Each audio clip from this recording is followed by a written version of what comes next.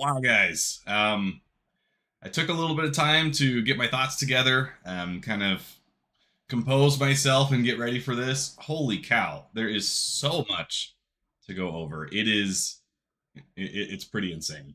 I'm really excited to start getting into this. Um, I've got so many notes to go through, and even stuff that I thought that I wasn't going to care a lot about. Like they started talking about character development or character customization, Starcloth, stuff like that. I really didn't think I was going to care that much about it, but then they show it and it's like, wow, just a huge improvement. It addressed a lot of the concerns that I had for how they're going to be processing this, or what the result's going to look like, and how they're going to handle certain edge cases. And we're going to get into that. And good to see you, Schlag. Glad you're here in chat. Yeah, there's just so much to go over. It was really cool. They start off. Well, let's just get into it. Andre, give it up! Bone, start the show! Yeah, start the show. I'm gonna jump ahead here and there, just like I did yesterday. Hey everyone, it's so good to see you all again in person. Thanks for coming out. It's done by the character team. This guy is part of the character team. He's introducing some of the Frontier designs. Visual palette and a feeling of historical age between the different solar systems. So this chart describes the fashion. They went over this last time. You can't really pause when you're watching it live, which is kind of frustrating. I'm trying to figure out what this chart means because it wasn't super clear and I didn't get to really look at it last time. So this quadrant, high-tech suits and armor, brand new, old scrap. So I guess this is this is kind of a confusing chart to me. What exactly is this saying? Cutting edge technology versus ancient technology. We hold the line. Welcome, Atreides. Happy to have you. That's a username I haven't seen in the chat before. Welcome. Pillars for humanity. We can see where all suits, armors, and fashion items should belong. Okay. All right. So, manufacturing technology. So low-tech suits and armor are going to be generally made out of older stuff using ancient technology. That makes sense. So Earth fashion kind of crosses over into the newer stuff. Frontier fashion, we lose a little bit of the ancient technology. I mean, it's function over form, right? And then Terra fashion is going to be cutting edge everything, right? It's going to be, I envision it's probably like the Capital from the Hunger Games, if you've seen that series. We don't know what Terra fashion looks like just yet, but it seems like it would lean that way. A novelty. So you can see Earth fashion on the left, Terra fashion on the right, and Frontier fashion right in the middle with a little bit of overlap of Earth. So essentially, Frontier fashion is function over form. And kind of gives and repaired, Blade Runner generally vibes. Misfits rather than sets. Outfits are purposeful by having storage solutions. This implies survivability along the frontier. Yeah, so I'm going to skip ahead a little bit. They're going to show the pouches. I do recommend that you go through and watch the stream in its entirety. There is a lot of stuff to go over. But I don't want you to sit 7 hours with me. I want to keep this kind of condensed for you. So hopefully you guys that played a part of the frontier aesthetic, some custom. Right. Pouches. I've got some thoughts on this. I think they're kind of funny, the way that they're going about this. Pouches, yes, they add a lot of added utility. I mean, I would love to have a fanny pack with me all the time.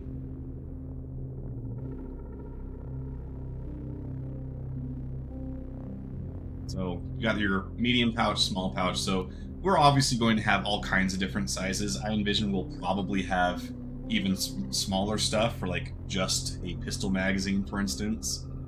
It's very possible that we'll have dedicated magazine pouches for all kinds of stuff. I don't know. Out of all the stuff that we see today, this is what I think looks the derpiest. And you see, as he's adding these pouches, we get a new UI box for each and every one. I think that this is quickly going to get quite cluttered. And so my suggestion would be have one big box and then just have, just like you have this little framing with the teal lining, just put that around the storage limitations. So you can still have it so that, I mean, you're not putting stuff across multiple pouches, but you can just have pouches instead of jacket pockets, hip pockets, pouch large, pouch medium. You know what I'm saying? Just unify that UI a little bit, and I think it'd be a little neater to look at. But I do like the idea of having pouches. I think it's a good addition to what is currently the most limited kind of clothing that we have, which is being just clothing. You usually have to have armor of some kind on in order to have any of that added utility.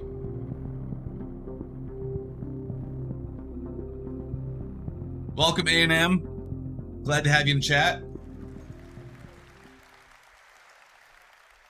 Pretty cool, right? So I think we're adding in a lot more environmental hazards, which is cool. So we also created some extreme weather costumes for frontier locations. I'm going to jump forward a little more. Basically, it follows the skinning. Yes, this part's really cool. This is where we start getting into star cloth. So the movement is I really thought I was not going to care much about this, but then they show what it can do, and it's like, oh yeah, that's actually really cool. I appreciate that. Yeah, they're doing the crafting thing you were hoping for. They're doing crafting, A&M. I thought that I'm going to say this probably a lot throughout the night. It feels like, and obviously I can't take credit for all of this, CIG has obviously been working on a lot of these features for a really long time, right? But seeing all the stuff that they talked today, it was very validating for me on a personal level, because I'd been talking about so many of these things in the last 6 months. It's like, hey, we need this, we need this, we need this. And it was like, it was almost like they went through my playlist and said, yeah, these are all the things that we're doing this year. And it's like, sweet, that's amazing. So I am really excited about some of the stuff that we're going to talk about. Raids is part of that. We've got raids being added into the game. That was, what, 2 videos ago? So I'm really excited for some of the stuff that we're going to get into. Starcloth, let's start with this, and then we're just going to keep building up in the hype. I am fully aboard that choo-choo train. Like most of the comments straight out of your vids and comment section. I know, right? That's the crazy part. It's very validating. We're on the bleeding edge. I feel a little clairvoyant, given what's been going on with the videos.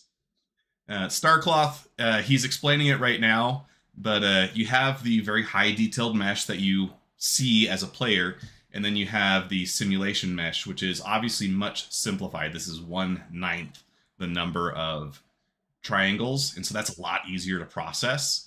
But they're able to get some really accurate results for how this cloth is supposed to look. A blend of gray values that is used for fine trans, and then tech artists and can they can leverage some blend of the it. Black tools means that it's in more page rigid. mesh White layers. is more Here we're at, flowy. though we can. We paint a variety of I do actually want to jump back just a little bit, because they show this guy. This is Gary Oldman's character, and he's wearing this long leather trench coat.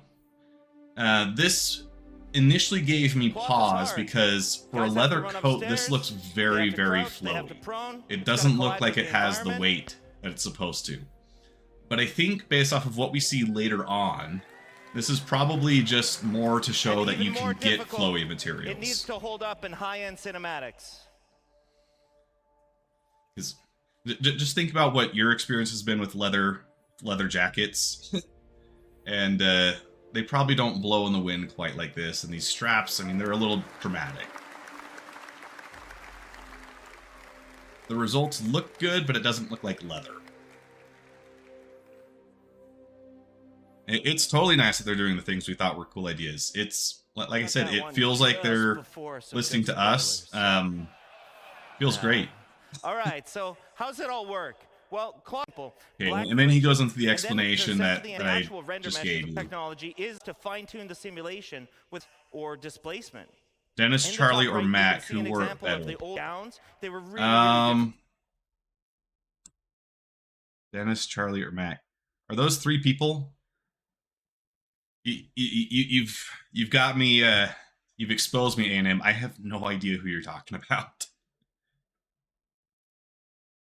It'd be awesome if they actually were directly listening to your channel. Difficult to Hey, do with pendulum I mean, simulation, but they are there's always a designed with chance. star Maybe if cloth. the concurrent viewer So, count I jumps mentioned it's up. completely unified with the physical world. And what that really means is that wind, Okay, impact, always. object I actually collision, haven't seen Sunny in thruster Philadelphia. backwash, and it's I need to set get both around to mentioned that in one. It Aspen. looks really funny. This is the second demo that gives So here me you're a seeing lot about of 5 different layers relief. of cloth going on and self-colliding between each other. So now we've got more of a flowy cape material. We've got some sashes coming off the shoulders. Reacting We've got to the a planet wind, heavier kind of which is always burlap or changing. canvas material for the hood. This looks a lot better. On the And front, here we've there's got a the big leather leather front apron. So this one's actually a lot heavier and it moves a lot differently than the cloth on the back. Which gives me hope that they can go back and tune that Gary Oldman one and make it look a lot better. Now So you, he's you walking can now over the be wind Sith here. Citizen. Yeah, let's see. Freak. What's his name? Kylo Ren.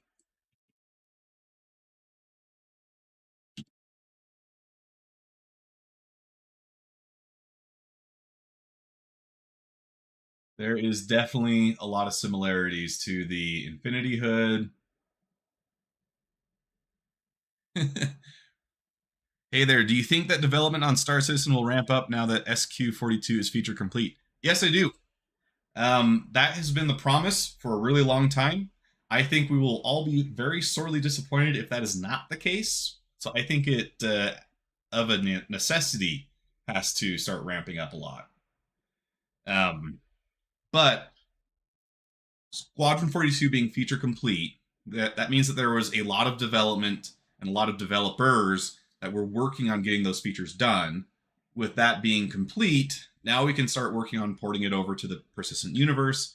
Those developers are freed up to start working more on the persistent universe. I think we're going to see a lot more content being poured in. So I am really excited about that aspect. Bro, so I drove 24 hours to And get in the home, end, missed everything as from I the intro mentioned, vid till it the just base looks building a section. whole lot better. That's rough. You've got some catching up to do, A&M. We're not going to watch it in its entirety here because I don't want to. I don't want to rewatch 7 hours of stuff. I'm just kind of going through what I think are the highlights. But there is so much to go over. Hi everyone. So, Okay, this guy's going to talk to us about real hair. life Let's hair, skip because forward a if you little think bit. one of your hairs This graphic, I think, is really important. Okay. What we have here on the top, they're going to explain it a little bit, but this is what we have in Star Citizen right now. Okay. We've got, I should pull up a picture.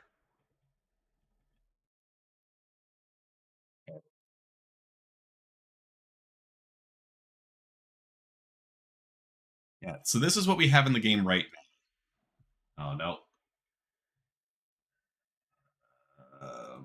Stuff like this. I mean, you can tell that they're trying to, you can tell that they're trying to get a hair look. It does look like they're drawing hair, but it's missing something, right? And it's missing depth, which comes in the form of ambient occlusion and lighting. It kind of looks like it's just a flat mesh right now. But it's also missing that taper that a hair follicle should have. You know, it's going to start thick at one end, and then it's going to be like a very long cone and get thinner. And that's what gives hair its shape. The way that they're doing it right now, it's kind of like spaghetti is the way that I think of it. It looks like a bunch of plastic noodles sticking out of someone's head. You're going to make a Black Trump character. I mean, you can. We've got so many dye options now. You can go with bright orange. You can give it some fiery yellow hair. What they're showing here is they're making the hairs much thinner, and that does a lot to fix a lot of the texture issues that we've been having. As you'll see, It's really thin, right? So it does need to be renderable. That means if it's really thin, it would be subpixel See, I'm rendered gonna at some pull point. this up in with another the window motion so I and all don't that, we will get a interrupt lot of that just artifacts. yet. And so that would be a no-go. We do need it to be thicker than in real life. But can we make it look thin? That was the question.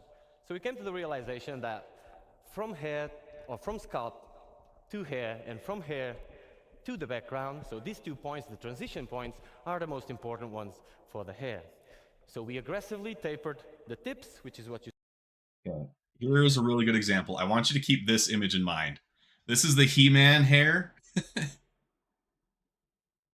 that we see in Star Citizen a lot. It's supposed to be kind of like a pixie cut, a cute little bob, right? But it looks like the worst wig, toupee, whatever you want to call it. It's just so flat. It's lifeless. It looks like it's a solid material on this person's head. It doesn't look right. There's something missing. But we're going to see this exact hairstyle way improved in just a few minutes here. see over there, and added a gradient to it. So no longer true black and true white. Now, yeah, it's a literal bowl. I put the bowl on my head, allowed us to have done. Transitions and basically achieve the result we expected. And he talks a lot about high-level stuff. We came up with it's good to go through and watch. I'm going to skip forward to where we actually start to see results. Next video, we're going to take. This is where I had one of the questions. He's showing that you can take basically a map of someone's scalp, flatten it out, and then you can start painting sections different colors. They show how this can be used in the character creator later on to, give your roots different colors, frost the tips, things like that. They show in this demo right here that you can paint certain sections, but what they don't show is in the character creator, can you do things like Rogue from Star Citizen, or not Star Citizen, from X-Men? Right, so Rogue has a very classic look. Let me find one that's YouTube safe. That might be a challenge. She's also a very popular character, if you know what I mean. Here we go. This one's all right. No, I don't want to turn off my ad blocker. All right, so like Rogue, right? You've got white hair just in the front. Given what they're showing here, we can totally do that with the new character creation tools that they have internally. They don't show that you can do that with the character creator that they show later on that will be player facing. And I think that it would be really cool if you could pick, specific parts of the hair to be one color or another. Take a look at our tools, okay? This is not the way it's going to be. Fan service so nasty you can't even search a pic. Yeah. Well, you have to be careful anytime you're on YouTube doing a search. Okay? This is the tools we use we are able to actually create the hairstyles. So let's take a look at this. I've got some pictures. If we go back through my baby photos, my mom used to cut my hair before I was getting into, the higher levels of elementary school, and she would give me a bowl cut. I've got some pretty gnarly photos. So they're showing the transition between different melanin values, which is obviously that's the chemical that gives our hair its natural color. We can go for that silver fox look now. Up to black. But even just this, the color is so much improved from what we're used to. It is a huge improvement. And they mentioned it in the part that I kind of skipped, but now we have much better ambient occlusion. The tapering from the thinness of the hair is better. You can see some of these flyaway hairs. It's really fixing those transition areas so it doesn't look like a Lego hair do anymore. And right now, they haven't even gotten into the more ethnic styles of hair, but they're just showing, classic white people hair, right? Stuff like me. But even my kind of hair in Star Citizen didn't look good before. So this is a monumental improvement relative to what we're used to. It really makes those characters shine. And we've got different dyes that you can add, and they show later on that you can taper the effect off like that, so you can have it be just like frosted tips if you want to go for that And this is 90s why important the length of the card. for the 90s Floating hero as well. hair. And obviously you can fade it as well as much as you do. So all the possible combinations between the realistic melanin ranges and the dye layer. So okay? cool. This is how the occlusion is working, so you can see these shadowings, creating more negative spaces, more structure to the hair. And the occlusion if you is look really, at it's the adding depth to Temporal it. line here, you can It- see how it's this it's pixel fixing a lot of those reference lighting helps us issues that with we the have transitions with as well. current hair. Cool. I'm gonna craft hair colors. I mean, you can. That's the thing, right? You can By the way, totally even go though these and are actually game-ready assets. the level that they have the character creator that they show later on is to a point where I fully expect that we're going to see, you know, like celebrity lookalikes built in the character creator. Because why not? It adds a lot more granularity to everything. I think you totally could. I mean, A&M was saying he's going to be a black Donald Trump. We could get a straight up full Donald Trump with the new character creator. And I mean, if you want to look like Bradley Cooper, Channing Tatum, I mean, there's going to be people making those characters. In Starfield, there was one guy who made a Theo Vaughn, right? So, got that epic neon blue hair dye color. Slightly poisons you, but looks dope AF. I mean, it does look pretty good.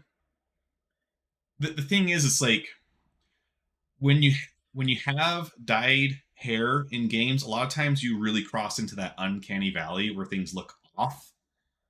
But even this crazier, you know, more exciting hair color, it looks good in the realism sense. Matt Damon cosplaying the Martian on Daymar incoming. Hey, I would love to see that. That's a great idea. Once we get the new character creator, let's figure out how to make Matt Damon. Welcome, Lance. Good to see you in the chat. Yeah, it does look really nice. The hair is a huge Ready to improvement. go to PU. And new eye colors as well. They're going to talk about that in a minute. Images with a bit more of an And informed everything that they that's show an here example. Now, is that's all really exciting, is but game ready we wanna assets. show you hairstyles that are actually in Star Engine and working. So that's the video we're going to take a look next, okay?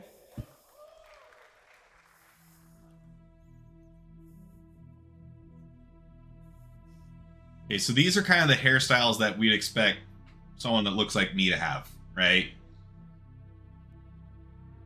And this hair, it just looks so much better. It's got better flow. It's got more dimensionality to it. It's not such a hard line on the hairline.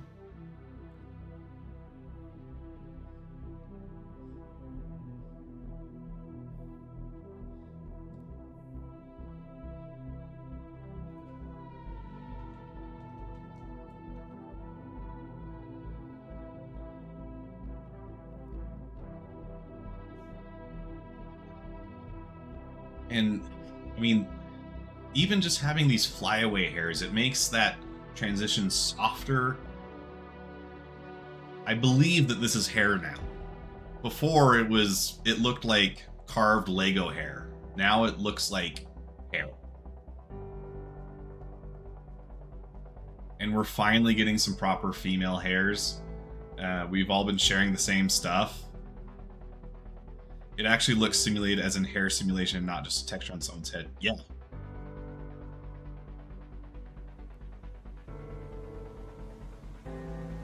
And you can see as the character's rotating, you've got that kind of fade in and out as you're looking at different hair strands.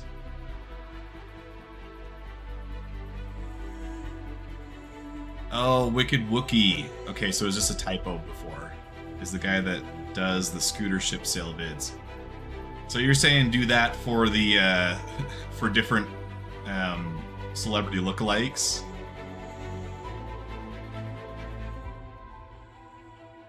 Okay. Here's the hair, guys. Let me pull that picture up again.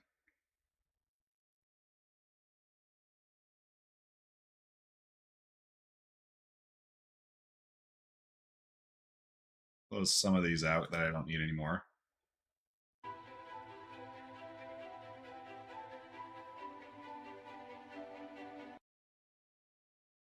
It's the same hair style. It's the same hairstyle.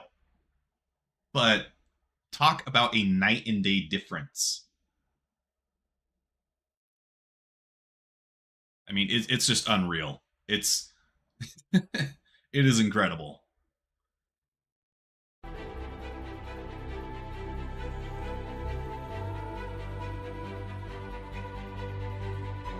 Yeah, it's the same haircut.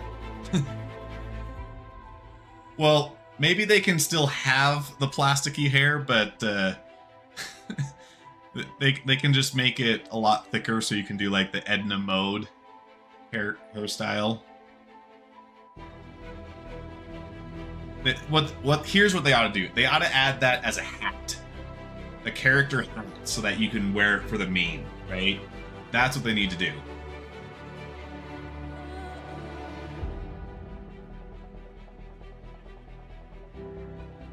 This is another style that we have in the game right now, but huge update.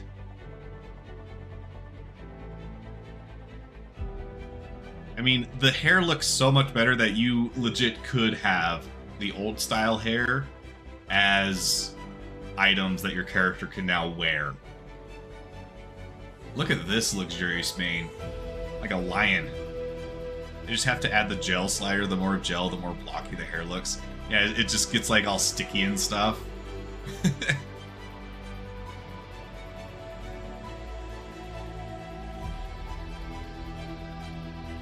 And I need to download this music that they're playing. It's got that guitar riff in the background. It sounds so good. Yeah, and Starfield has a really great character creator. It's not a bad character creator by any means. But this has a level of fidelity that I've never seen in a game before. It is very impressive. Great, guys. So I can see by your feedback that you really enjoyed the dive. So I'm gonna try Bethesda to is not like known that for way having next time. amazing graphics. That's true. Pretty cool. But let's give Bethesda a little bit of credit. Let's remember that the last big game that they did was Skyrim. And this was the kind of stuff that you had, right? I mean, Starfield compared to where they came from is a very big improvement too. But holy cow, this blows it out of the water. Yeah, but it's sad they probably put 50% effort in. I actually just got a haircut earlier this week. I kind of want to... I'm going to have to do a do-over. I'm going to have to... like I promised you, I'll need to make myself in Star Citizen we're trying and to then make test this out new diverse and get away hairstyles a on my little bit from character this type before I of get my next hairstyle that we've haircut. seen now, which is a bit more military. And for that, we'll have Nothing the a next video. Skyrim mod Now, can't do. Yeah. It's important for you to understand if there's any I 3D art really wish the best for Starfield. I want it to be successful because competition is always good for the consumer. But so many people were banking on mods being able to fix everything that Bethesda misses out on, which I think at the outset is kind of a bad approach to how you're going to play a game. It's like, oh yeah, I mean, they'll release a base product and then I'll fix it. Like, that's... You should get a really good product first, and then the mods extend the life, right? But it's so far beyond what a simple mod can do. It's really, really impressive. Could see how you look with a beard too. I know they add facial hair later on. I can't really grow a beard in real life. It's very patchy and gross. But I can see what I would look with a mean set of mutton chops on my character. What is going to be shown next and render it at 60 frames per second on an MMO, you can do pretty much anything. Okay? It's our glimpse into the future of what type of diversity we want to achieve. He's really just setting up. We're adding more ethnically diverse hair. He's kind of trying to build that up.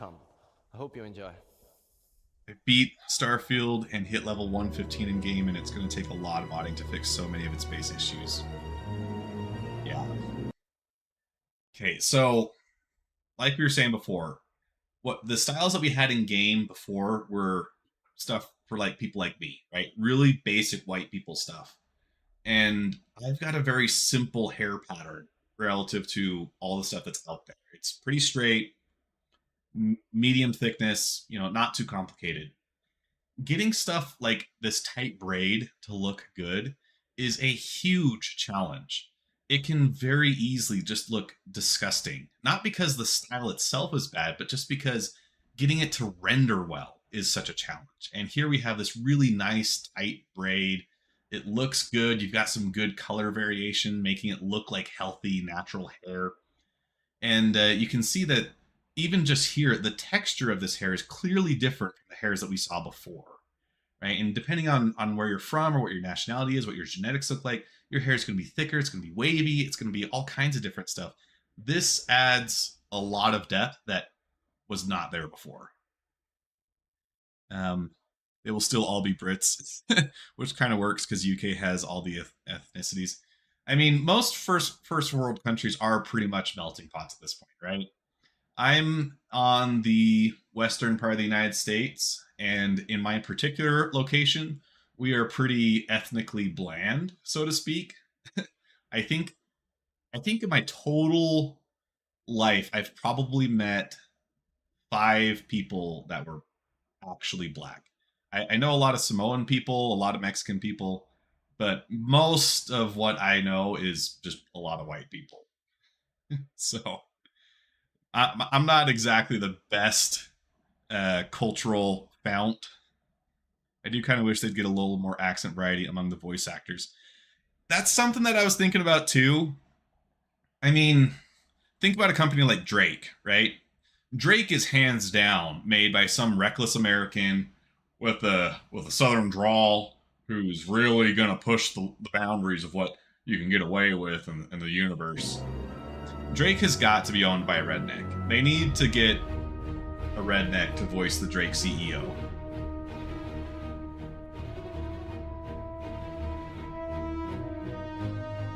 Drake is from Texas. Exactly. Here's another really good example. Dreads. Okay, you treat the hair, right? And then it starts to clump together. It looks like dreads. It doesn't look like, thick noodles coming out of their head. It looks like how a dread should look. Drake is Eastern European, guys. Drake is Eastern European. Something like that. CO, Consolidated Outline. That's true. That is a deep cut. It's been a while since I've seen the Consolidated Outland commercial. This hairstyle is much more closer to is her name Twitch? The Mission Giver, right? We were shown concepts like this when she was introduced, and then we just never saw them brought into game. Well, now they're here, and they look really good. You've got the high bun with the dreads. You've got some little ringlets inside the hair. So, I mean, hey, maybe we're going to get hair accessories later on, too. That'd be pretty cool.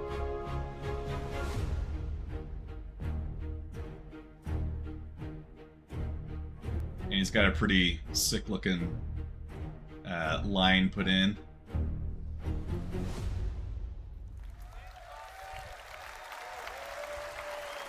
I was watching this live earlier today, and I'm thinking, okay, how much is hair really going to affect things? Like I've been saying. Now I'm a full convert. I love the new hair that they've added. In real time, depending on the light conditions and stuff. Let me jump forward a bit again. Details. Now we're talking The about skin color, tones. the blemishes, the Let's see, I'm gonna craft the dopest. Okay, hold on. I've got an icon in the way. I can't read the full stuff. The dopest blick for all the space gangsters. What does that mean? You using terms I don't know what they mean, A&M.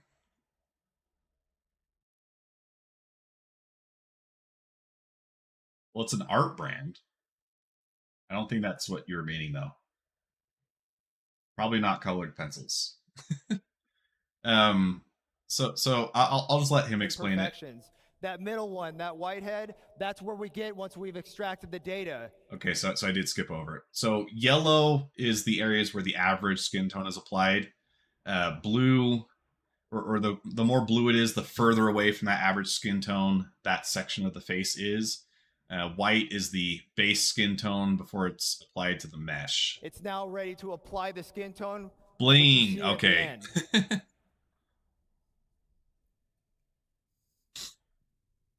So they're actually going through the effort of using a really sophisticated camera rig to take these kinds of scans of these actors' faces. It gives them really clean data to start with, and then they're able to create some really good meshes to start from.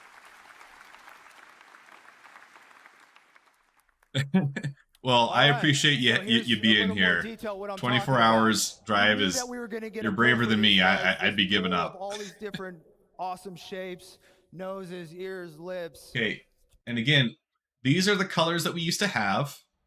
Now we get a full color spectrum. So whatever color you are, you're going to be able to find your ethnicity somewhere in this color palette, which is really But cool. now, with what we're doing currently, you can see that we have calibrated all of our Scan citizen. source photos of our actors. And with that, we could figure out exactly what they're supposed to look like. And then once I extract and do the average thing, I'm able to get a value. And that value translates into a skin tone. And that skin tone translates into a chart that you can customize your character with. So And what's great really about cool this stuff. is as we I'm going to jump forward to the Oval, character we can have a heavy customizer. lid, you know, your brow. Okay, let's back up just a Make the little lip- bit. This is worth seeing its in entirety. That. All right. Okay, so new here character you can see we've customizer. got the- whoa. Sleek Okay, new I like UI. that. We got two You can body see we've got types. two body types that I can select from at any point in time. Two body types, not new. That's what we've had before. So we're but going to start in right the away. fidelity of these Now, you might is recall how what's the impressive. character creator currently works. You would have a whole bunch of source heads from our DNA pool. We would Okay. Let me show you my notes just real quick here. Right?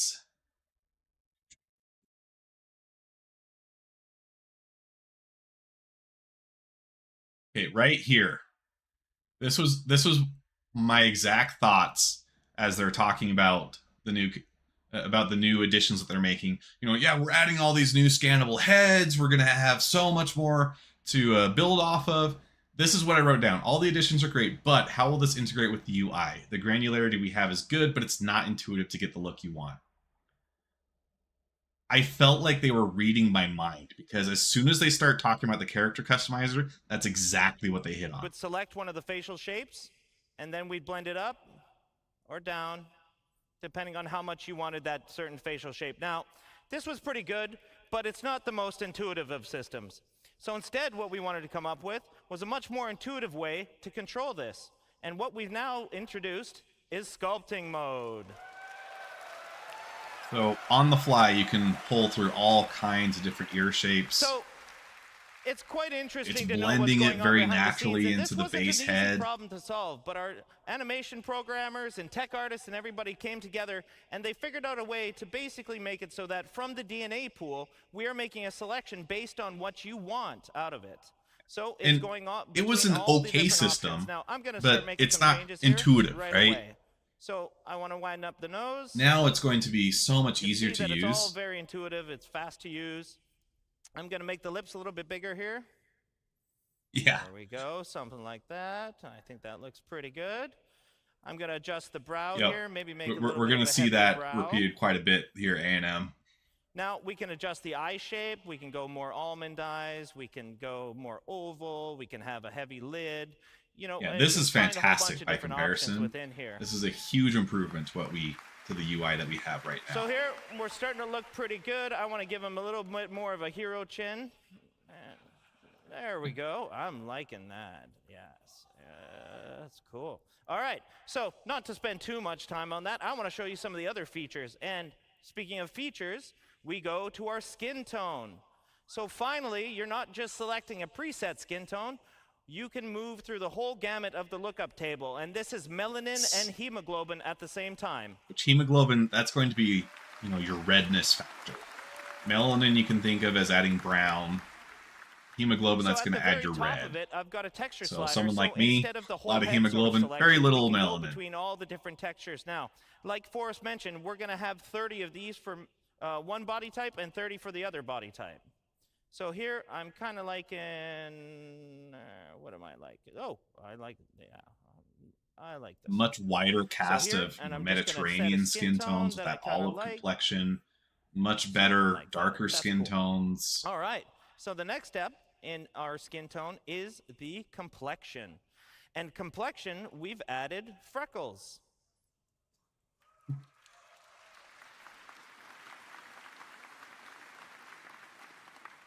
So here I'm just blending in and I'm blending out the amount of freckles. Now I've cranked it all the way to the top just so you guys can see it. But for my character here, I'm going to keep it kind of subtle, like this, but quite a few of them, something like that. We've also got sunspots. Now this is, you know, a little more weathered skin. We'll give this sort This of really look. just kind of gets you thinking got a how whole bunch of many different blemish things go masks into planned for you making guys. the specific Whether skin that's of a sunspots person. or liver spots or Right? anything We've to already that talked effect. about Now, I'm gonna hemoglobin, give this guy melanin. kind of a You've weathered got look because I think the local skin tone looks pretty pigmentation cool like caused that. by the freckles. It can be Yeah, I'm digging slightly that. different, or it can be All a right, so dramatic next up, difference. You know, if you have someone who's like an eyes. Irish skin So tone, no longer very do we pale have skin, the but green pretty and the prominent brown, freckles. just the full There's so selection. many of these You've details got that a full we can RGB add them chart in. of what you want to select. So if you What I wanna love have is bright the green game is eyes, slowly if you turning wanna into that have game for hazel Ready Player eyes, One. if you wanna I have mean, blue at this eyes, point, I if you feel wanna like you have can any of these totally eyes. make This exactly is what all you look very, like in the game. very Which nice. So again, we can go with I'm probably deep gonna have to browns, do a separate we can stream, go and we're with just gonna sort have of to like steely blue, pick which and I'm choose kinda parts to digging put for this skin face into tone. the game. I quite like that. What I love is the power this That's tool has, but cool. I'm curious what abominations some people will make. Oh, you know, there's going to be some Oh, freak well, shows we'll out get there. into some funky colors. Don't you worry. I mean, All we've right. got one here in So one chat. of the other things we've added, A&M it was saying he mentioned wants to be before, we've Black added a Donald makeup Trump. layer. And with the So that's makeup gonna be layer, fun we're to totally see. inclusive. Any of the body We've types got can have Matt a Damon on the makeup. Now, I docket. don't want to spend too long on it here because we're going to get into it in a couple minutes. But I just What's wanna show you that? sort of blending that in, blending that out. The for this lady from the particular, Capitol in body Hunger type. Games with the real crazy So makeup next, that as guides Andre him around. talked about, I mean, you could we make have stuff like all that. the hairstyles that You could make want. Capitol Hunger Games characters with So this stuff. I'm just gonna pick a couple different ones. There's a a reality for some of us, and another reality for another one of us. There it is. Male pattern That's baldness. what I want my reality to be here. Something like this. You I'm digging the are, Black that's Doctor, this right. one. He's got a bit of a Mr. T Current look to him. character look. I kind of like this. Yeah. Yeah, I pity the fool. All right. And facial hair, guys. Facial hair. So it might go. If I without can't have it saying in that real we've life, got I'll have it in beards Star now. Citizen, So by if golly. you want to select a full beard, you can select a full beard. If you want just mutton chops, you got your mutton chops. Yeah. You want your handlebar, you got your handlebar. All right. So we've got all the different. That beard reminds types me, that we you need can to want, and do we'll add as Hulk many as you Hogan. guys really Someone want. needs to do a Hulk Hogan. So I'm kind of digging the once full we get beard this for in the game. guy. Yeah, I'm do digging the full beard for this guy. handlebar. Even further to that, we've got eyebrow selection, which is, I mean, you could go with no eyebrows. That's a very real. You could have bushy ones. You can have a little bit more, normal, kind of straightforward ones. But it was mentioned before during the hair. Here we go. This is with my next Forrest's, character. discussion that we've got the hair dye as well. So with the hair dye, you can affect all the hair at once, and right now I've got all selected, so I can go through the gamut of all the different hair melanin that you can set. So here I'm just going to darken it up. I mean, a just the little bit, consideration that and your if I roots wanted can be to a dye the different facial color hair, I is could cool just to dye the me. facial hair all by itself, setting a dye color here, something like that. But in the end, I'm really digging the jet black on this particular one. So I'm going to frost these tips a little bit. I think that's going to look kind of cool. Let's set a bit of a blonde here. Yeah, jumping straight out of the 90s. Amount. And then what's really cool about this, and I'll show this in a minute, is that we can actually control the fall off of it. So again, if I just want this on the tips, I can just blend it right about here. They made Wesley Snipes from Demolition Man just So remove the there we beard. go. He Let's looks see. a lot different It's than been how a- that such a started, long and I time think since that's I've seen actually pretty Demolition fun. Now, Man. there's a lot of stuff in here, and I can't wait for you guys to explore it and spend as much time as you want customizing and expressing yourself as a character. So once you're done, you've got to sign off a personal declaration that the physical appearances that the Calliope process Oh, has no. allegedly caused are okay with you. I can see it. Yeah. So let's go to our next body type. All right. So I'm gonna go to town here real fast. Right away. And you might think it looks a little off or so, but I don't know. We're gonna get there. Let's make some changes. In my notes, I have the new Yeah, characters just a really bit add a nose, cinematic maybe a element to the little bit of visuals. New cheekbones here. and sculpting mode aims to add Maybe a little to address extreme. Let's exactly go what I was back talking here. about. So we've Something covered like that. And, I'll make And the lips then, a little bit even though smaller he's here, pushing and the I'm gonna extremes of the lengthen face that chin shaping, for a little more of a it triangle kind of looks face. realistic, which is really So tough you to can do. see, you can tweak to your heart's right? content. You can spend a lot We, of time we doing mentioned this. Starfield here a bit I ago. don't really like the brows. I like a little bit softer see. brow for this particular character. And that's looking pretty good to me, actually. So next, just like we did before, we go into features. We can do the skin tone. I'm going to select a certain texture here, just because we got to get going on time here. Let's go. Something around here is looking pretty Good example of good what I was to me. looking at. Cool. I know Spiffing Alright, we Brit go had into the a complexion the pretty same way that we disgusting did looking before. character he made. So we start with the freckles. And I kind of like a real freckled appearance on this Not really finding particular anything that character. drives my point. And I'm but- going to turn down the sunspots. I mean, we move it's a forward good character creator in eye color Starfield, but you again. can definitely push it outside of what looks Ooh, I'm really realistic. digging the green. Here, I think it blends it so well that it still looks really good. Kind of look. And we get to the makeup. Now, this Mexican is where I Slayer want to still spend make more believable time. faces, Now, unlike I'm arguably Bethesda not games, very good yeah. at this, but I will do Well, my and here we're absolute not best going to to see show any you guys, clipping, right? how You're not going to get the teeth you outside the use it. cheeks. So first is the eyeliner. So the eyeliner, we can do any color. You can go as crazy or as chill as you want to go with this. But for this particular, I'm going to go quite dark here, just in Which the dark sort of. They don't fuchsia. talk about it here, but Here, I think it we're would be doing the cool inner to lid see eyeshadow, and some that I'm further kinda keeping the makeup. We same can expand this theme, into I like think. face Yeah, paint and stuff. You know, we're if you gonna want to add do like the same war thing paint with the going down your broad cheeks, eyeshadow. that'd be So pretty again, cool. We can go as crazy. Right now, it looks like it's Or as mostly calm as just you lip want. gloss and eyeliner. But if you could do So, like some facial What I've had good tattoos, success in they doing talk is about kinda having it tattoos cranked, later and then on. I just pull it back to a little more of But, of a natural blend. you know, paints and something to this stuff. effect here. Next be cool to is see. the lips. We can do the exact same stuff on the lips. Now, what we have is a whole bunch of different makeup masks, and you've got 3 different channels within those masks. So basically 3 different colors that are affecting different areas of it. Now, for the lips, we can go with the same sort of theme if we wanted, and I think I'm actually kind of digging that.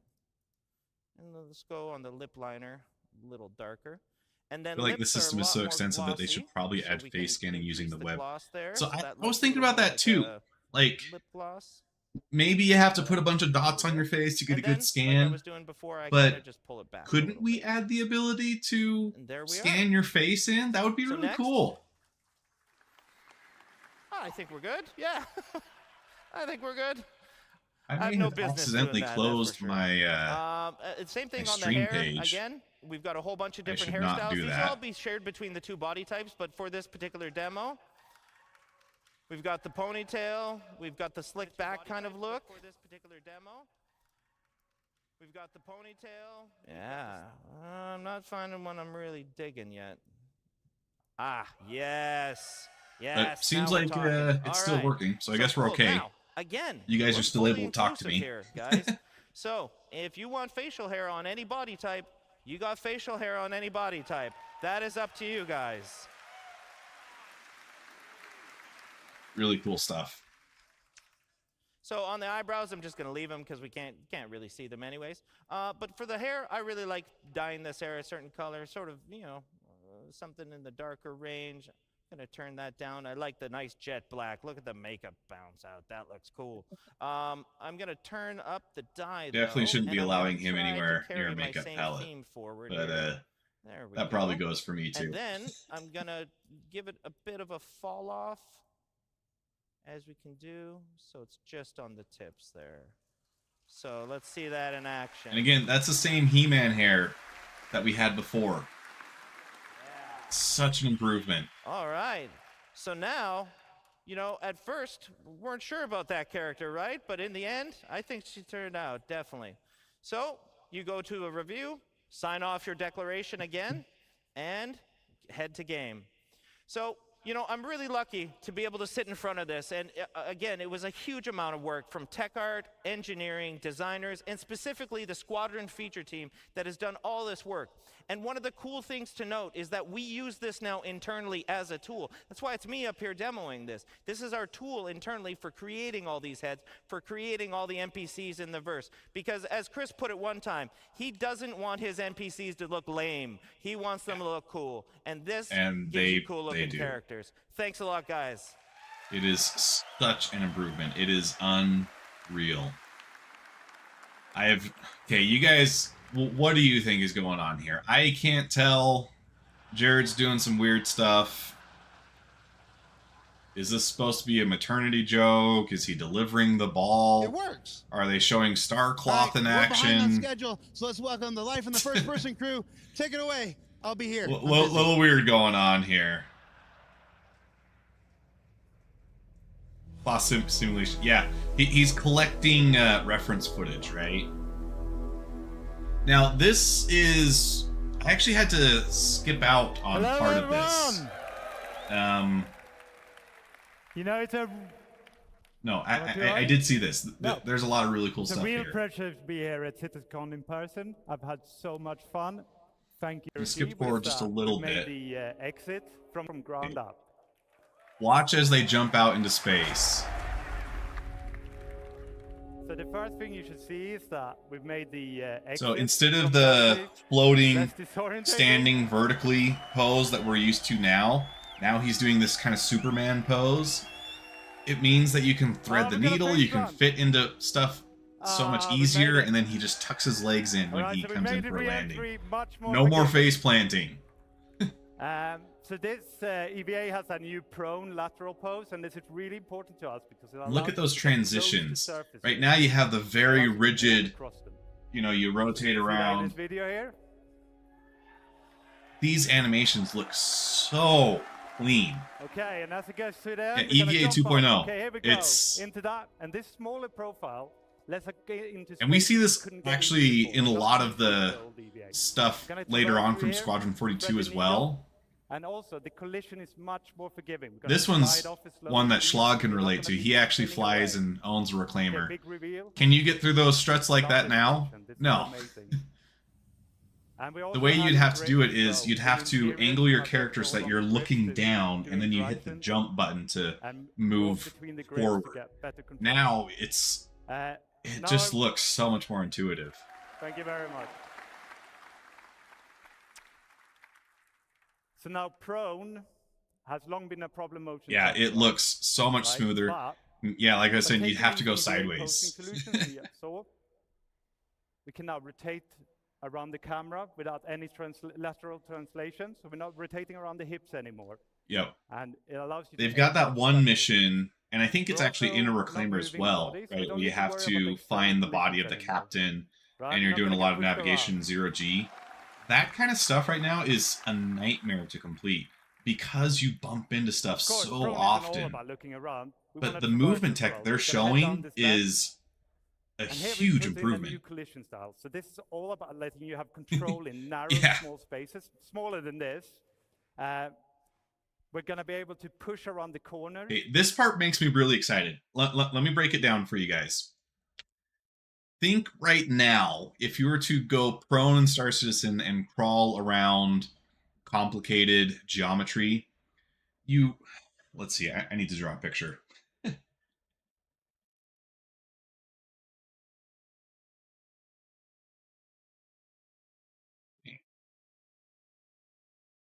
Right now, we run into a lot of geometry limitations with our rigging for our bodies. And we're getting new tech now that makes that is probably not going to happen nearly as often anymore. So let's see. Let's switch to my second screen here. All right, so this is you, right? You're going around the MSR, right? That's kind of what this is showing. You've got an object here and an object here. What happens when you bump here, right? All of a sudden you're stuck. So this is what I'm hoping that they're showing here, is that this is what's going to make it so that getting stuck like this on geometry is less of an issue. Because in reality, drop the opacity here so I can go to a new layer. Our human bodies bend, right?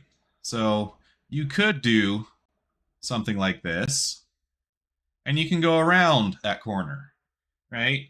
That's what we would do in real life, but our characters don't yet have that flexibility until now. So it seemed like it's a minor deal, but what he's talking about is one of the frustrations that you run into all the time in Prone. You just don't realize that that's what's causing it. It's all those collisions that make it feel clunky and unintuitive.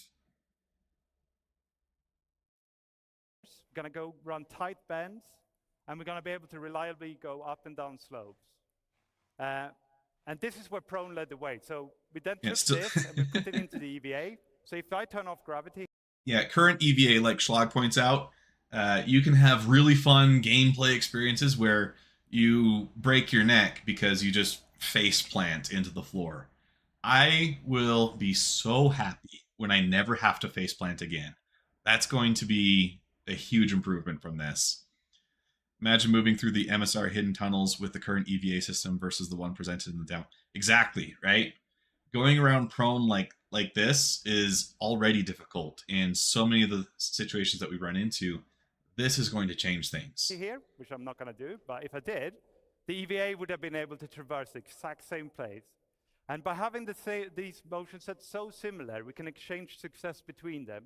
And that could then be done to other horizontal sets, like prone line sets, for example, like the water wheel showed it yesterday. We might be able to take you swimming there one day. So this is one of those things where when it's working well, you're not going to notice it, right? We notice it a lot when things don't work well because it feels like clunky, slow movement. The less you notice the limitations of the movement, that's the better that movement is working. We're going to let you look around so you can do 360s. And I have intuition written a lot in my notes. That's a lot of what this adds. If you see a ladder in real life, you think that, oh, I can jump onto that, but your character can't do that right now. You have to start at the bottom or at the top. But in just about every other game you can. Well, now we can do that in Star Citizen. So you can jump midway onto a ladder. To add more speed to the encounters. So what we've done is we've removed the and they're really adding a lot of changes to bring the movement on par with some of the more competitive FPS titles. I don't think Star Citizen is ever going to be a competitive FPS title, but it's going to add a lot of the movement that makes those games feel better. You just want to talk about like sliding. I've hinted at swimming, but I'm going to show you a different feature, right? So sliding. So with the power slide, you inject a burst of speed. Sliding is one that this doesn't just take you from A to B faster. You're gonna have a reduced profile. I do a little bit of airsofting in my free time. It doesn't come for free. You know, you're sprinting. Sliding is one of those things that it always leads to just a really funny moment because it doesn't work like it does in games. If you try to do this in real life, what happens most of the time is the friction between your butt and the ground is higher than you think it is, and so you do a face plant. That's what happens most of the time. It does not need to be something like a competitive FPS, but the scope of the project requires it at this point. It's a good way to look at it too. A lot of what Star Citizen is an FPS game, so if it does not feel good as an FPS game, it's not good.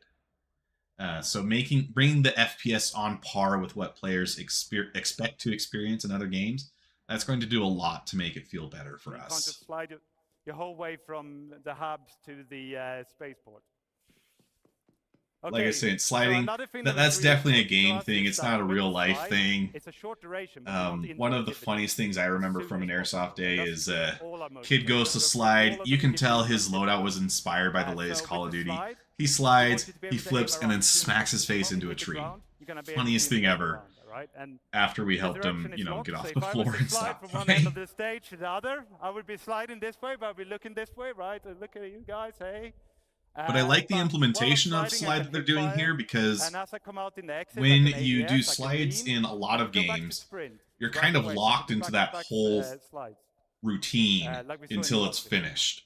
Your Okay, body is moving, so moving but then your beyond, gun is also traversal, locked just to finish this until you section, finish I the want to talk about slide. new So it assets. looks like it's a Now, lot more you fluid saw this time around. yesterday in the Really looking UI forward demo. to. I don't like Um, having the control taken away from me, and this seems like it's I a lost my really button. good compromise. Can you press the button? That's it. Okay, radiation. Right. So radiation, for that, it's a new addition to this active status system.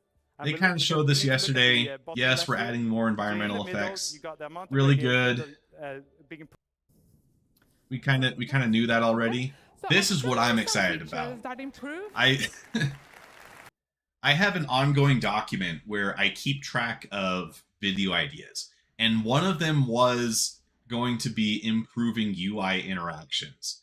I have a script ready to go. I was getting ready to record the voiceover, and then they show this, and it completely changes what I have to talk about, because this is such an improvement. The way that UI works right now, most of the time you have to hold F, right? And then you hover over the interactable, and then you have to find which option you want to use in the list that it gives you.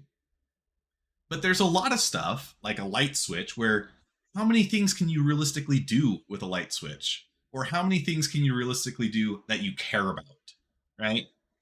Let me make sure that we don't miss out on the plushies, because those are also really important.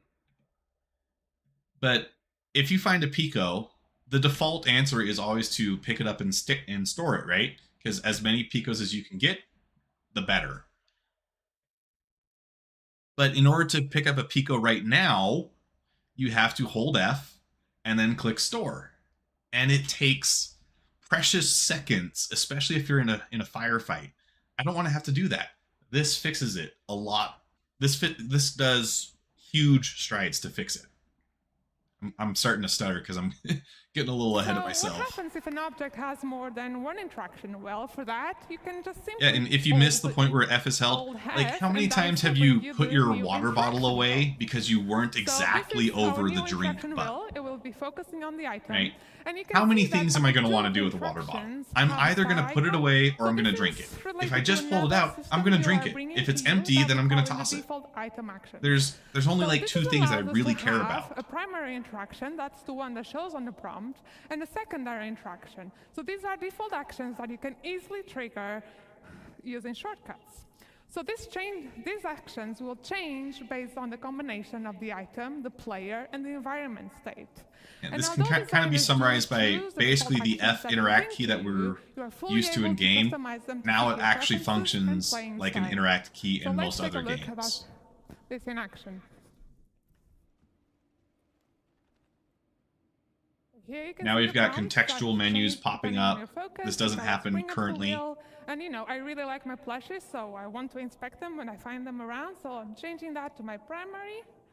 And you'll see that does not affect only the item they're interacting with, but any item that falls into the same category.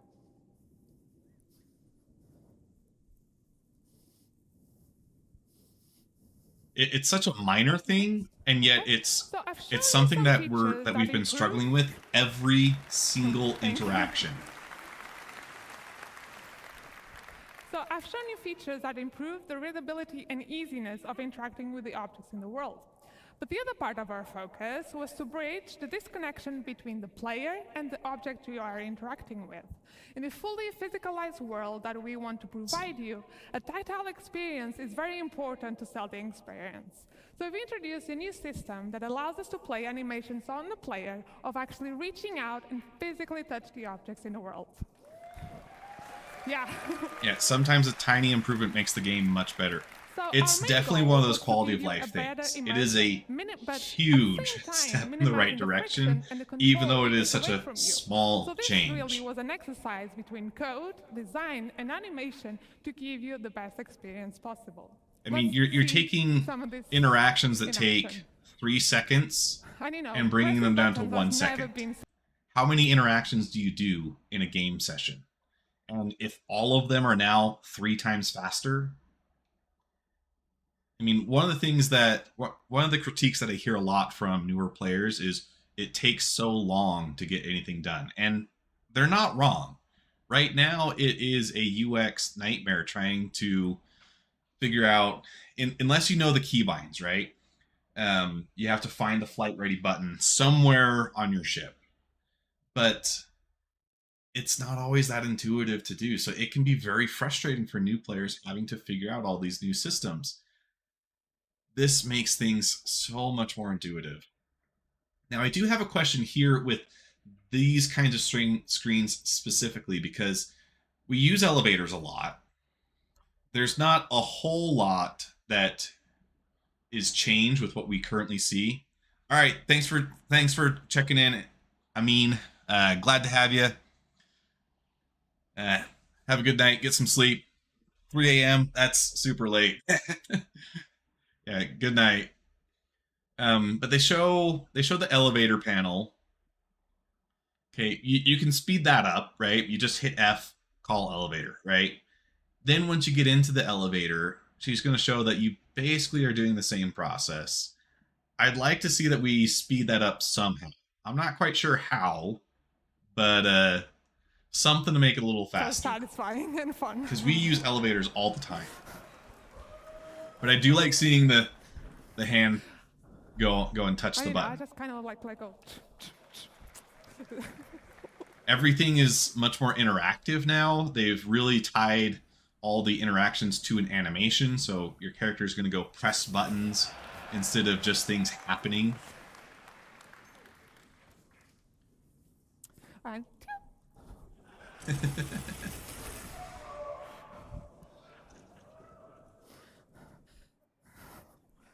And And I don't know if it's Okay, just so because let's it's devs continue on with stage and they the don't want tactile people to experience. die while The they're next giving a thing I want to presentation, but it talk to you seems about are like usable interactive. characters are a lot So more usables are robust when it objects comes to that existed taking in our bullet game for a fire. very So long maybe time. they're doing And, some heavy designers tweaking have with had a variety of damage tools to values build for these Squadron really 42. interesting and complex sequences for the AI. But up until now, what we could do for the player was very limited.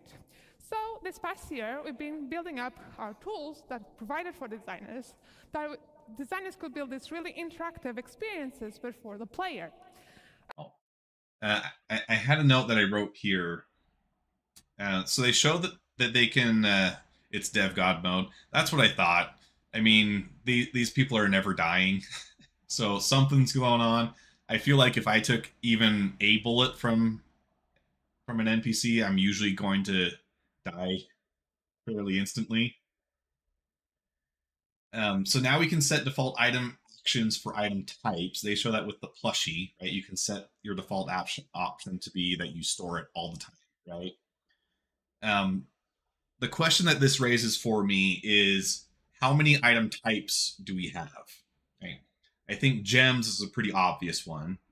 Most of the time when you see a gem, it's going to be after you just cracked a rock, right? So the thing that you're going to want to do is just instantly store it. You know, don't care, it's a gem. They all look the same. There's nothing to really inspect about it, right? So that would be a pretty obvious item type. But what about edge cases where maybe it's a plushie, but it's also some other category? I don't have a good example of it in my head right now, but it raises the question to me, how many item types do we have? And is it going to be easy to set default actions for all of them? Because if it gets too tedious because you have too many item types, that's not great. But if it's also too limiting because you don't have enough item types, that's also not good. So that's just another question about how are they going to balance it. Let's see. Going through my notes. Okay, she hasn't gotten An to it yet, so advantage of I'll using save the that for usable just a minute. system is that anything that the player will be able to do, the AI will also be able to do. So let's have a look of a simple demo that one of our designers put together to see what we can now achieve. So she's showing that they're adding a lot more So different the player kinds of has to interactables, go forward and which means come forward that, because of the you know, construction puzzles marker. So you have for to go over to the FPS bottom, levels are turn going off to the be a wallpaper. thing, So before we could maybe or it play makes a it so simple that that's a animation when you possibility. interact it, but now designers can give full manual control. and they to all you. come with real So fresh-looking by pressing animations, which is specific great. inputs, you will be driving the system. So, but this is not enough. We needed to be able to give designers a way to translate what the player is currently doing and affect other objects in the world in specific ways. So this is what is happening here. As the player is turning the valve, is controlling the flow of the water that's coming from the pipes. And what should happen when the And player even just is that no water longer in spray, I control? mean, talk Do we want about to keep the state, taking things for revert back granted. to the That initial water one, spray or looks maybe pretty good. trigger something else altogether? Well, it's up to designers to define the type of experience they want to bring to you. So let's finally turn off the water. Turn off The one on the left, that one stays Left closed. over This one on the right before has a little bit that of a time broken to it valve. where it will stay closed, so you got to turning rush off, through. And then see another small example. Again, we're seeing Oh. the mini map that we saw yesterday. So, yeah, so Really another small cool. example where you won't be able to open the door by a press of a button, but you have to manually interact with that pump and manually open it. So you'll have to time your inputs to slowly open the door. So this is just a small taste of the level of interactivity that we can now have with these objects. We had Reminds really me of nice the worst results level for in Squadron, Vampire for the the Mess Hall Masquerade line, Bloodlines. and, you I know, haven't I played can't that wait to see what game. the PU designers Does it will have create something like that and where it's a not puzzle your you have to hands. stop water from flowing? Thank you. Thanks. Okay, let's quickly talk about kiosks and terminals. Okay, this And is let's the be next thing I honest, have a note it's about. really hard to interact and get a good view of these ones. So we made a small little changes to make it easier for you. We've created a new focus mode that will walk the player to perfectly align with the kiosks. So we can better perfectly frame the screen on the viewport. At this point, the interactive screen will steal the input focus. Okay, did you guys catch what she just said there? That is another, it's a small change, but it's a huge quality of life update.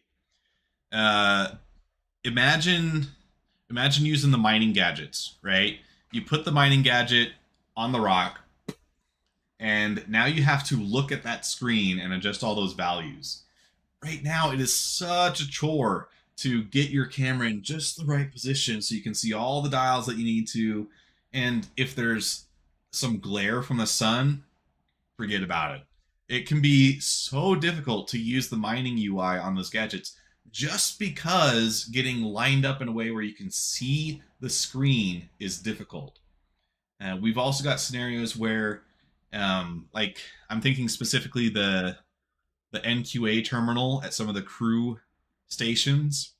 It's a little lower than some of the other terminals that we're used to using, so the angle is weird. And you have to move your character around to get to just the right position where you can see things well. This is going to be a huge update for those types of interactions. It's going to take your mind off of having to do all that positioning, and you can just focus on doing the job that you're there to do, in this case, using a screen. Oh man, yeah, it's the other way around. A water gate you open and then have to swim through before it closes. Super annoying, but it's a great game. Yeah, well, now we can have Tomb Raider style puzzles all over in Star Citizen. And with some of the stuff that they show later on in this presentation, I can't wait. Until you actively chooses to leave. So let's take a look at this. Didn't notice this before, but Viewport. At this smother. point, the interactive screen I think that's will supposed to be steal smoother. the Little input typo. focus until you actively chooses to leave. So let's take a look at this in action. Watch this, guys. This is going to change your life every time you're using a screen now. She was way off center, and now she's looking at it perfectly. Yeah, so this is a very She didn't have to quality reposition of her life character improvement for that will that. make It much just does easier it. for you to interact with its kiosks. And, Anything to fine. speed up So those finally, interactions with those let's talk about screens is a looting. huge win in This my is our mind. new looting screen. It's not replacing the inventory, but it will be used when you're looting a body or any other lootable that you find in the world. Another It's huge specifically win. designed to improve. She kind of says it, but I just want to iterate. It sounds like what she's saying is that you have the full inventory and then you have a looting screen. So you can think of this as like, this is the quick interaction menu, and it's obviously very tailored to just the stuff that you would need in a firefight, which I think is great because it really sucks right now to try and loot a character that has something that you want or you're out of ammo, whatever. You have to go through the full inventory, and maybe the stuff that they have that you need is in a backpack, and so you have to open that too. It can take a long time to loot these mission critical items. This will make it a lot faster. But it sounds like there's still the full inventory option if you want that interaction as well. It's just more of a planned interaction, right? So you're going to hold F instead of doing just hit F. This experience. That's what I understand based Looting off is of a what she's common action saying. During FPS combat, Let me know what you guys especially think. If you haven't fully prepared ahead, we wanted to make it as easier and quick as possible, so you could spend the minimum amount of time to grab any items you need from your target. So it displays the current loadout and a simplified version of the inventory. Looting space favors speediness, while the inventory is there so you can fully manage your loadout. So we're still actively working on it, and this is especially on the UI and art, but I want to give you a little sneak peek how this all works.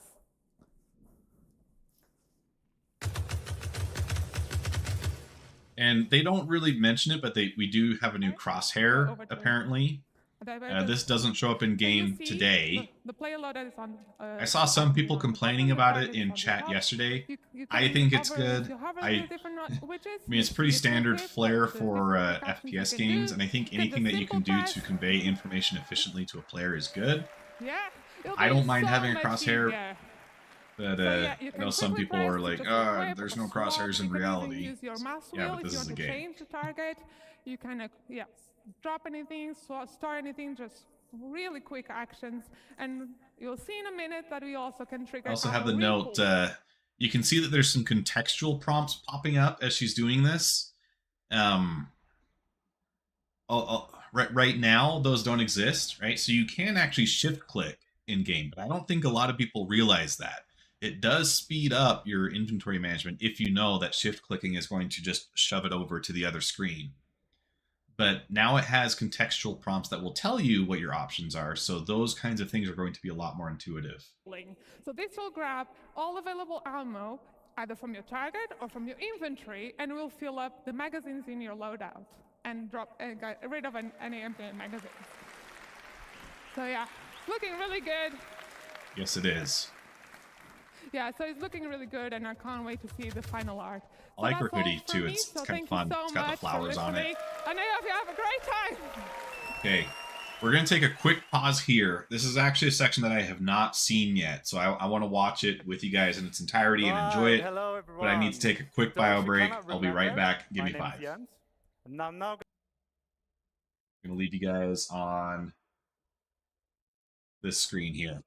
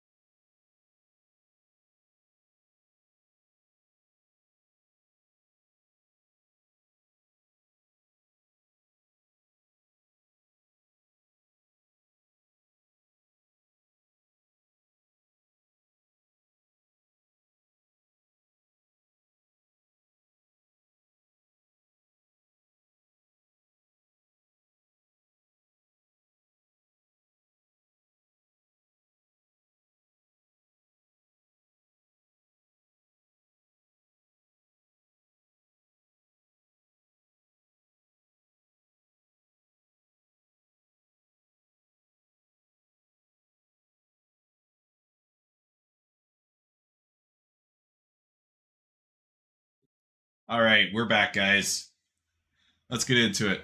So this is the stealth gameplay demonstration. I'm going to talk to you about some changes we made to our stealth gameplay, and I'm going to give you an update on weaponware. Right, so takedowns is an important part of our stealth encounters. So this is where we're going to add some player...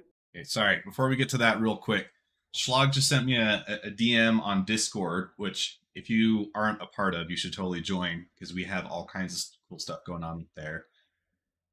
This is a screenshot of something that a CIG dev said.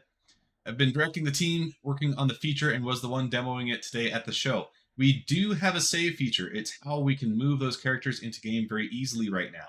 We export internally something called a CHF file, which is ultimately a combination of the DNA string, which defines the geometry and blends, plus it adds all the customization options apply, hair, eyes, coloring, etc. What we haven't done is put it into the UI as it's a dev mode feature on our IMGUI interface at this second. We fully intend to ship this with a save, export, and better yet, share functionality. Just wanted to clear that up, and hopefully you can spread the word. In hindsight, I absolutely should have mentioned this in the demo, and I apologize that I didn't. See you in the verse, Sean Tracy. So that is really cool, because that means that if I make my Hulk Hogan character, I can export that as a file that people can then download and use. So if you want to look like Hulk Hogan, Theo Von, Robert Downey Jr., you can make those characters. I could totally see people making like curated faces for celebrities that you can then play as, right?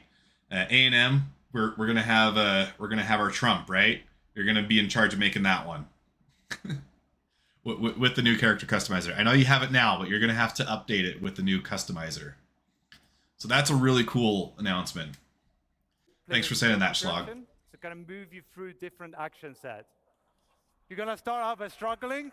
Now we get contextual menus. That's cool. I like it. Of course, this sort of added time and the extra noise you're making is really gonna increase the risk of detection. You're gonna get faster the more you do it, and then you're gonna reach maximum efficiency. Check this one out. So he's so fast you can barely see him do it. This is exactly the visual that I was thinking of when I made my skill trees video so long ago. We're going to explore some more variation beyond our unarmed and our knife takedowns, like sedative injection pens and contextual takedowns. So this guy on the railing here, let's see what we can do about him. Ooh. So by using the environment, we can make we can do a more efficient. He is not going to be happy when he wakes up. If he wakes up. And it certainly looks a lot cooler. And we're going to be able to use this to get to enemies that might be otherwise difficult to get to with our normal takedowns, like a pilot strapped into his pilot seat, you know, sneak up on him and take him out. Now, the problem that I see with this right now is, right now, there is no stealth in game. Right now, you go into an underground bunker, pretty much instantly everyone is alerted to your presence. I think it's probably a little different now. I need to try using a silencer. I haven't done that in a while. But if you go in and you send off a couple shots, you don't have the opportunity to do these kinds of stealth approaches. But we also, the way that the bunker is set up, it's kind of set up so that you're kind of forced into a frontal assault. So they show a lot more mission play areas later on that facilitate stealth gameplay. I'm really excited to see how that plays out in the verse, though. Stealth right now, kind of non-existent. Stealth in the future could be really, really cool. Okay, so in that last Schlag says suppressors help. It probably does make you quieter so that you're less noticeable, right? I'm going to introduce you to a new weapon, a new item, sorry, and that's the restraints. So with the restraints, okay, let's take him down first. Okay, bounty hunting. Bounty hunting is... One more. That's when you need restraints. Okay, so with the restraints, we're going to turn him over. We're going to cuff his hands. We're going to cuff his legs. Yes! Okay. Right now, bounty hunting is kind of a joke because there is no option to take someone alive. You have to kill everybody. this is a way to do a non-lethal takedown that now they're incapacitated and now you can actually turn them in for a reward. This is awesome. Okay, the bunkers definitely deny a lot of stealth possibilities, but having a suppressor can help. Hilarious to put it on a shotgun. Yeah, the idea of a suppressed shotgun is a meme in itself. Thing is, they won't really hear your shots, but hear the guy dying, so they will investigate. I've seen that behavior. I don't know what they've done, but the AI does seem a lot more responsive when it spawns in 3.21. So now you actually can see them doing the behaviors that they talk about working internally all the time. You can actually see those in the game now, which is great. Non-lethal takedowns, I'm really excited for He can't this. chase us down, right? But he could call out for help. So what we're going to do as well is we're going to add places in the environment where you can stash a body. You can hide them, either unconscious or dead. And that way it should be easier to remain undetected and keep you in that stealth bubble. So when they come to investigate, they don't find a body, this is another right? thing we talked about in the UI demo, which is the ping. And we saw it in Inesh's presentation, how she did a short ping to highlight a door pump. Now, of course, we allow you now to we saw FPS ping and yesterday. so we can see further, and we can see through obstacles, and we can populate more information into our data bank that then shows up in our box And art I here. like So you the get the name, and you biometric maybe stuff. get the race and maybe the and you can I use think this what they ought to information add, maybe figure they out have where- this where's the planned, weak but link, you need which to be able to enemy's add a gonna way take down to without being pin a discovered. target There's a risk here, okay? and So there's a keep charge up time. someone's If you can't information do it all up. the time, it's going to recharge slowly. You see the bar at the top. Right slowly now, goes things down. disappear Until that rather goes all the quickly. way down, I can't ping. I can't even do a short ping. And it's going to spike We should my do some addresses, experiments or with my that. signature. So an enemy with the right I equipment think at it'd be next pretty level easy to might set destroy up me. a experiment where you can Okay, check how so suppressors work. Just have someone kind of sneak let's in move and on hide in a to corner, some talk and then the about, next person's weapon using a wars. suppressed weapon and just So see here we're gonna what see a the AI simulation of behavior our looks weapon like. getting more and more We warm haven't over had an time. opportunity to do that before because the AI was we're gonna always expand so this static. beyond But now that they weapons actually to, move around and do other stuff, FPS that'd items be like pretty your interesting armor, to your see. clothing, your helmets.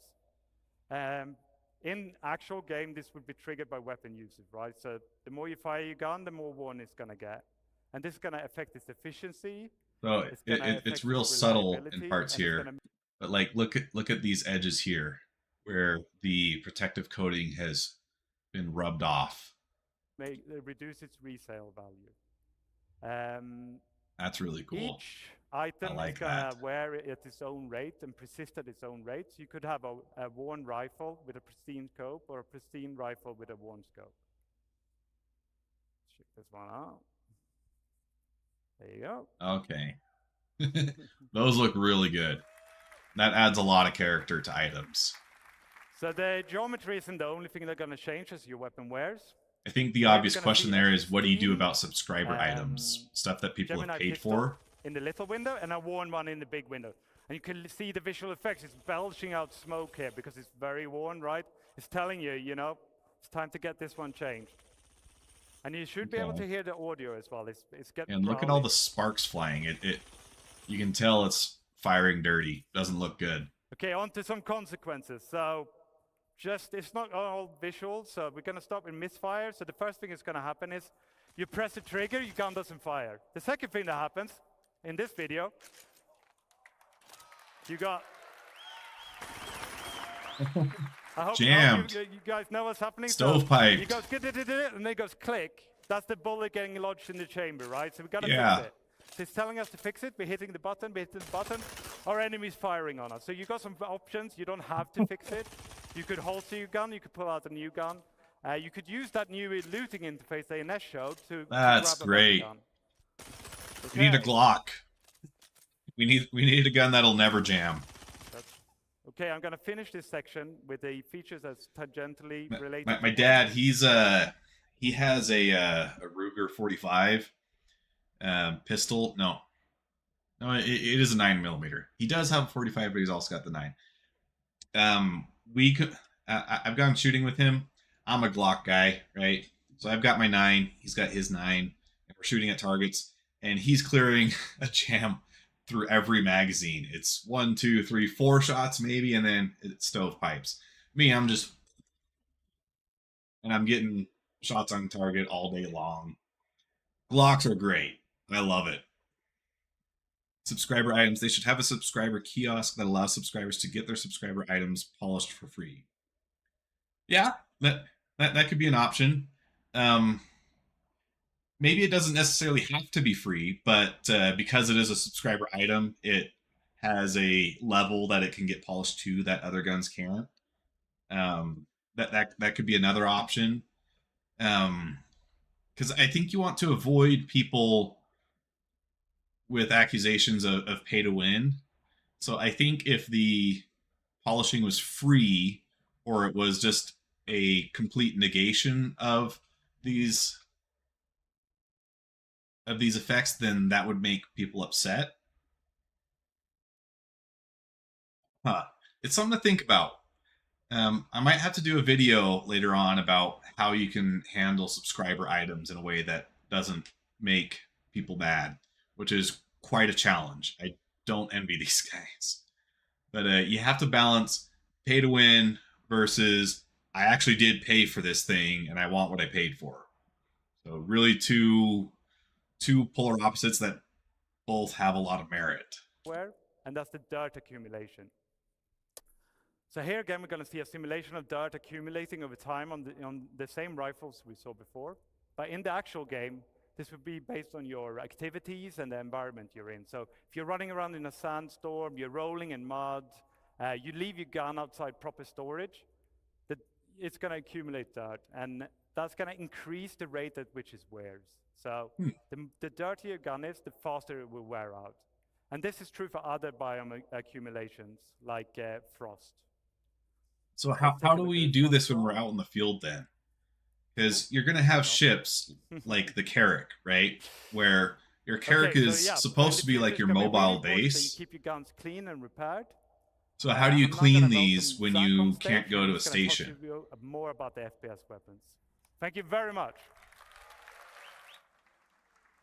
Maybe that's just something that you can do from your hab or your captain's quarters. I'm Zach Priest. I'm a senior FPS game designer. I'm here to share some of the new, interesting FPS things we have to bring you. So, if you play modern shooters, you'll have noticed the quality bar has gone through the roof in recent years. The Carrack has a workshop. That's true. It does have a workshop. So maybe the Carrack is a bad example then. Maybe one of the other exploratory ships. Because, like, the Constellation, that's an exploration vessel, right? But it doesn't necessarily have a workshop. So maybe it's just as simple as adding... Sorry, just had some little hiccups there. 890J... Yeah. So maybe it's just as simple as adding an item or like a toolbox where... you can just store the tools that you need for cleaning in there. I think they'll make a workbench you can put into any sufficiently large ship. Yeah, it could be a workbench. It could also just be a toolbox, though, right? What the slight frustration I have is they didn't say what it is, and adding where is cool, right? But what is the actual mechanic that I'm going to do to counteract that? Maybe they just haven't gotten that far yet. I don't think it needs to be super complex. Something like a toolbox would be, I think, sufficient.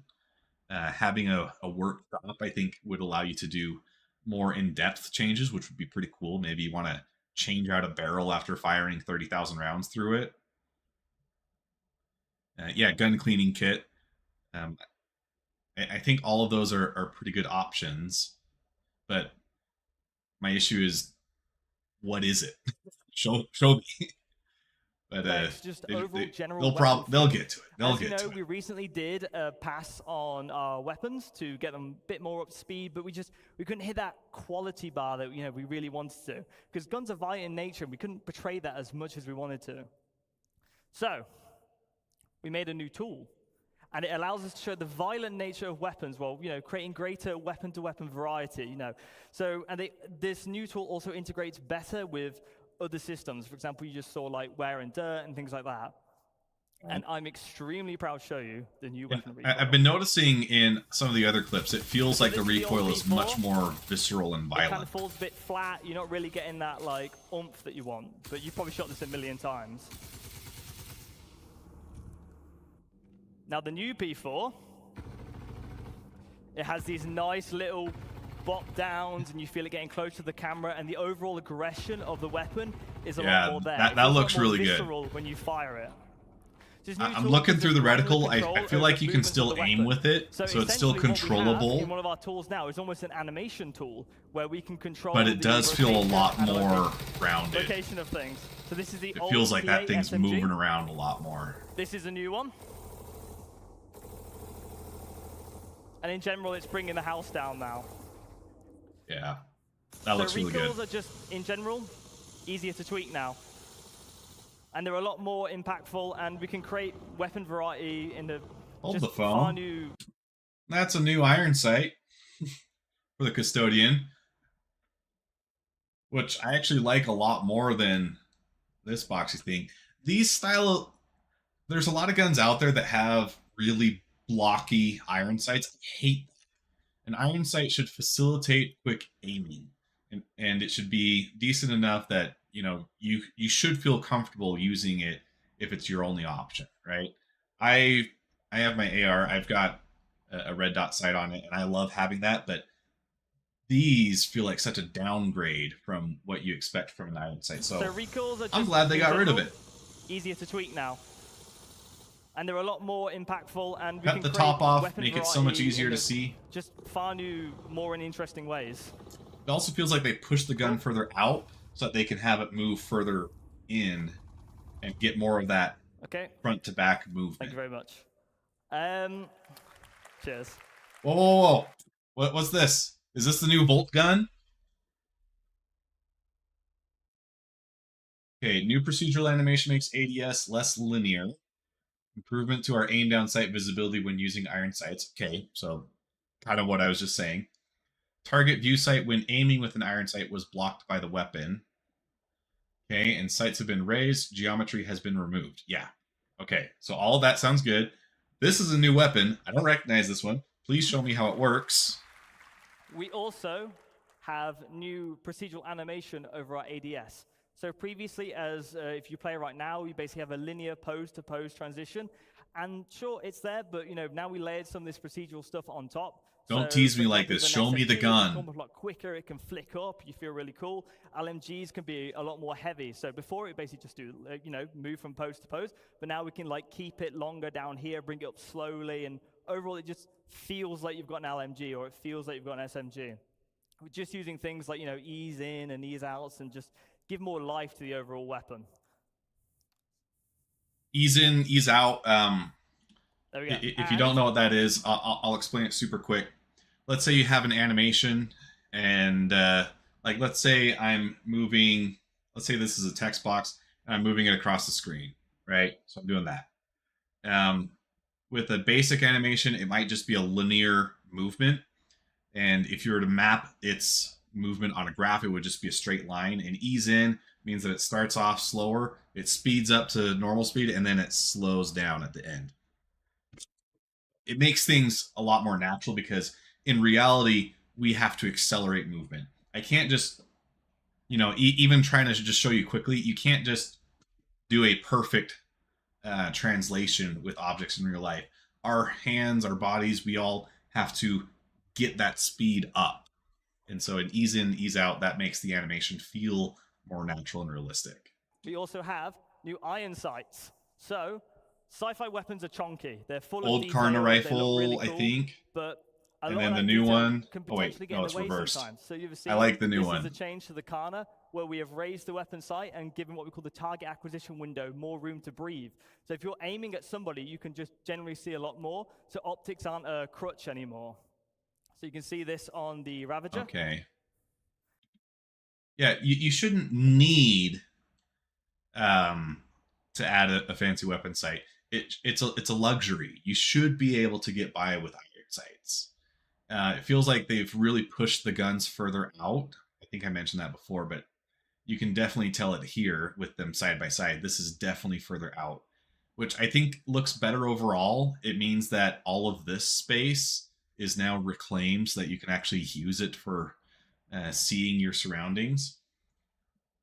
And I think the first vector has some real similar sights to what we just saw there. Maybe not. Oh, no, I'm thinking not the vector, the MP7.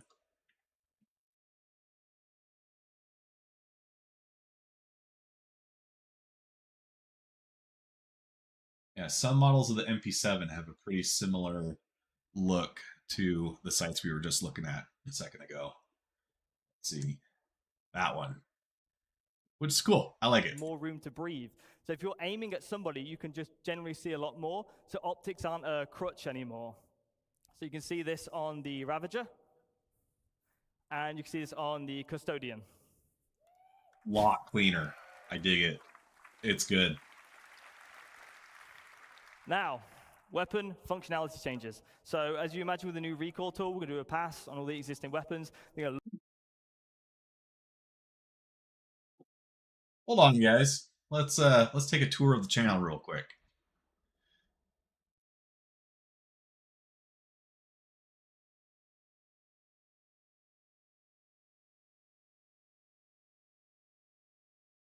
Let's see.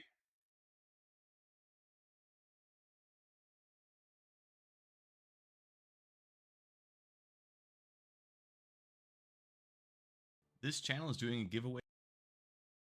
If only there were someone who talked about making FPS weapons, the choice between them, meaningful. Someone at CIG is watching my videos. it really feels like it. Look and feel great. But while we were looking at our weapons, we also realized that some things don't necessarily, align with their manufacturer, right? You look at something like a Gemini pistol. Now, Gemini overall, it's rule of cool. Like, that's what Gemini is supposed to be. So the LH86 pistol should be fully automatic, realistically. So we have a video to show you of the pistol. Really cool. And as you can see, it goes ballistic when you fire it. The It's magazine count is it's a also Glock with a fun increased switch. to allow for that just crazy feeling that the pistol gets. Cool. Machine pistols. Cool. Thank you very much. Right, and I like it. Moving on to our new Vault weapons. Yes. So show it to me. Oh, it's the other video. That's a P4. Show me the That's Volt. the optic one. Guys, do you see that? Do you see that distortion through the lens? Right, and moving on to our new Vault weapons. So, look at that!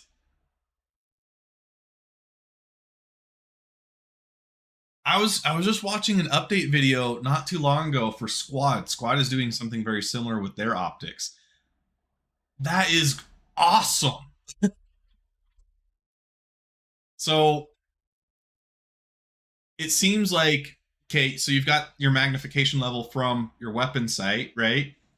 Are we going to have dual render fields now where the exterior is going to be your normal 1x zoom, but then you're going to have 4x or whatever through the scope? Is it going to be properly rendered like that? That would be so cool. it's the other video.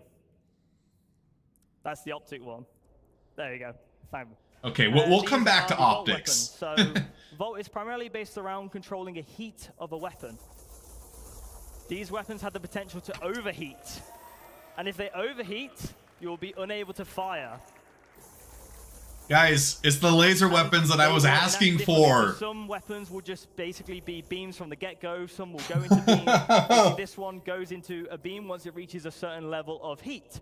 And it's really fun because these are quite powerful weapons, and you basically want to manage the heat and keep it in that ideal spot. This has got to be what A&M was saying, that there was stuff that I was going to feel like it was watching my videos exactly. This feels like it. I asked for laser weapons and beam weapons. This is a laser beam that you can fire. This is so cool. And they haven't talked about how it's going to work with armor types, but does this mean that heat is going to be something that affects armor types as well? Cool. Oh, man. That looks and sick. improvements. Now, this was shown yesterday, but I want to dig in a little bit more with this one. So, Yes. Okay. Okay. Black screen overlay removed on magnified okay, optics. cool. Right there. Inner scope magnification, realistic looking scopes and sights.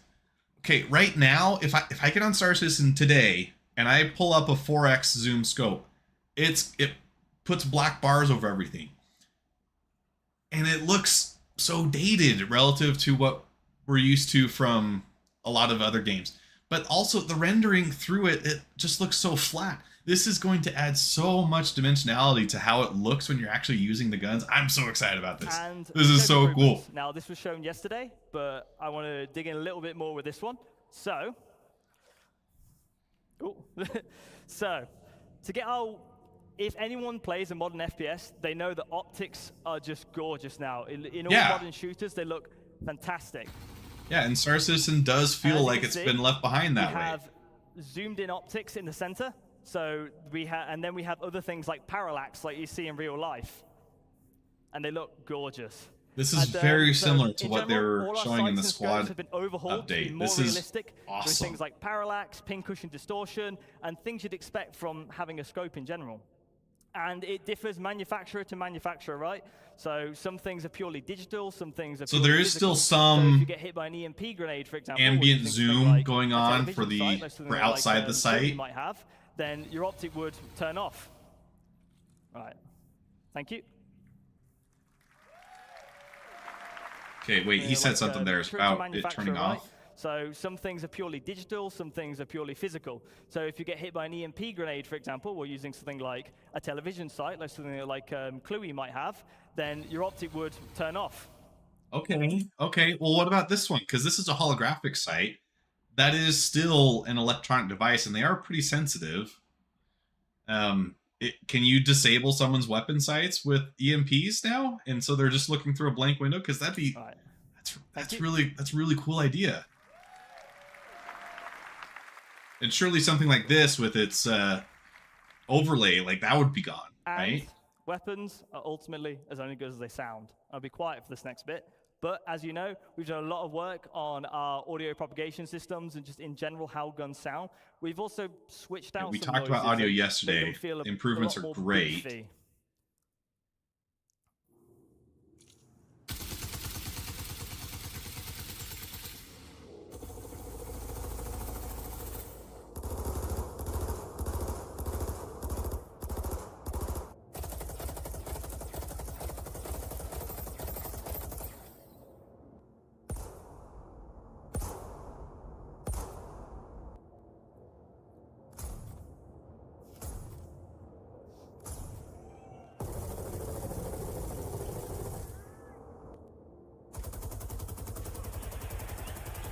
Okay, that sounds a lot better. Fantastic. I think all of California heard us there. I don't know. It's a little. That was an atmospheric environment, right? It almost sounded a little muddled. I don't know. I'll have to play with it myself, but it's not as amazing an improvement. I feel like. So, backpack reloading. In real-life combat scenarios, you often grab magazines from other surplus areas. I want to simulate that in our game. So, to show you this, we have something called backpack reloading. If you run out of ammo in Star Citizen, you have to open a menu, put things on. It's a little bit clunky, it's a little bit awkward. So, if you have magazines, So in that your was a backpack, you magazine will now be able to from grab the them at the backpack. price of a longer reload animation. Okay, so he's just reaching You'll also behind be him, able to like, tell where'd when you that have a thing go? backpack reload And then coming up slapping because it. it'll be That's displayed on the inventory with the cool. backpack symbol. So there's no surprises, no catching off. You have all the information you need. And it shows a little backpack there. So And this has been shown, and it's been teased a little bit, the dynamic crosshair. Now, no more third-party dynamic crosshairs now. So, if you have a look at this, this is our new crosshair.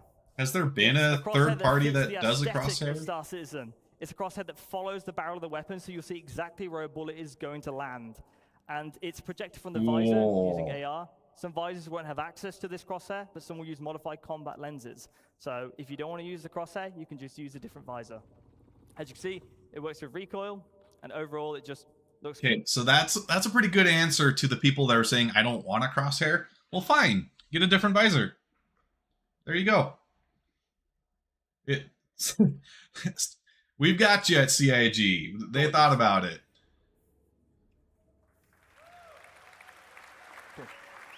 Cheers. And on to more data things. We're going to We'll need to grab underbarrel laser pointer as much. That's true. Accuracy Yep. calculator for NPCs is coming over from Squadron 42. Some people have been playing it in the venue and here, and I've been harassing them, whoever's doing the hangar mission, to get their feedback, and it has been overwhelmingly positive. We also have new NPC archetypes, what we're temporarily calling the Juggernaut, which is basically a very high damage resistant enemy that has an LMG or a shotgun. As soon as they see you, they fire, they walk up to you. Road boss fight. That was also in another recent video I did. I feel like I'm clairvoyant. It feels like so much of what was in my recent videos is now just being announced as features. But they had to have been working on this for such a long time. This is really, really cool. And overall, it's been playing amazingly. And I'm really happy for you guys. Well, I'm really excited for you guys to get your hands on it at one point. PvP. We want to increase the time to kill. This allows for more varied weapon balancing. You know, we can lay into like sort of different aspects of the element more. It leads to higher skill ceiling and less unfair deaths. Yeah. Because the thing is, if you have a longer time to kill, that means that you can dive for cover if someone catches you off guard. That means that you have an opportunity to respond. So many times, like, I think the Arena Commander is good, right? But there's a lot of times where you're playing it and it just feels like you have a BS death because they just happen to see you first and they got the first shot off. Having a longer time to kill, it means that there's actually some response that you can give. It does. It raises the higher, brings a higher skill ceiling because you're going to have to keep shots on target and you're going to have to plan ahead more for your engagements. And it means that if you're the victim, you have an opportunity to respond and not just always die if you're the second one to see them. That means you're good at figuring out what they should be working on. Heck yeah. Man, if I could get on the board and just say, hey, I think we need this next, and then that becomes a feature, that'd be so much fun. It'll be a game of whoever shoots whoever first. I also really this Volt gun. It's very similar to the Glock style sights. I'd show you mine, but that actually has the LEO sights on it.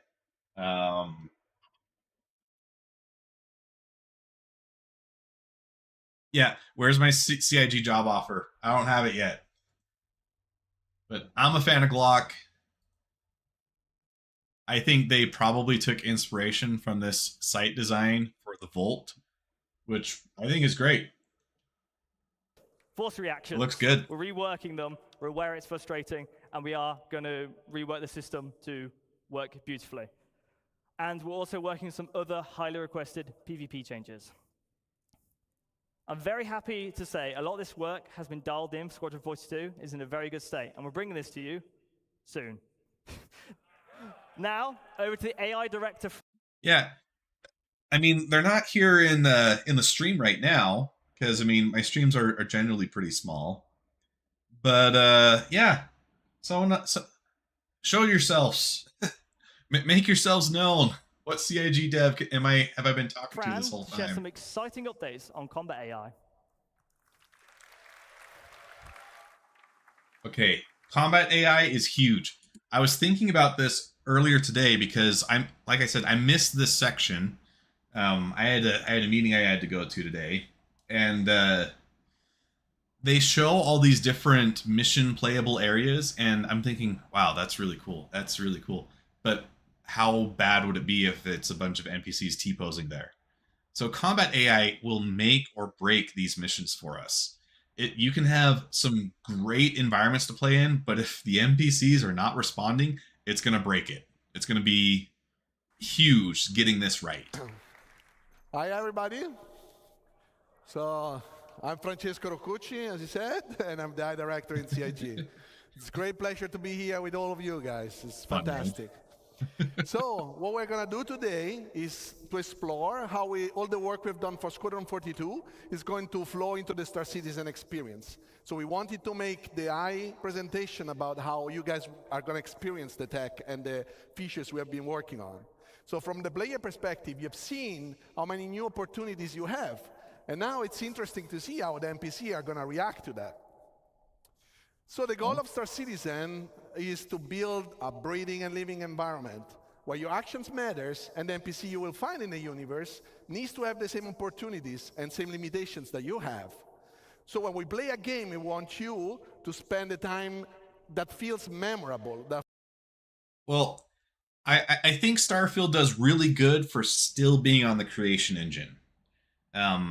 That's I think one takeaway that I think a lot of people are seeing is the Creation Engine it's just showing its age, right?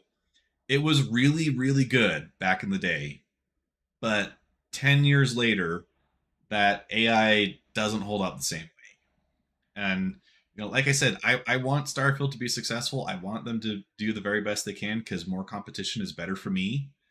But yeah, it's still Skyrim AI. They didn't really change a whole lot in that aspect. Feels special, right? Something you can remember and talk about. But it is also a different experience, right? Like it's a single player game, and at some point you do want to feel powerful. You do want to have that godlike power trip.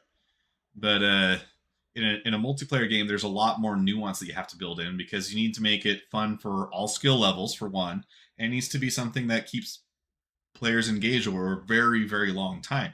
You don't want your multiplayer game to die out after they've played it for 6 months. Had a guy take cover behind a chain link fence. Oh, come on. Chain link in the future, we all know that those are force fields, right? He had the right idea. He had the spirit. Just, it was Todd Howard let him down. Gave him a chain link fence instead of a force field. That is fun and doesn't feel repetitive and boring. Yes.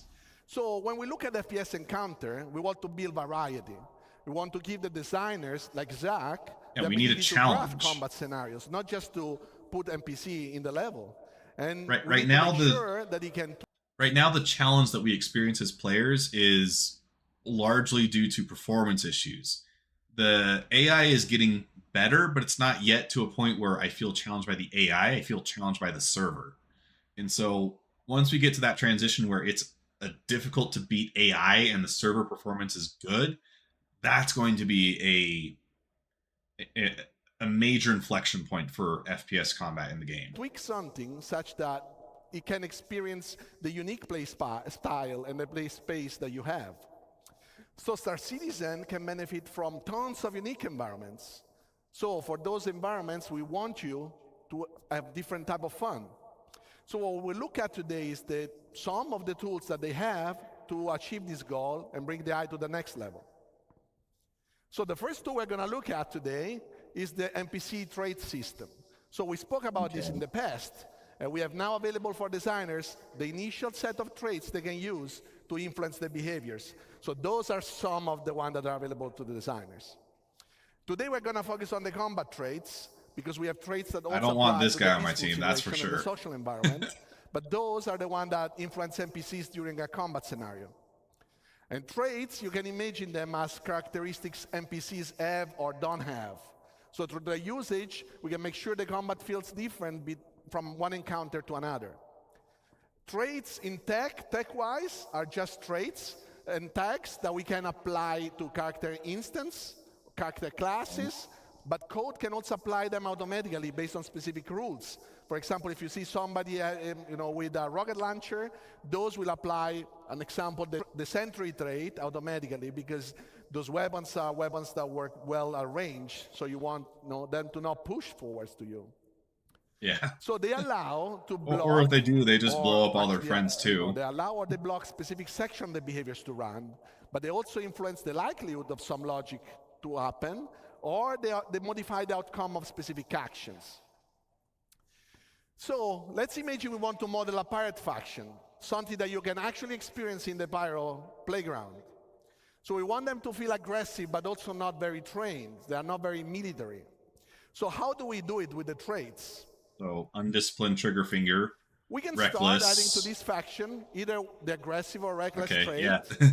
Those are Kinda traits called that it. increase the risky behaviors. So for example, fighting more in open space or expose themselves longer when they are in cover.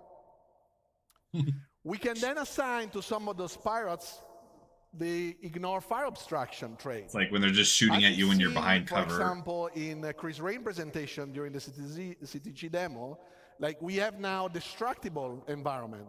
So what Yeah. NPC will try to do is to keep shooting at the position the enemy has been hiding into.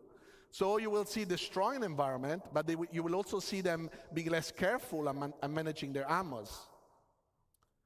For others, we could use the undisciplined trigger finger trait.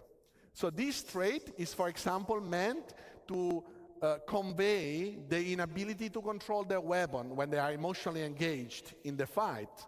And what it will cause is them to trigger the weapon much longer compared, or much, or also just a bit longer compared to what the behavior is at.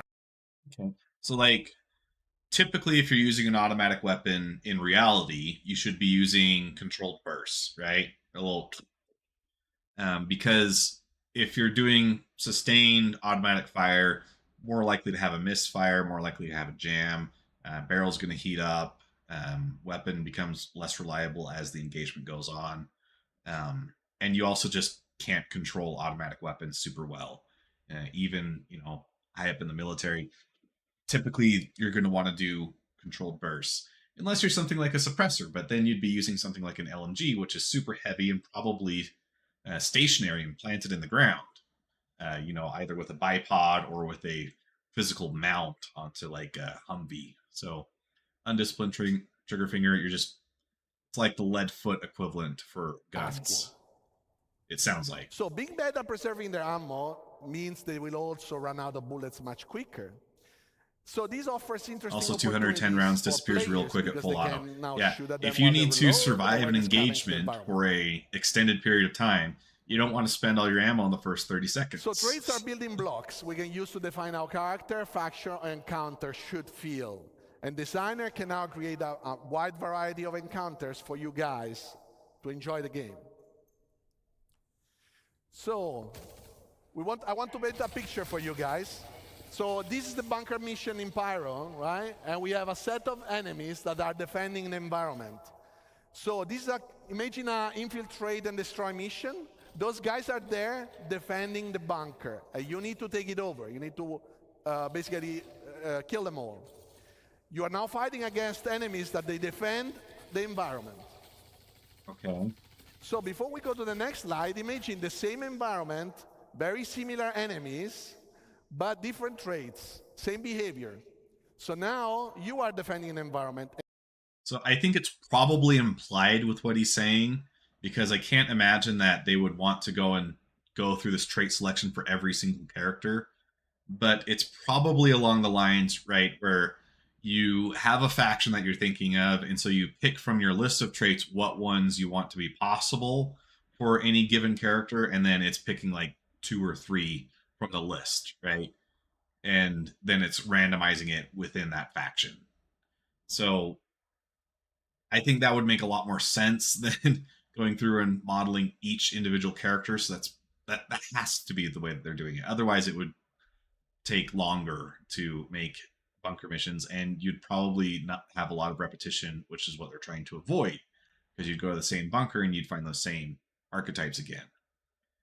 So it's probably make your faction, you give it a list of attributes that can happen within that faction, and then you let the character randomizer assign those as needed. And they are aggressive towards the environment. They want to take it. So what you will see here is that created a mix of enemies, some equipped with, for example, shotgun and aggressive traits. Now they will push towards you. They will force you to take actions and to react to them. They reload. Some will cover up. Obviously, this is with God mode on, so Zach was not done. So this is possible to set up with a tick of a box. But this is not just enemies, because in Star Citizen, we want you to hire your own crew members. And those crew members, those characters, will have different personalities, different traits. Yeah, a list of different a training white levels list, that a they black can build up. list, and a gray But when you list. look at their traits, Right. we want you to see Uncommon, their strengths, common, and their forbidden weaknesses, traits. so that you can pick the one that either match your playstyle or compensate. You wouldn't expect to run into a Navy SEAL if you're fighting a bunch of pirates, right? So someone with perfect trigger discipline and a good knowledge of how to use the environment to their advantage. You wouldn't expect that to be running with the Roughnecks. Your playstyle.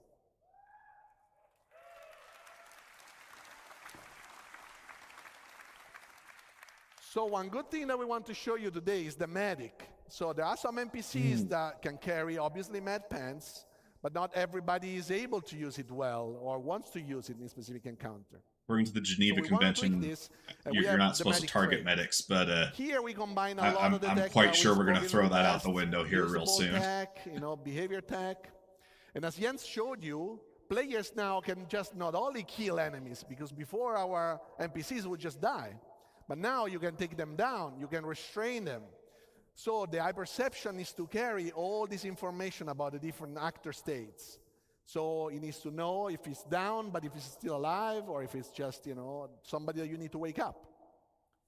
So a medic in the regular combat flow can, when it's safe to do so, and at the right time, attempt to heal his mate that can be helped. So now you can imagine guard patrolling them.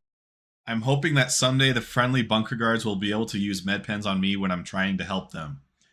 We're going to leave you wanting on that, Lance. I'm...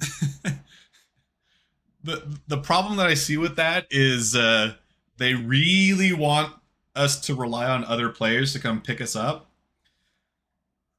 So even though that makes sense from an obvious gameplay perspective, I don't know that CIG actually wants to help you there, which is sad to say because I totally think the same thing. They'll just step on you instead. They'll just walk over you and kick you around while you're on the floor. Environment, you take down a character, the guard finds this body on the ground. He doesn't know if he's alive or not.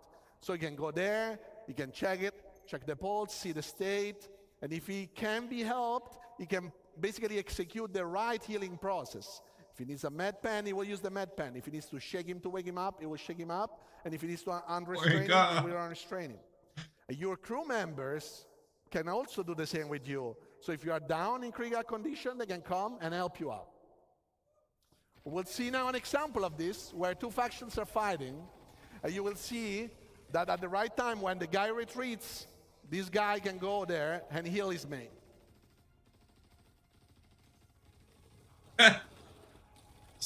Stabbed his buddy in the butt. What a And true friend. obviously, he needs to pick up a new weapon because he just dropped it. That was good. That was as we really mentioned good. Before, and as you've seen here, NPC can run out of bullets, but can also lose their weapons. So what we have to do right now is that, first of all, we want NPCs to have a concrete ammo pool to use. We don't want infinite ammos anymore. Yeah, So, okay. The ammo pool is actually constructed by the ammos the NPC carry in their weapons, the one that they carry, the one that might have, and all the magazines they carry. They don't have any more bullets out of that. So NPC must properly use those items to fight. And the longer the engagement, the more likely it is they will run out of bullets and they will have to scavenge the environment. How do they do that?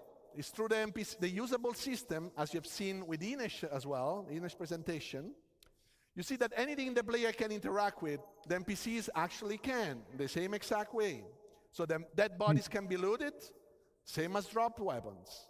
Ammo crates will have physically inside some weapons, magazines. They can provide you with items. And the NPC can understand where you can find ammos that are actually functioning with their own weapons. And they actually can decide. For example, if it's better to reach an ammo crate and gather some new ammos, or if that is too far or towards the enemy, they can decide to pick up another weapon.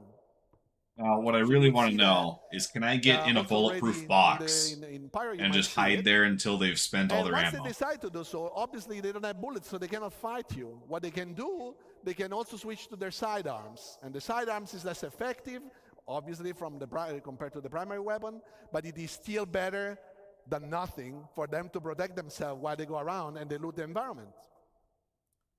So we'll see here an example where some NPC run out of bullets. Obviously, in this video, we give them a chance to go and loot as well. And this is a proper ammo crate that allows them to get back magazines.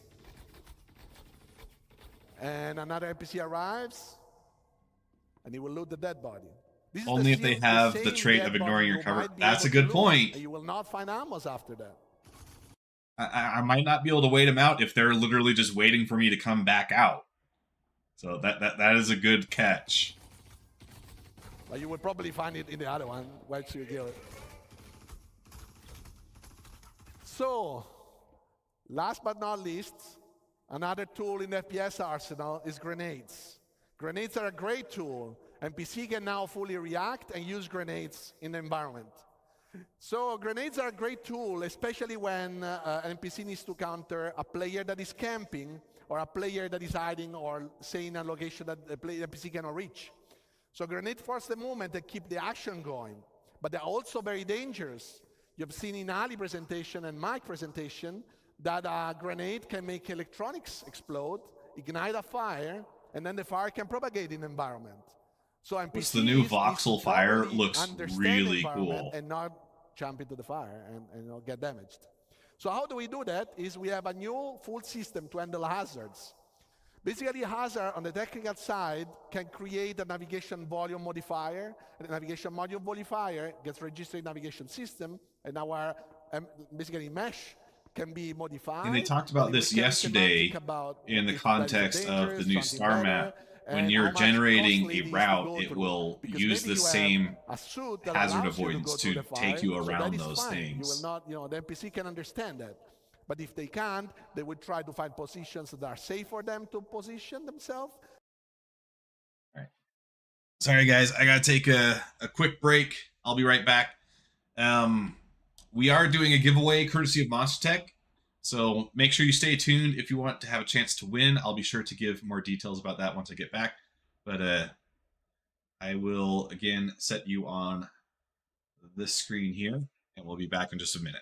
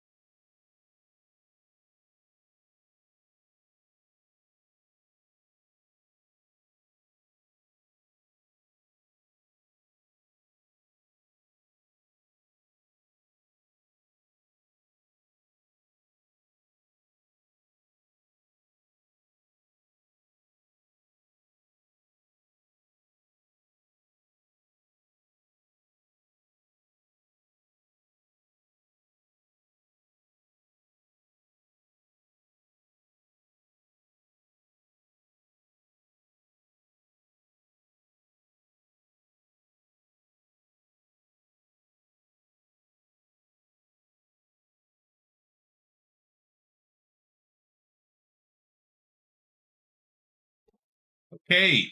All right. We're back. Let's get back into it.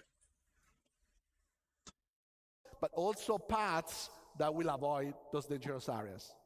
And now we'll see an example of that. You know, this is a safe environment, still fighting, but safe, safer. And what will happen now? Fire ignites and propagates. This is fully dynamic, so it's fully controlled by the fire system. The fire system modifies volumes in the navigation system, and we really know where we can and not. And something interesting that I'm noticing here, and I think this has an easy fix, but we know it's a voxel-based fire propagation system. So does that look like a square to you guys? I'm sure it's just a matter of tweaking some settings to make that feather more. Pass. But it's at any given moment. I can't not see it. It looks a little rough right now.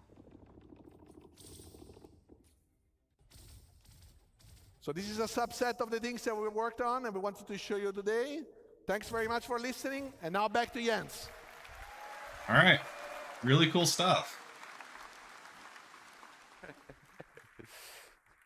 Right, I want to thank Inesh, I want to thank Zach, and I want to thank Francesco for joining me on stage today. We want to extend a massive thank you to everyone who contributed to, supported us, and made it possible to show what we showed today. Now, with relentless optimism, we're looking forward to bringing you this all to the Star Citizen and more. Okay, we're going to leave you with a quick peek of a demo in Hangar 14 of Checkmate with some of these new features.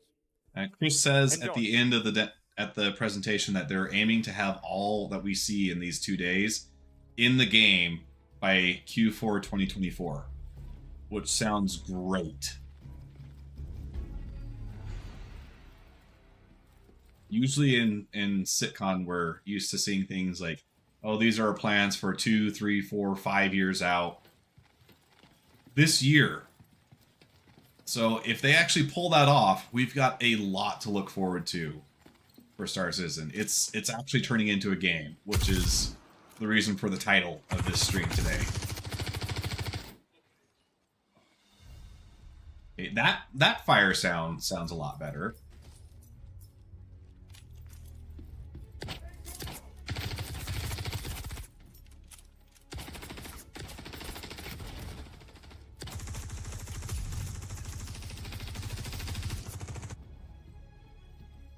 Okay, I'm picking up some dimensionality to the sound. I mean, this is for on a stage, so it's not like this is really meant to be like a good demonstration of the localization for the sound.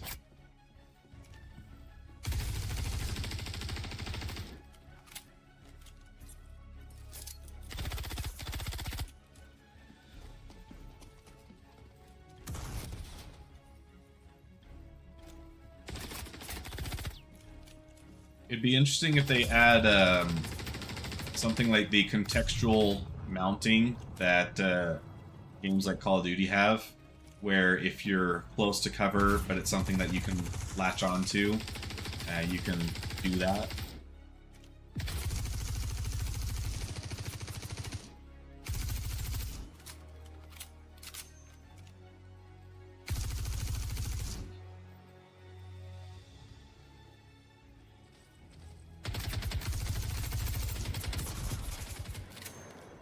The distortion that we're seeing in the lens, it's subtle, right? But it adds a whole lot of flavor to the visual effect. It looks so much better than what we have right now. You actually feel like you're looking through a piece of glass instead of just a static texture.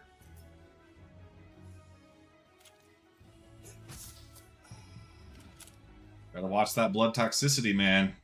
It's getting high.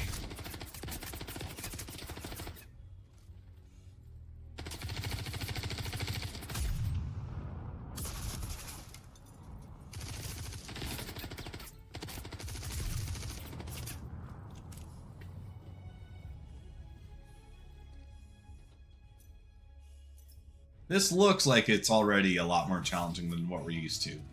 The big question I have is how does this translate to real gameplay? Because this would seem to be quite dependent on how the server health is.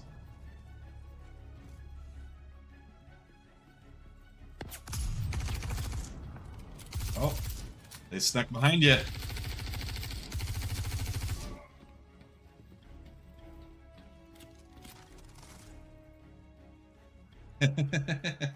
Little thumbs up at the end there. That's cute. Right. Thank you very much. I urge you all to come and join us in the Pyro Playground pit and have a go at Hangar 13 in Checkmate. It's a really Pyro great starting on the 31st, guys. All right, so that was live from the first person. We're keeping this train running because we got a lunch to get to. Up next is Taking Flight with Yogi, Inez, and more. Let's get it. But you know, enough of me talking. Let's go jump into the demo and see all of this. Okay, wait, what did that say? Code-driven inverse kinematics. Okay. Inverse kinematics is well, so you have the button that you want to press, and you have the location of your finger. Inverse kinematics is solving for the path between those two objects so that you can bring it in for a finger press. Position. So for example, we can open a flap and then press the button. But you know, enough of me talking. Let's go jump into the demo and see all of this in action. So now. So Brand very kindly will get us into the ship while you'll see the new enter sequence. And You typically hear inverse kinematics in reference to like robotics, especially with like CNC.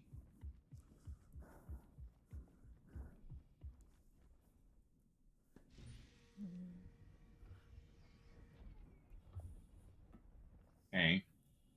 That looked smoother than what we have in the So verse. you can see now that you won't directly grab the control stick. You'll be put on this relaxed pose with free look enabled. And you can see the different prompts appear over the buttons.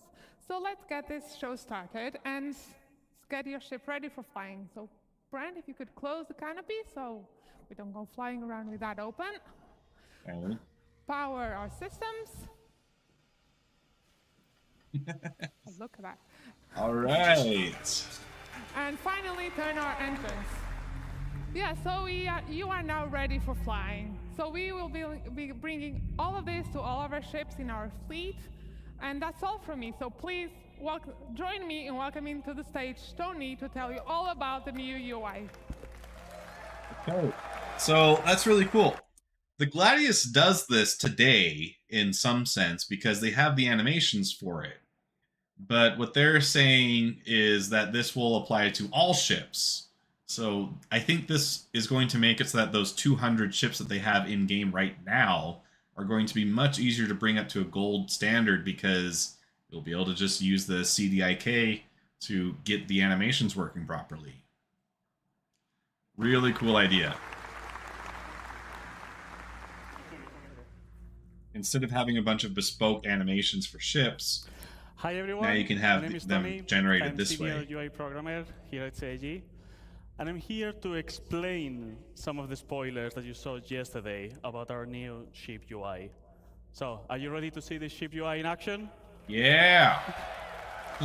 Right. Bone, play the demo. Brand, continue with the demo. Everyone's so used to bossing as you Bone can see, around that now they're this getting ship names has wrong. less intrusive UI, with more space to enjoy the stunning vistas that planets can offer, and less cluttered views so you can focus during combat. This also means that the UI elements are now more relevant to the situation, linked to the operator mode.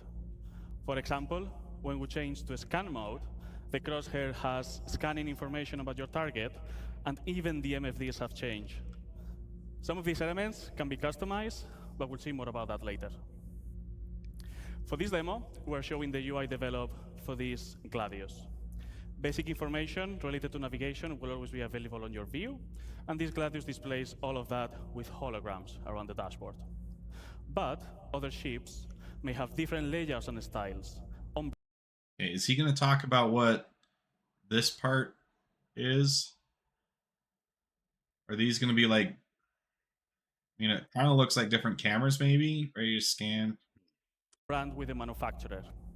For example, the Drake, that makes more affordable ships, rather than fancy and probably expensive holograms, may use physical screens, dials, and light indicators. Yeah, makes sense. This dashboard shows your current speed, the remaining afterburn, and some decoys available. On both far sides, we have status indicators that will show things like if your landing gear is on or any other flight systems. And are these black bars, I would guess, are annunciator but on the panels, final right? design, these are going to be physical screens. On the far left, on the top of the dashboard, we have the indicator of which master mode and operator mode are you on. So let's change that to combat and talk about these new MFDs. So we have reworked all of these MFDs from scratch with brand new views using our UI technology building blocks. We can still navigate through these MFDs using the classic mouse interaction, holding F and then moving the mouse. On the left here, we can see the scanning view, which is going to show information that you obtain when you scan a target. It may show information about the ship name, the pilot name, or even the current operator mode of your target, so you know if they're just chilling around or they are ready to fight you. Cycling to the left one, we have the target status, which will focus on emissions, damage, and orientation of your target. We'll see that in action later. The next one, continuing to the left, will be the self status, which is contextual. So during navigation, that will show your current fuel, but during combat, like right now, will show information about your guns. You can click on the gun, and you can see basic information about that. You will see the name, and you can also see in which group they are assigned, which Yogi will explain later. Okay. Well, that's all cool. On the right side, we have the power management, where we can distribute the power of different systems of the ship. You can click on the triangle and move it around to change the distribution, and you can turn down the total power of the ship that will generate. The classic key bindings that you all know already works, so when you change the power management, you will see now a triangle on top of the radar to show you the changes. Now, instead of using mouse, you can also use key bindings to select MFDs and Wait, you said a triangle on top of... Change. Oh, okay, so you here. will see now a triangle on top of the radar to show you the changes. That's the nice thing about watching this after the fact is I can go and mouse, replay stuff that I key miss. bindings to select MFDs and cycle through the views, which might be faster when you are in certain situations like during combat. And for those pro players out there, we have added about 100 key bindings, and I mean 100, to navigate through all of these systems. Wow. So you can fully customize how you want to navigate through them. And I really hope that's more than enough to use on your keyboard, on your HOTAS, or even on your game class setup. But if you need more, just let us know. Anyway, I think you're not going to need even those many shortcuts. For each operator mode, we now persistently save which views are shown on each MFD. So you can customize what's important to you for every situation. That's going to make my Scorpius so much you might nicer. Want to have target information on your MFDs, but maybe when you change to quantum travel, have your current fuel, spend some time on the configuration screen, for example. Let's talk about this configuration screen. We're going to have now here a variety of options, from customizing UI elements to enable systems of the ship. We may see some of these later in action with Yogi. These settings are now available on this screen, not in the global settings of the game, for quick access. So just as a warning, expect changes on the settings that you already know, but we'll tell you all about it when we have it ready. And the important bit about this is that they will persist to your ship. So you can keep different setup of which UI elements and even ship systems enable for how you personally use each of your ships. Yeah, okay. So major problem with ships like the Scorpius is because you only have the two MFDs, it can be a major pain trying to keep the information that you actually care about on screen. Because, well, right now, if you get out, it'll reset. And the other problem that you have is if one of the enemies tries to hail you over comms, they can override your current settings. So I hope that they mention that you can like disable certain MFDs from being able to populate in areas. Like if they want to put the comms up here, fine, whatever, I don't care. But I want to disable it on my main screens. No more comms whatsoever. Now, some of you might be thinking that this Gladius doesn't have enough MFDs. It doesn't. Can we enable the top setting? There For we those of go. you that you want to see even more information, you can now cast versions of these MFDs to your helmet. All right, there we go. That's what you need in the Scorpius. Then I can have my power management and my shields on the For this, you're going to bottom need to equip screens. the appropriate helmet, so it's connected to your ship, and I can get all this information. Okay. You can use the What does keybind that to mean make by your force appropriate and helmet, select though? Does that which mean that you task have to have want like control, an Aegis how to brand focus on helmet? it. Is there going to be a You can module that you views that are install? important to you that will move with your camera. So as you have seen, if you're aiming at the target or if you're moving with your head tracker, those views are going to be always with you. With all these tools, you can customize your experience and have it ready for every situation that you encounter with your ship, always displaying the relevant information to you. So for example, during combat, you may want to have all the UI elements enabled, all the pips, all the crosshairs, so the information of your ship on the physical MFDs, and maybe focus on the target information on your cast, so they're always on your view. But maybe when you go to quantum travel, you can turn those casts off so you can enjoy the vistas. Yeah, that's So fine. for me, now we have MFDs ready, and let's bring Yogi back to tell you all about flying your ship. Thank you very much. Okay, that's quite a big improvement to the UI. I'm happy with all that. Okay, at this point, our ship is fully powered up, ready to fly. Pre-flight is complete. So Brent, please take off, put the landing gear in, and bring us out.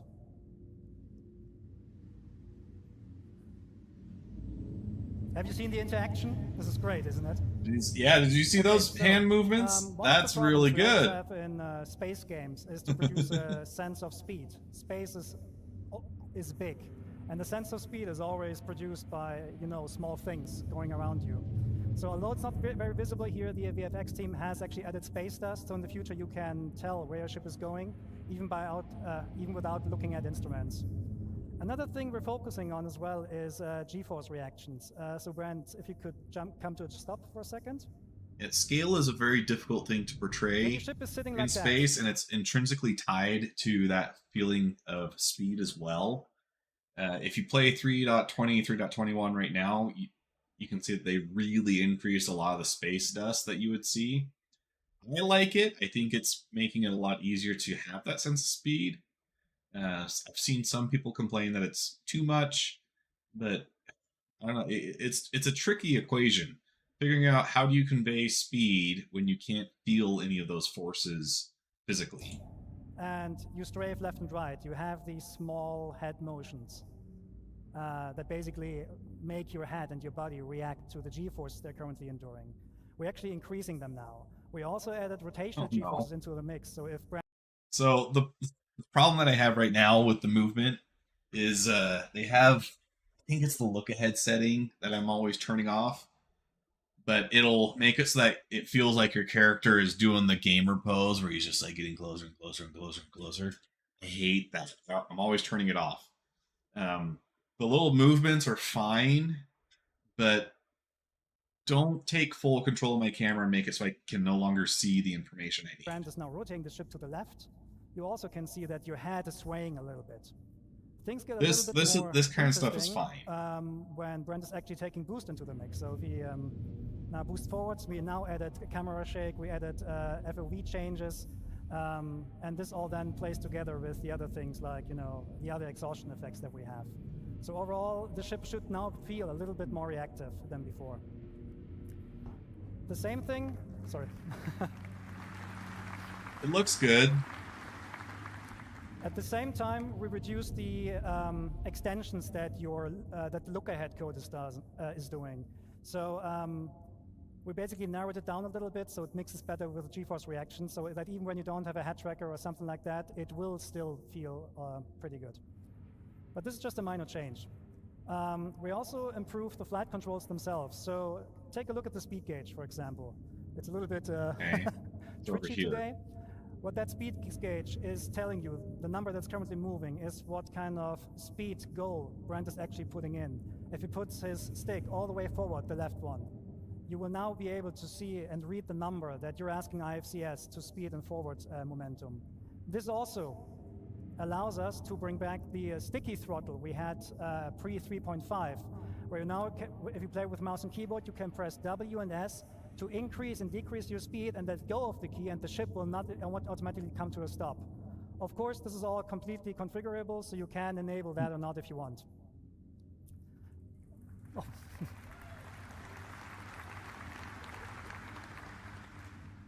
Okay, Brent, give me some hard flying now, like blackout and all that. Okay, so another thing we changed in the flight model is that we actually looked at the tricording exploits. These are really important for PvP and racing players among you. Tricording for those gives us a mathematical problem that we're trying to resolve. On some ships, when you tricord, you get actually up to 50% more acceleration. That huge difference. Okay, so it doesn't sound like he's going to explain it here. So just real quick, tricording is when you are using all three translational axes to gain a G-force advantage.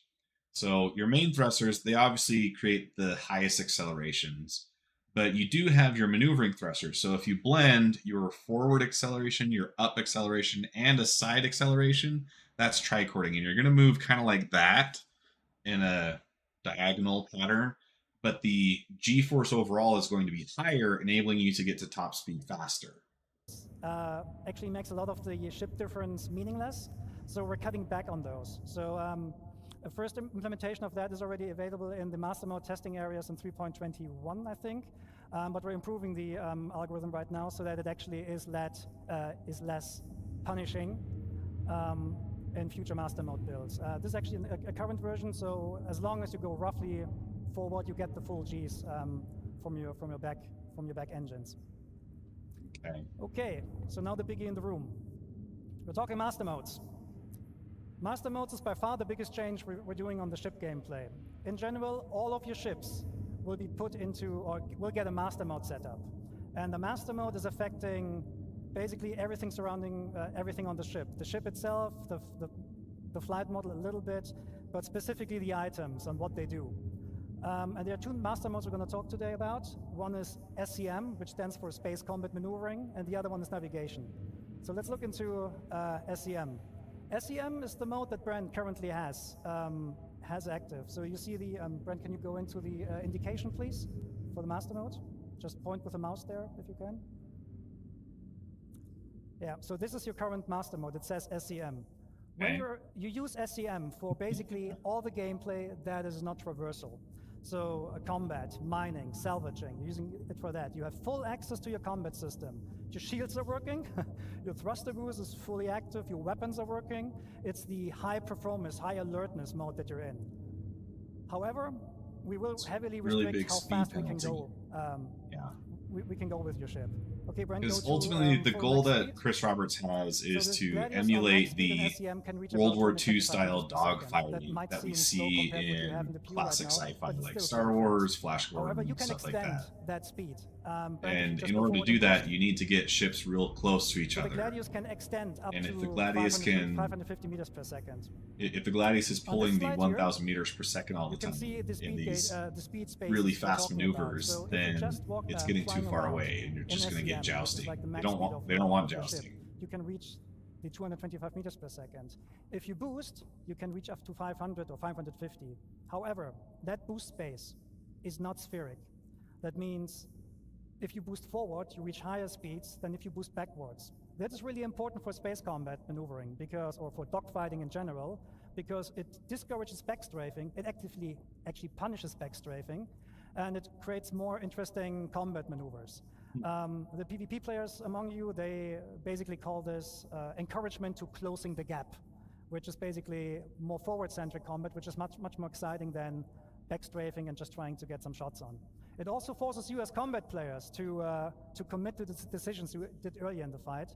So it's going to be... right now it's pretty similar, forward and backwards. You can just like constantly be retreating, trying to keep shots on target.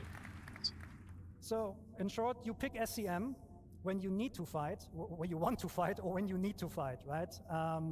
The thing with the master mode switches is that they do not happen instantly. They take a while to move over. So we're now going to put our ship into the second mode, which is navigation.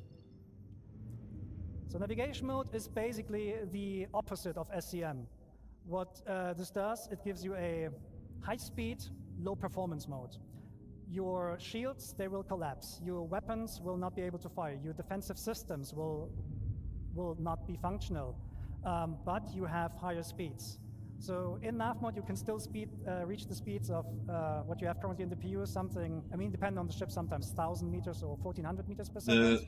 The major question I have with this, and something that's a major point of balancing, is if I'm caught off guard by someone who decides they want to pick a fight with me, so this means will I live long enough to be able to respond? When you want to swap over. So imagine you're in a fight and you want to escape. You should not do it right away, because if you just swap to navigation mode in the hope to flee, you're you going will to be get left out with no shields. And the first thing that will go offline when you are hitting with distortion guns is the quantum drive. And that is important, because the quantum drive will spool automatically up when you enter nav mode, and it will then unlock the higher speeds. So this means when you're in nav mode and you're fighting, you're very vulnerable, so you should get out as fast as possible. The waypoint that he's showing there, it's 5.7 gigameters away. Us Star Citizens, we're usually saying MKM for million kilometers. Well, that's a gigameter. So I'm glad that they're kind of pushing that from a UI perspective, because it'll be nice to have proper units being not only used. Allows you higher speed, but also gives you access to the new. Also sounds cool. Gigameters for the Giga Chads. So that is nav point that you see there on screen. This is the point where I want to go to and quantum travel to. Before we do that, I need to quickly explain what this is about. So currently in the PU, when you quantum travel from A to B, you're actually not really moving. You're going on a spline, and you're teleported in every frame along that spline. So there's basically no meaningful gameplay we can add there. The new quantum travel experience is fully physicalized. Physics is always on, which means when you quantum travel from A to B, you're actually accelerating using our awesome physics engine. And because wait, I need to hear that explanation again, because I thought we were moving. So currently in the PU, when you quantum travel from A to B, you're actually not really moving. You're going on a spline, and you're teleported in every frame along that spline. So there's basically no meaningful gameplay we can add there. Okay, I think I get what he's saying. I mean, the ship is basically on rails, but I'm not sure I understand quite what the difference is. I mean, you're teleported along that spline with every frame. Yeah, it teleports you along a rail one bit at a time. I guess it's kind of a strange explanation. I guess I'm not quite seeing the difference between teleporting linearly along a spline versus actual movement, because it seems like the effect is the same. The new quantum travel experience is I'll let him talk. Physics is always on, which means when you quantum travel from A to B, you're actually accelerating using our awesome physics engine. And maybe that's why quantum travel right now, though, is buggy sometimes, where you can end up away from the ship. Brent will start the quantum travel in a second. What will happen then is your quantum drive will initiate the jump. You will see an effect that distorts the space around you, and you will accelerate forward. During the acceleration process, and so this is the time until you actually reached your cruise speed, the ship will experience forces, and you as a player, you're responsible to counter these forces. So there is an element of failure. Okay, Brent, let's show that. This is the new animation they have for quantum travel. Looks really cool.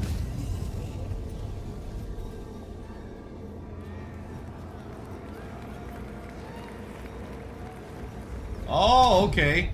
He was steering towards the side there. Ah. All right. That does add a bit more to it. He did mention though that it's while you're accelerating, right? So does that mean that once you get to the acceleration, once you finish your acceleration phase of the journey, now you're okay and you can stick it out? Huh. Very interesting. A lot of people have the misconception that speed is what you feel when you're in a vehicle. Not so. You feel the acceleration. You can be in a vehicle traveling 120 miles an hour, and you'll know that you're going fast because you'll have vibrations coming through the seat that vibrate your bum. You'll feel some vibrations through the floor that are going to do the same thing for your feet. But the acceleration is what you actually feel. That's the thing that forces you back into the seat. Forces mass times acceleration. So, I mean, it's actually when you're speeding up that you're actually creating those forces. Like they say, speed is fine. It's the stopping that kills you. So what you just saw is basically the failed attempt to quantum travel. Brett was encountering the forces, therefore he was thrown out, the quantum bubble collapsed and threw you out. Your ship doesn't like that. IFCS needs 5-6 seconds to recover from that, during which time you're just tumbling, right? So, and this is not just like dependent on your skills. If you think selecting a proper quantum drive doesn't matter in the future, think again. If you want to take care of your quantum drive, you want to repair it and keep it in good shape. So if you buy a cheap one, your travel will not necessarily be faster, but it might be harder. Okay, so Brent shows how it's done properly.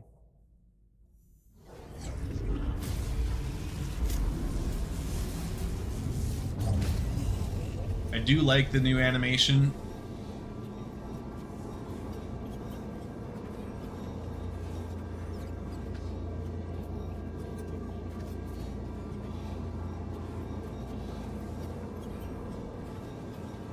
Okay, so now he's not accelerating anymore, so it's bubble locked, right? So now we're good until we have to decelerate. You can now go hands off.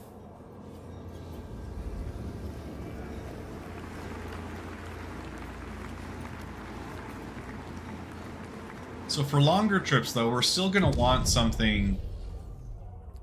Okay, so there wasn't a deceleration there. It was pretty much instant.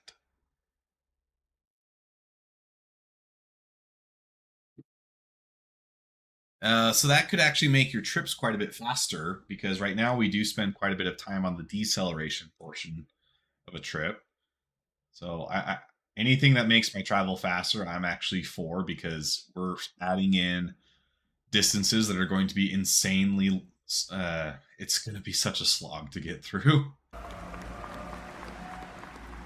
Okay, so there's a second variant of quantum travel, and this is for short-range jumps. Sometimes you jump somewhere or you go somewhere, and you see the next point of interest is like 1,200 kilometers away.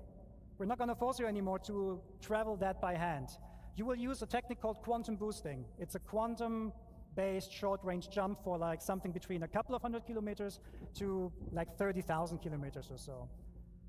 When you use quantum boosting, the process is practically the same, but the quantum bubble will not stabilize itself, so you need to be hands-on for the whole time, and the speeds are naturally, well, slower, but it's not slow, it's still quantum traveling, right? Okay, so Brent, can you boost to, oh, reinforcement needed. Yeah, let's go there, let's boost. Oh, actually, sorry. 7.5 megameters. 7.5 megameters, that's going to be a factor of 1,000, right? I'm just trying to figure out what they're doing to simplify these UI things. Meter. This should be by... Yes. Okay, so yeah. So right now, Star Citizen strictly shows kilometers, which at the scales that we're talking about is not a efficient way to do that. So if anything that's thousands of kilometers, that's going to be your megameters now. And then anything that's millions of kilometers, that's your gigameters. So it's going to keep those numbers a lot smaller, and it's going to keep things neater. Okay, so what Brent is currently showing here is, I think I forgot to mention, quantum boosting works in every direction. You don't need nav points. Nice. Now, you notice, though, that UI that we saw the first time that they showed quantum boosting, it's not here. So maybe they went back on that decision and they decided to leave it more to contextual stuff. Thank you. Which I think is good, because I didn't like that UI. So what Brent is It looked currently messy. showing here is, I think I forgot to mention, quantum boosting works in every direction. You don't need nav points. Really cool. Quantum boosting is gonna be really nice. Brent is awesome, thank you. So this Okay, is so now, 2.5 please boost to thousand reinforcement kilometers is what we would see it So if as there's in nav Star points Citizen and today. you boost, your quantum travel system will pick that nav point to go to. Welcome to Pyro 3. Yeah. As you can see, there's a lot of UI happening right now. There's a lot of context there. And this is not an online demo, it's a single player. So that means all these units there, they're friendly and hostiles, they're probably fighting with each other, which is a good segue to talk about AI improvements. And there's one man who can tell you all about AI. This is the man with the nicest legs at CIG. Well, please welcome Diego Marty Mason. You say the nicest legs? Did I hear that right? Let's see these legs then. I'll be the judge of that. So who's excited to see the new AI changes? He's wearing pants, we can't tell.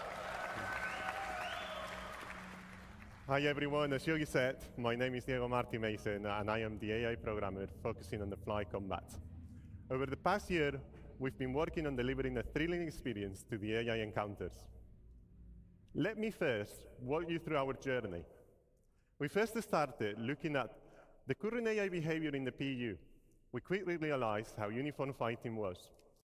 Yeah, I just want to read this because so far they haven't really given me enough time to read through these myself. Recording an analysis of player encounters, having internal sessions with the player experience team, documenting our design intentions, crafting a prototype with all the data, putting it to test, and analyzing the results and starting iterating to achieve the intended results. Okay, And how we all were right, not so using all of the tech collect available to information, us to make a iterate. more interesting experience. We had the foundations, and we wanted to learn more about how you, the players, do your combat encounters in the verse. So we did this by getting combat recordings, analyzing videos, and internal playtesting, where we were hammering each other for hours. It was fun, unless you went up against experienced fighters like they are. Anyway, with all of these data, we started crafting the first prototype, with the focus of bringing that human behavior into the AI brain. When the first version was ready to be tested, I handed it out to If one the of only testing thing that you have experience fighting is the AI, like me, I don't do hardly any PvP, you're a terrible pilot. I say that being one of them myself. Every time I'm in a ship with Schlag, who does a lot more PvP than I do, I'm reminded instantly, oh yeah, this is there's a pretty high skill ceiling that I'm nowhere close to right now. But if they can make the AI more challenging, then we can bring the whole mass of lower skill level players up to a better medium, right? in the team. Yogi. So Yogi, what do you think about my first prototype? It was an exercise of humility. It's really It hard. was an exercise of humiliation. For I him, hated it, and I blame Diego. for humility for him, humiliation for the other So guy. this was due to the AI being able to keep a good range control and a perfect orbit around their target while maintaining a constant fighting solution. Come on, it's a computer. We learned a lot from our initial prototype, and it really helped us to define what we wanted to deliver. A combat experience where the AI gets challenging, makes mistakes, just like us humans. We want players to leave every combat encounter with a feel of satisfaction by encouraging you to keep on the move and make use of the vehicle systems available to you, so you can at least try to win the fight. Let's see how we brought this new iteration of combat to life. We broke down in multiple stages. The first one, interception. Then the main engage phase, which we broke in different tactics: strafer, jouster, chaser, and finally, disengage. Let's switch to the demo. As you can see, Brent has encountered a skirmish. Let's talk more about the combat flow there.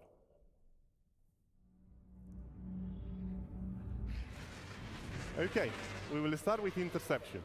After acquiring the target, the primary aim is to close the gap with the target. If the AI is already near the target, the interception phase is skipped completely.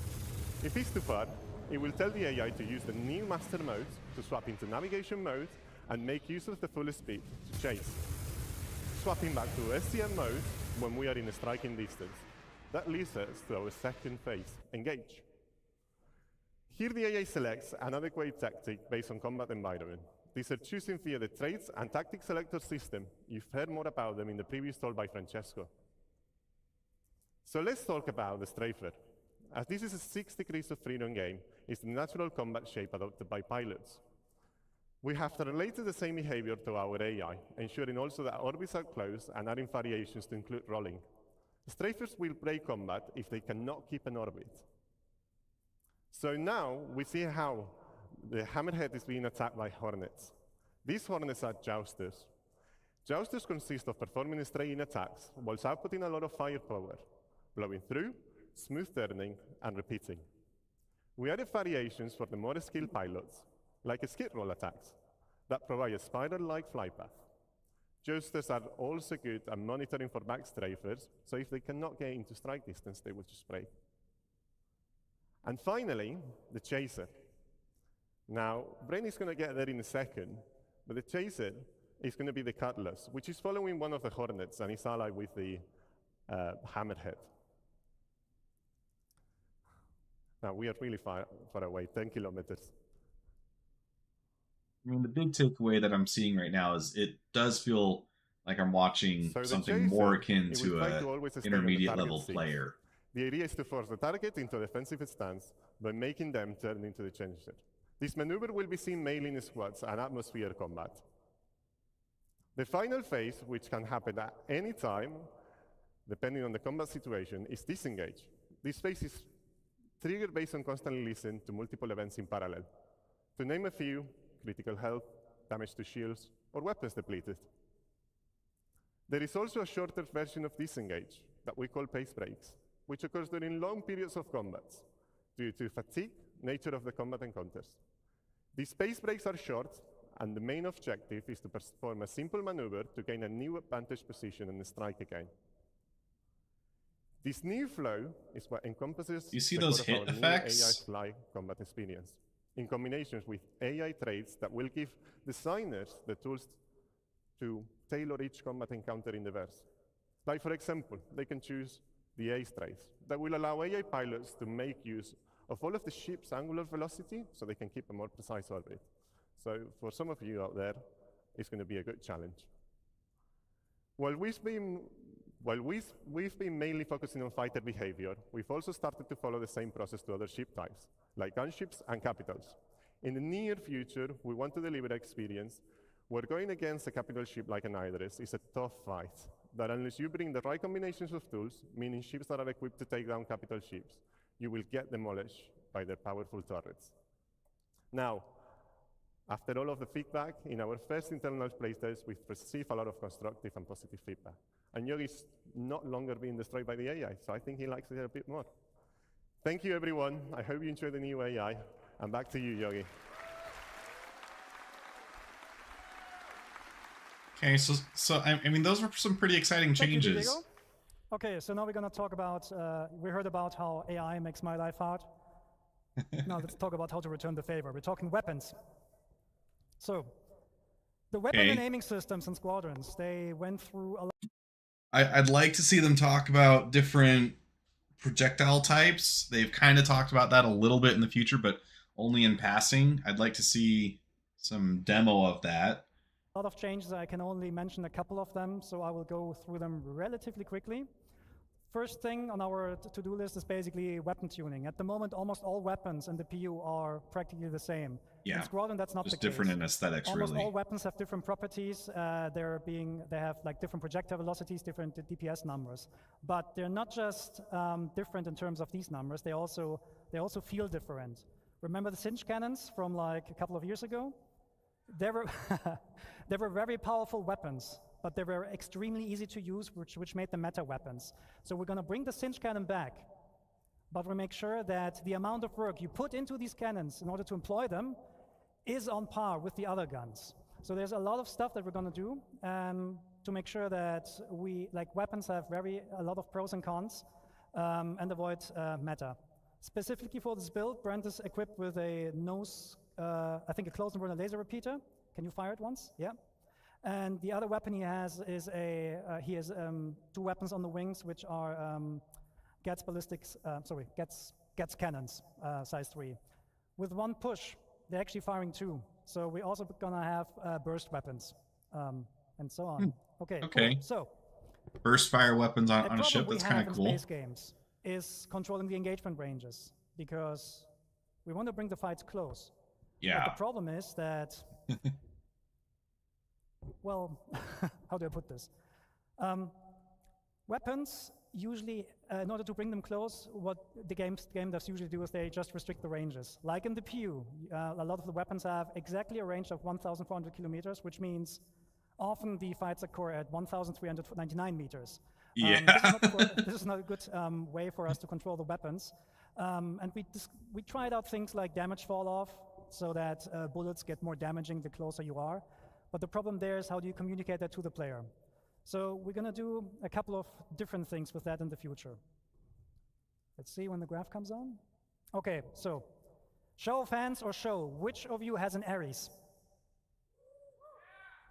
Okay, as an Ares pilot, you might know the following problem. You have a target. You're going to aim at it. And you don't hit it. You, it's actually pretty good in the PU right now. Okay. I need to go back. Okay, there's actually some stuff not there anymore. I don't know. What happens when you aim with your crosshair over the pip is that you actually not aiming at the pip. The legacy system gives you a pip which does not show you where the weapon needs the pip.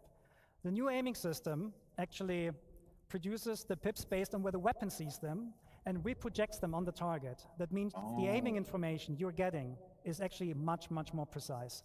And, okay. This is very interesting. Sorry, I said the completely wrong thing. Wait. I'm sorry, I'm nervous. Okay. All right, let's Controlling back up. weapon ranges. Sorry, I'll do it now. Sorry.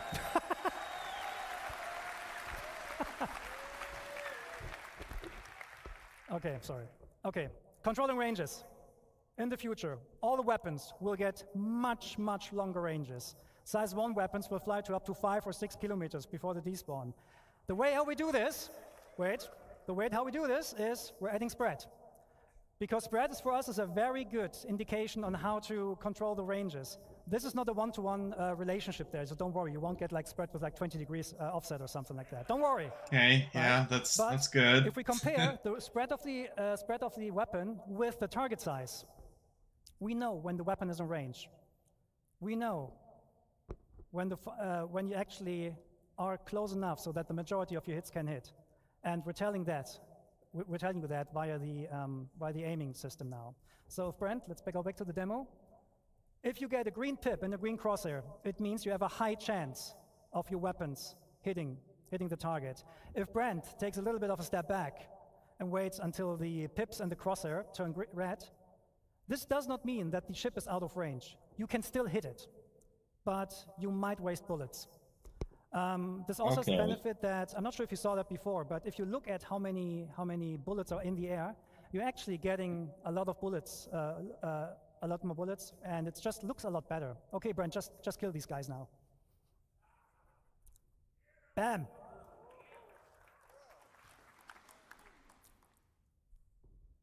Oh, well. Okay, well, I mean, Okay, they're paper so- targets, right? That's not how a buck would go down in the The thing you might have PU. seen is that Brent is loaded with size 3 guns on size 3 gimbals. That means we're removing the N-1 system. That Which is a really interesting reason for that is- change. the original intention of like controlling the performance between joystick and mouse players just didn't work out, and the new aiming system is flexible enough to deal with these differences. So we're just removing it and keep going. So, next point, pip grouping. Which, okay, so my Scorpius has size 3 hard points. Does that mean that I can just step it up to size 3s? Because that would seem to be what they're saying, right? And based on Master Mode, the new trade-off is fire rate, right? So if you're using fixed, they will fire at twice the speed as what they would do if they're gimbaled. So there is still trade-offs using gimbals. If you have different weapons with different projectile velocities, you will get different pips. Because merging the pips makes no sense for us anymore, because the weapons are going to have vastly different projectile speeds. So if Brent, for example, enables all the weapons now, you get separate pips. So let's talk a bit about pip optimizations here. And this is the thing I messed up before. Again, who is an Ares? All right, I have an If you Ares aim currently in at the your game, target, you get a at pip, least until we get wiped. right? Your Ares owners know that. You aim at the pip, you shoot, you miss. Yeah. And this is because the pip is not being shown where you need it. In the future, we're actually Oh, offsetting okay. the pip where the weapon sees it, and then we project this onto the crosshair. Like that. And when you then hit, you hit. No, when you then shoot, you hit. And this is, of course, also communicated by the aiming system. So when the pips turn green and when the crosshair turns green, just shoot. Okay, so now to the actual best part. We cannot take down this hammerhead. It's too big for us. But we can cripple it. Okay, so I like just about everything that they've shown about about UI so far, but I've played a little bit with the master modes, and I struggle to see those little corners. So I'd like to see a little bit of a tweak where we can make these a little more visible, because I'm really struggling to see those. It also feels like they made a tweak with when you have targets off screen. I'm struggling to see those as well. Maybe it's just me. I'm gonna have to hop in today and confirm that, but just something to make that stand out a little The more. weak points on the hammerhead are the turrets. The way we're going to do this in the future is with precision targeting mode. Brent? Enable precision targeting mode? There we go. Okay, so that's ADS on a ship. What this does, it does 3 things. You get this full zoom on the target. You get a lower RPM of Yeah, the it's weapons, 100x which zoom. increases the spreads for more precision. And you get the painting mechanic. Anywhere where you put your crosshair on that ship, it will tell the gimbal system where to aim at. So if Brent now attacks the turrets, your aiming system will automatically lead the shots.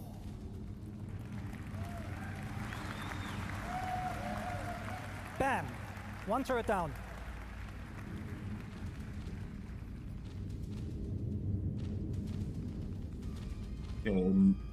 I'm sure they have the This hammerhead hammerhead now understood that it's dramatically not good, reduced just for the purpose it of the doesn't demo. stand a chance right now, but this will be the way how you in the future will fight against sub-targets and so on. The good thing about this, it also works even without painting the target directly, so you can do very, very precise warning shots. And there's no aim assist that kind of like destroys your aiming processes. Okay, so the fight is now over. Sorry, I need to rush this a little bit because I messed up stuff before. And we're going to look at Pyro 3. Okay, Brent, switch to nav mode and bring us down to that landing spot. So Pyro 3 is also called Bloom. It's a very big planet with a nice atmosphere. And, oh, something wrong with the throttle? Oh well, something's wrong with the throttle. We'll try to go down as fast as possible though.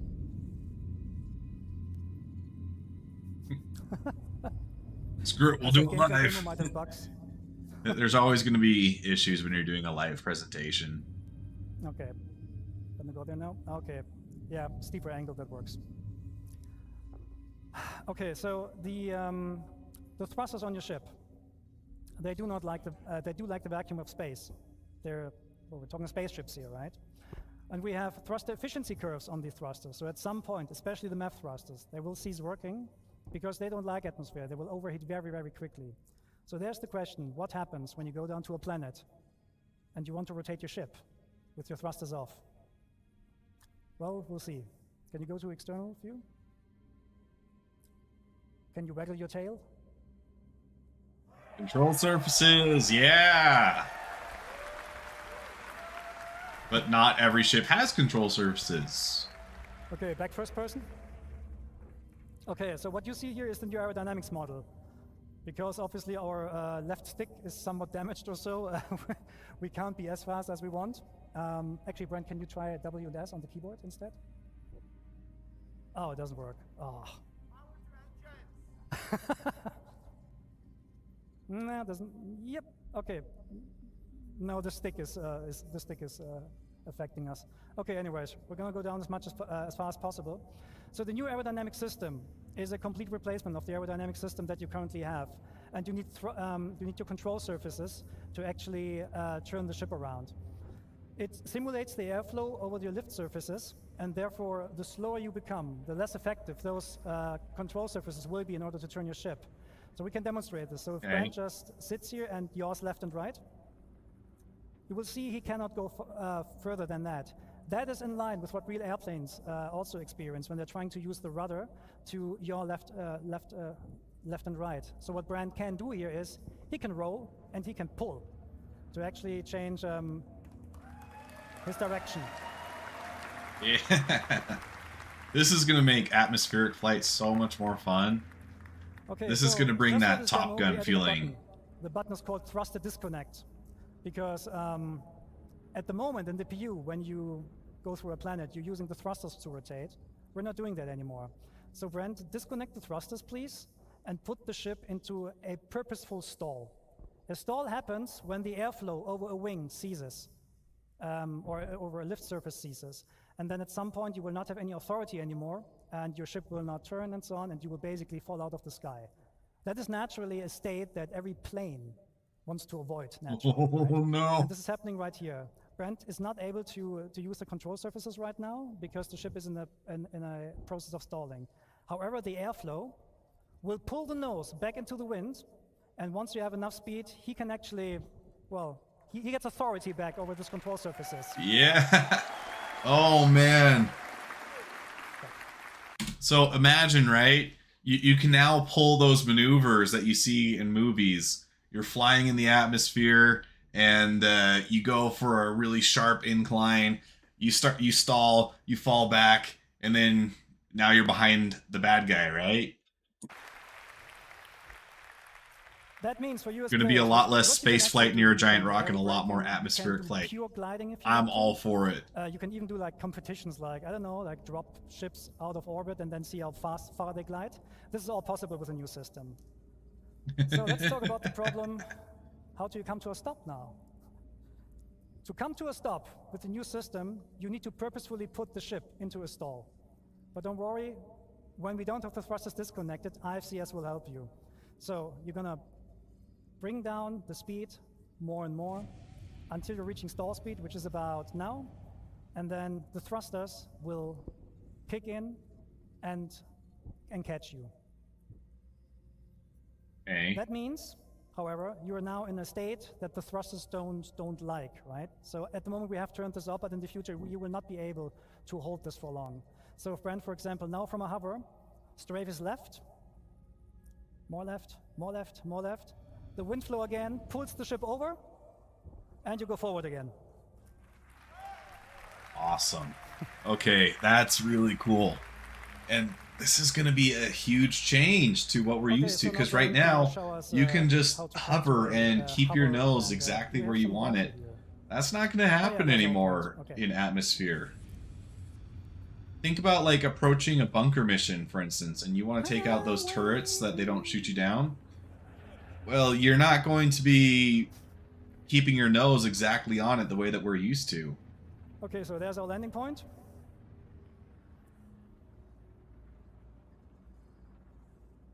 Can become a little bit slower, I don't know, 100 meters per second. So we're trying to land somewhere here. Yeah, I think this is about when I was getting home from the meeting I went to today, so this is starting to sound familiar. Whoa, look at this. Water's beautiful.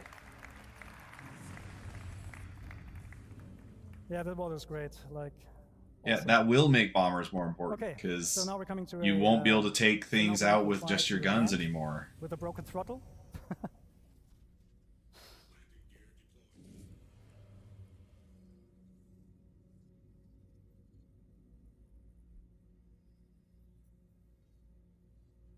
And yeah, he's aided a little bit here by the landing gear. So he has landing Look at gear. the also, reflection of the mountain over because here. that automatically enables precision mode at the moment, We're so getting- that you're a little bit This slower, is but another you can, of course, demonstration of the act screen things out as space they are. reflections that they And then you showed come smoothly down to a landing. earlier with the best way the to Star land your Engine ship is updates. in decoupled, because you can just like very smoothly land it on the surface.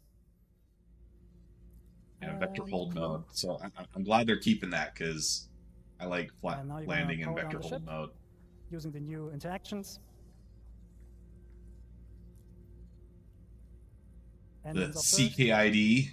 Then we're in the relaxed pose again, as Ines showed before. Power off. And the canopy off. No, open, not off. Don't put the canopy off. Canopy off would be And get out of the ship. eject. And probably go for a swim or something. Okay, that was a bit of a buggy, bumpy ride, but thank you for taking the time with us. All right, really cool stuff that they just showed. That is a massive change And from we'll what see we you in the verse. currently Thank you. have. Then they take the lunch Thank break. you so much, Yogi. Everybody, it's time for lunch. We'll be back around 2:45, so get yourself some food, get yourself some aspects that you know from Stanton. So on the right, as you see, the food court that Adam is going to be showing you. All right, so now we're back into what I was present for the first time. Living on the Edge, yeah. So some keynotes. Assets look great. We've got a dramatically expanded library.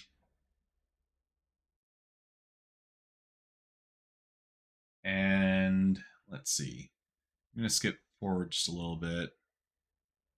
So they're showing some of the pathing that they're doing now. Yeah. Versus more open spaces when you have. Basically, you want to in design the combat places to setting, in have open more spaces, you tend to playable be a bit area. more You should stationary have because different of, routes that you can want to feel take. more secure. So there's a bunch of new stuff coming as well.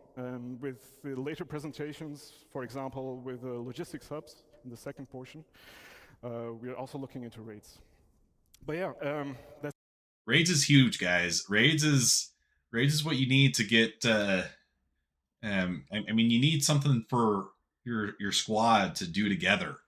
Right now, all we've got is bunker missions, right? And we have harder bunker missions, but we need something that requires more people. Something that I mean, you can necessitate players by having different mechanics, right? One guy's in charge of holding the door open. The other guy's loading cargo. So raids is a big deal. This is showing the dramatically expanded library asset for the outposts that they're doing. It started off, we had just these middle ones here, very, very limited. Now we've got a much bigger asset library. We've massively expanded our module library in terms of. Let's see, I'll go back just a little bit.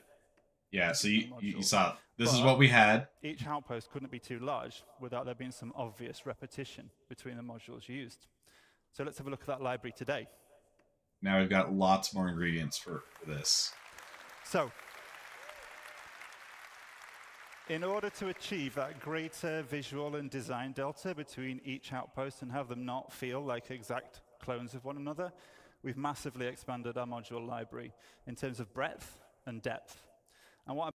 And the thing that I like about this presentation that they're giving is it's clear that they're looking at these locations more as playable areas. Okay, right now Star Citizen has the problem where we have lots of pretty things to look at, but not a lot to do with them. And when you're designing areas in a game, you need to think about what players are going to do in those areas. Is it going to be like an FPS level? Is it going to be where they encounter some hostile enemies? Is it a social area? Are they going to do some shopping there? Are they going to talk to people there? So it feels like as they're going through this presentation that is a lot more front and center in their design process, which makes me really optimistic for these future environments. We go broad by making more modules with different purposes, and we go deep by creating multiple thematic overlays for each of those modules as well. I'll go into what that means a little bit in a minute. But the challenge of a sandbox location like this, as you can see, it's not about building a single unique location. That can be quite straightforward, to be fair. It's about giving our artists and designers the building blocks, the affordance to build multiple locations that all feel somewhat different, even if they do share that same basic DNA. So it's about creating both the ingredients at the same time as the recipes, and making sure all of those flavors work in harmony with one another for both visuals. I'm going to skip forward a little bit. The main takeaway is that you should be able to visually identify a location based off of the objects that you see there. If it's a mining area, you should see some mining buildings, and that will kind of dictate the other subtypes of buildings that you see there as well. If it's a social area or a trade area, that's going to be where you pick up cargo as well. So he makes a few comparisons there. They are adding new derelict settlements. Yeah, this is one video I do want to see. Because this is what I'm talking about when I'm saying, you know, think about places in the context of the gameplay that you have there. And we can start to see more FPS level like stuff in this video that they're about to show. The new derelict settlement.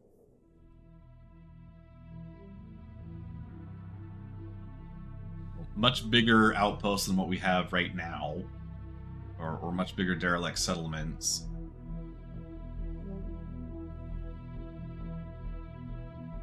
And one of the questions that I have with this is, when you're designing these more intimate FPS areas, you need ways to force the player to get on their feet.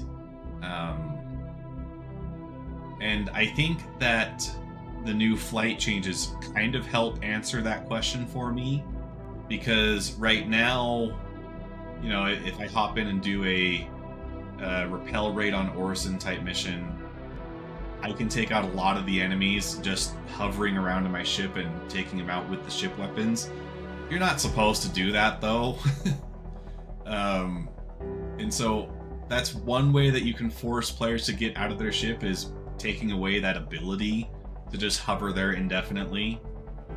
So that's a good step in the right direction, but you can also create the spaces, they can be really tight, right? And so you can't actually fit your ship there. You can also add turrets that just adds a suppressive amount of fire if you get too close. But this just got me thinking, what things do you implement to make players have that FPS experience?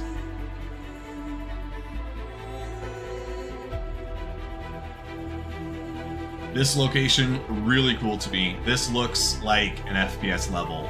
I can't wait to take on combat in this area.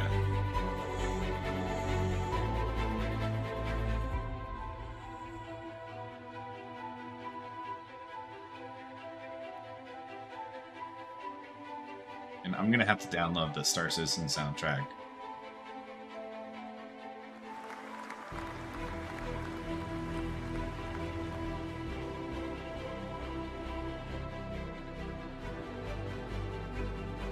mean, imagine hiding behind cover, you know, as you're walking up this metal gangway.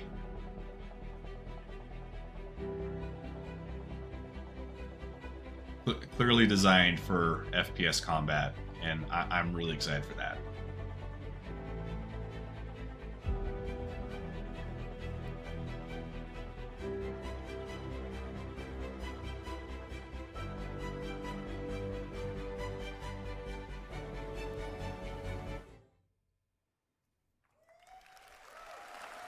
Really cool stuff.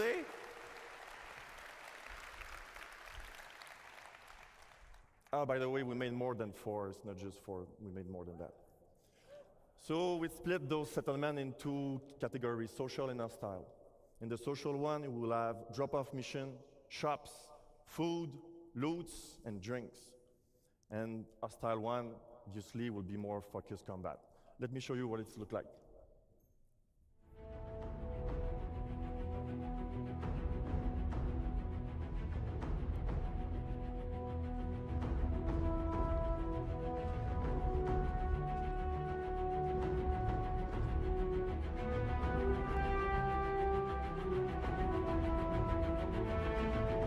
This video, I don't know, not as impressive as some of the other stuff they showed. It's a delivery mission. It's one of those things that until I do it myself, I don't know how I think about it, or what I think about it, I should say.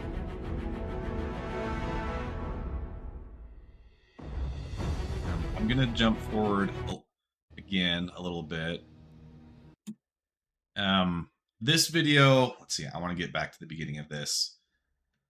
They talk about how, depending on your reputation level, you're going to have different interactions with the NPCs that are in that location. So if you are really, really in tight with the Roughnecks, then when you go to where the Headhunters are, they might not like you. This guy's name is Adam Sanders.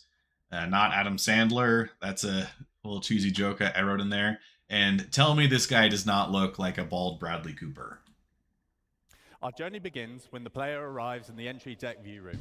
The entry deck serves as the first barrier between the outside world and the interior of the station. I'm really excited about a lot of the stuff that he's talking about, because we're talking missions in big space stations like Ruin Station or Checkmate Station. Established.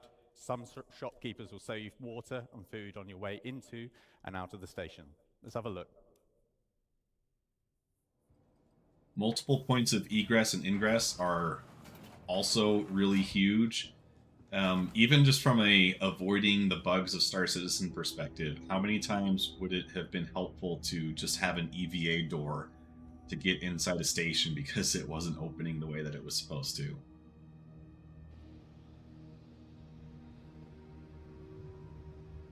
I mean, imagine coming up on that little turret there. You have to figure out a way to disable it, or it's going to shred you to pieces. Or you figure out an alternate route like they're showing here. It kind of turns navigation to more of a puzzle, which is great. And this kind of thing actually gives me a little bit of pause, because you see that he moves the box that he can get up into the vent here. Well, what if you're the second player to come by? Does that mean that that box is now there and the puzzle's already solved for you? One possible solution is maybe you have this kind of puzzle placed in a location where you're going to have opposing goals. So, for instance, this player wants to get into this shaft, but maybe the next player that you send over there, they're trying to get to a different part of the building, so they need to move the box again. It's tricky. How do you have puzzles that need to be solved by everybody? Because in a single player game, it's fine. You just design a puzzle. There's only one player you have to think about, but puzzles in a multiplayer game are a little more challenging, because how do you have it be a challenge to the next player if it's already solved in a persistent universe?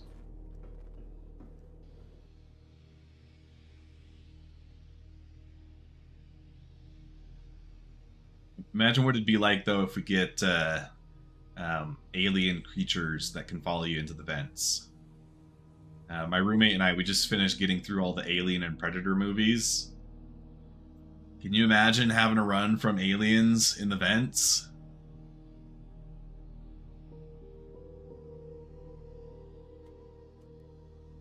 And I think I might have jumped over it, but he did mention that they've added 6 planets and 26 stations with Pyro. Really cool. 26 new stations to play with. I also have a question here in my notes. It says each station will feature a unique look and layout. How in-depth does that go? And the reason why I asked that question is, technically, that's true of all the stations in Stanton, right? They're built with a modular system, and all the R&R stations, they are unique. They have a unique look and layout. But that's pretty shallow when you think about it, right? All the R&R stations do look pretty much the same, even though the layout may differ slightly. So when they say look and layout here, how big of a difference does that make? Khan touched on reputation earlier. Let's see how that is applied to the stations. So how does the reputation gate in the entry deck affect gameplay? What happens if we have good reputation? So if you had good reputation, you could go straight through. This is no fuss, and it's the quickest way to maneuver through the station. However, you've got to put the time and the effort in to get to this point. What happens if you neutral reputation? So you might be waved through, maybe you have to pay a bribe, and you don't want to pay, so you're going to have to find an alternate pathing. Or you're going to have to build up your reputation. If you have bad reputation, and for all you naughty ones out there, I know some of you exist, this applies to you. Right, we're going to keep watching for a little bit. You're going to have a tough time. I don't want to skip over this part. This part is pretty good. Via other pathways. Reputation is going to mean something now. This is another thing that we talked recently in one of my videos. Reputation right now is just a means of getting more money more fast.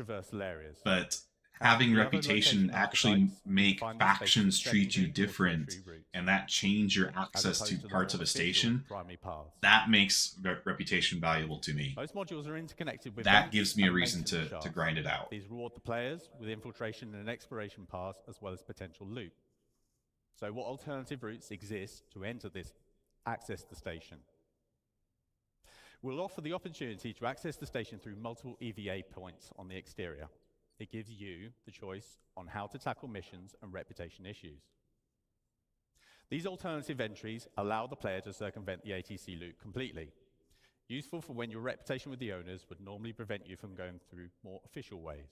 Or if you have crime stat, that provide content, you're not allowed to land at Everest Harbor because you have a CS3, or against the owners of the station. So you can get into the station through another means and still take care of business. Common sublocation to the stations.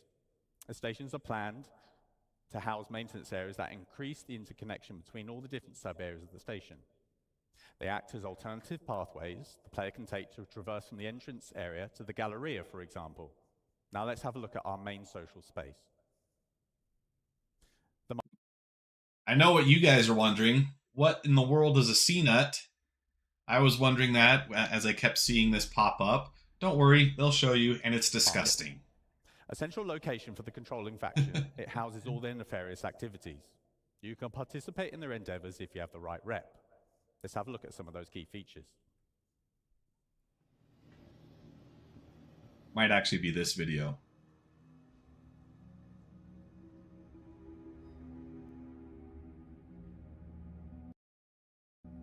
Sorry, didn't mean to pause at that time. Right here. Thank you. This is another idea that we talked about with reputation. If you want to get nice stuff, then you should have to grind out reputation to get it. We've got lots of different varieties of guns already, right? But you can find pretty much all of them anywhere. But no, reputation should mean something. You need to make it so that if you want to get the really nicest stuff, you're going to have to grind out a lot of reputation with specific factions to get them. And as they add more and more guns into the sandbox, that means that they can put some of those weapons out of the loot pool entirely, and you have to get them through reputation, which is going to be a huge boon to the system at large.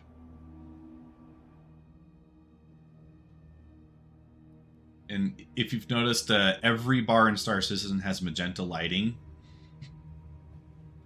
So I guess in the future, that's how you find bars. They're just magenta every time.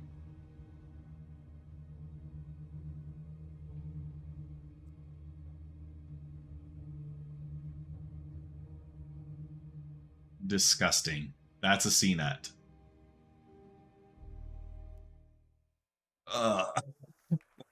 That makes me queasy just seeing that. That is... No thank you. So the market is a social hub, and a good example of mixing social and gameplay space, as mentioned by Khan earlier. Another reputation gate can increase reputation, mission givers... Kind of just reiterating what we saw in the video. You're going to have puzzles now. You're also going to have these internal airlocks and these abandoned sections, or abandoned outposts, or stations, I mean.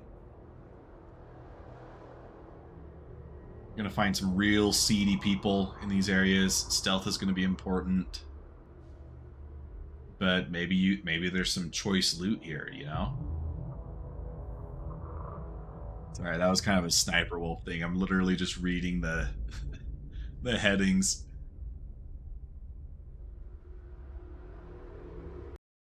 And I hope that one of the ideas with the upcoming features will be things like alien creatures, you know, environmental hazards that you have to avoid. I mean, what if there is something like a xenomorph roaming around one of these things? And so the risk that you take is extremely high because you're probably going to die. But hey, if you do survive, maybe you find something that's really rare. Like, maybe this is how you get a military multi-tool in the persistent universe.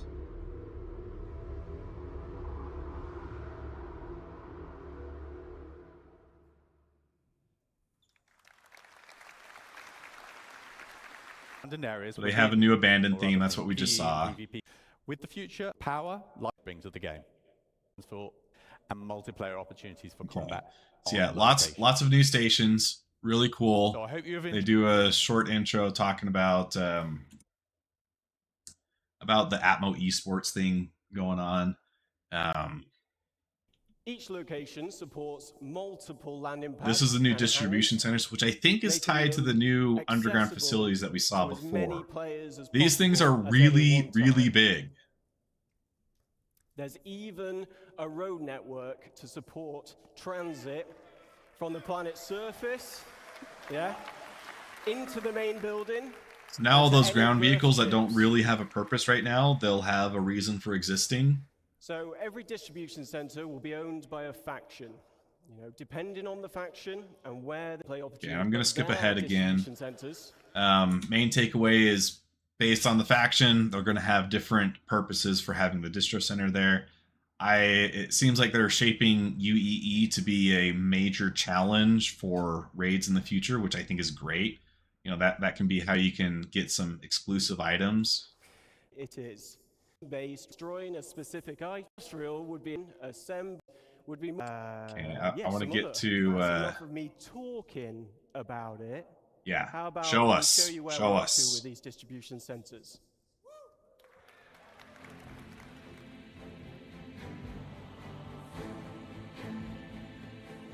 And with it being in gray box, that makes me optimistic that they might actually have these here in 2024. The progression is white box, gray box, and then final art, right? And this is also being done by the Montreal team, so they've been kicking names and taking bum for a really long time. They've been really killing it in most of the projects they've been given. So it makes me optimistic that we might actually see these pretty soon.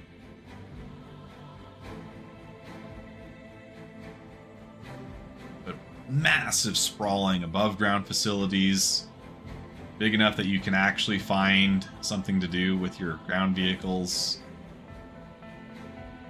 I mean, this building is the size of a very large battlefield map.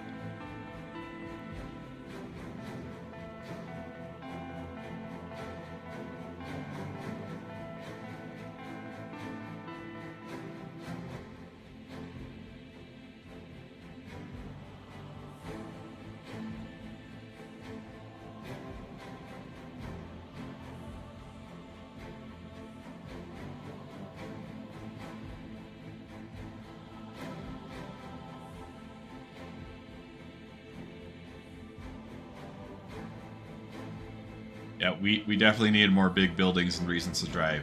Yep. and we need roads. Like, I mean, going off-roading is fun, but in an advanced society, you're gonna have lots of roads too. You know, nice, easy places to drive. Thank you. So to talk you through the corporate spaces at these locations, please welcome Rainer Rick to the stage. Okay, and they quickly get into another video, so I'll just let it keep playing. Hello. So my name is Rainer Rick. I'm a lead environment artist at the Montreal studio, and we've been working with John's team on the distribution centers.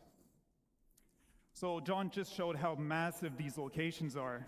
He also presented the industrial sections on the ground level, and I'm here to present the administrative area of these facilities that the Montreal team has been working on. So they're located above ground, just below the tower highlighted in the picture. I think he's talking about the entire teal area and here, interact with the administrative personnel. because what he's going to show is going to be way too Accessible big via for the lifts just and the the yellow. hangars, I think and it's the also whole the industrial teal area. sections we saw earlier. In addition, we've added also landing pads in front of the lobby, specifically designed for smaller ships and ideal for short stays like pickup or delivery missions. And we can't ignore the fantastic views we have from these platforms. A reminder of the vastness of these facilities. And it's really Now, kind of cool to let's step see inside this the lobby. massive You'll find industrial the building atrium, which is a surrounded by central all point those of the pine administrative trees. area, providing access to various locations of the corporate space. Within this space, you'll find the reception desk, and as a newcomer, you'll be expected to report here first. So here you can hand over your deliveries or pick up packages and earn reputation points with that faction. So also expect to see corporate ownership reflected through branding, color schemes, and product placement throughout the corporate hub. And with the use of overlays, we'll be able to swap these out depending on the ownership. And here's an example with Grey Cat showcasing their vehicles and some shiny armor. One of the ugliest armors in the game. Back on the topic of reputation, as it grows, you can expect to gain access to the executive office spaces. From here, you'll meet with unique quest givers, and depending on your reputation level, you'll receive various mission types, either friendly Imagine or if hostile. what's finally, the first name of the Herson guy? the Imagine if he distribution gives you a centers mission were to go designed as an evolving location. take We've built care this with of one future of his expansion family in mind. members. And in So the you back of come the to one of lobby, these for facilities example, for an doorways could assassination. eventually lead to additional office space. A lot of opportunities there. Enough talk. Just before I show our progress so far, I want to give a big thank you to the Montreal team for their work on the administration area. Thank you. And as John mentioned, we're still in gray box phase, so just keep that in mind. But let's take a look.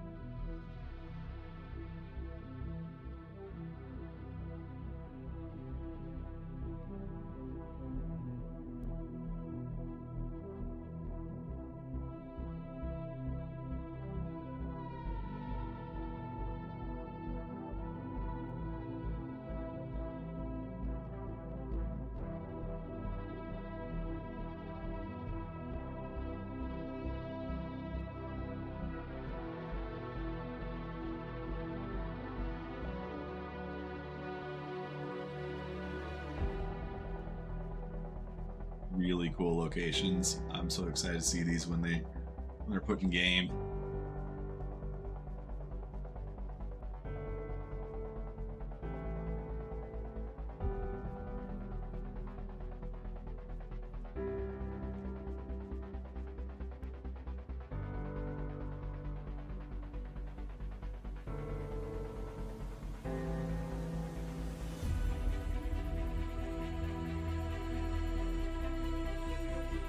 And maybe it's because the it wasn't ready at this time, but this seems like they're not using the new hair in these clips, right?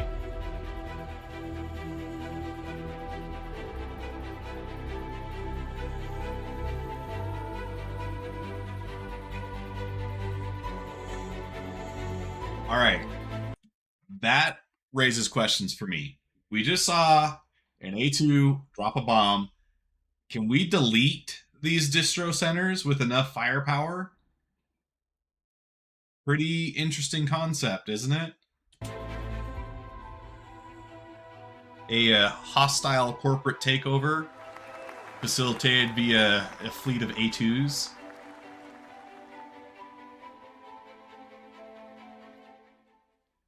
Otherwise, why do you show the bombing run? Thank you very much. Right. And now let me welcome back John on stage. He's going to continue the presentation. Thanks a lot, guys.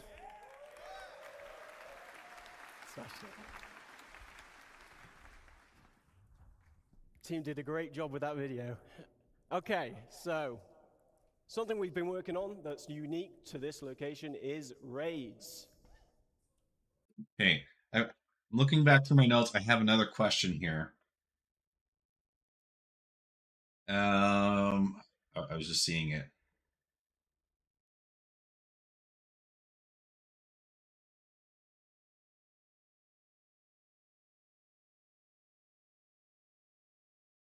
Oh, yes. Okay. So if we're adding all of these FPS playable areas, right now we have the issue where if you go into a bunker and it's been used recently, you find piles of bodies in there. And that doesn't add to the immersion. It kind of breaks things. So what are we doing to fix that issue going forward? Persistence is really cool, but I don't really want to see the bodies from the last guy who did a mission there. I want to have the feeling that I'm there and the risk is high, and you know those bodies, they kind of give some of the surprise away, right? So we need better methods than what we currently have to get rid of them. So that's one of the things that I've been asking myself as we're showing all these different locations is what are we doing to get rid and clean up these areas so that it stays fresh for other players. High risk, high reward Raids, operations. talked about this in another video. I'm so excited for this. This needs to be a mission that, by virtue of mechanics and difficulty, demands more players involved than just trying to do it solo. In order to succeed. So these raids will have you breaching the interior of the main structure, highlighted here. Now, each interior will comprise of rooms that reflect the location's specialism. For example, a shipping focused distribution center will have rooms dedicated to the storage of cargo. Looking to the future, we're planning on having distribution centers with subterranean levels that will be accessed from this interior space. These will expand upon and increase the difficulty of these raids. I didn't catch that the last time I watched this. So this does tie into the underground facilities that we saw in a previous video from CIG.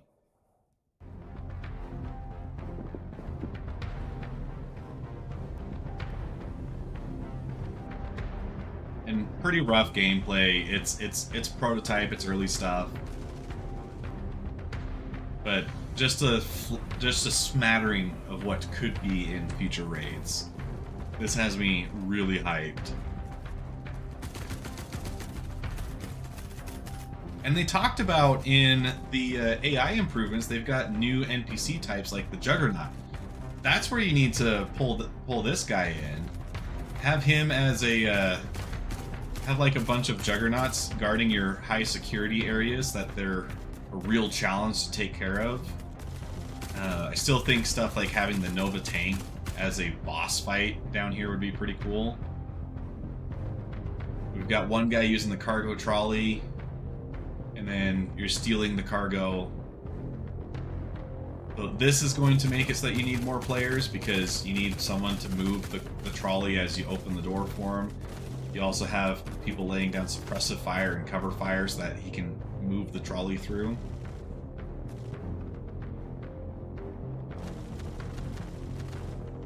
Yeah, just getting creative with ways to make it so that other players are a necessity to complete the mission. That's how you get that co-op in. One of the best experiences that I've ever had in gaming is successfully doing raids in Destiny 2, because when you actually pull off all those mechanics and you get everything to work right, it's such a trip. The team took a more aggressive approach to getting inside and taking what they wanted. But this isn't the only approach you can use. You know, multiple points of egress allow you to be stealthier, and it may make it easier for you to avoid obstacles in your path. Now, reputation will also tie into these raids. Missions will have varying objectives depending on the player's reputation level, and dynamic events may also be triggered during the raid, so players will need to adapt to an evolving situation. This could range from dealing with additional security personnel to other players arriving to defend the location against you. Something else we've been prototyping is how we can utilize the multi-tool to create gameplay puzzles. Physically interacting with the environment around you changes the puzzles for everybody. With multiple add-ons for the tool available, you may have to get creative when finding a solution to the problem in front of you. In this next video, we show you how using the tractor beam attachment can open up new paths to your objective, but it's up to you to decide what path you can create with what is available. Let's watch the video. Which, this whole concept to me is really cool. There is no audio to this one, so you know, a little bit of an L on that front. I think a lot of people were confused, because I was checking out Salty Mike's footage of this as he was streaming too. People were asking questions about it. No, there's no audio in this one. Your computer's not broken. You can still hear my soothing voice, right? But using the boxes to create little platforms that you have to run across, love it. And then that's kind of the end of his presentation. Now, obviously, let's jump forward a little bit. Location and Rochin.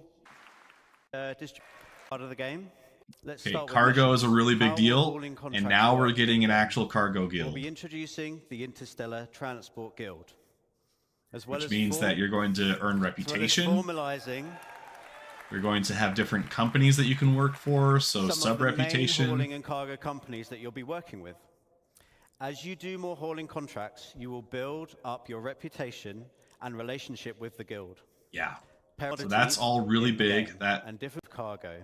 we're going to get more properties for cargo, which is also really good. I talked in my most recent video about how we need a dramatic expansion to the number of commodities that are available for trade, and it seems like they're moving in that direction.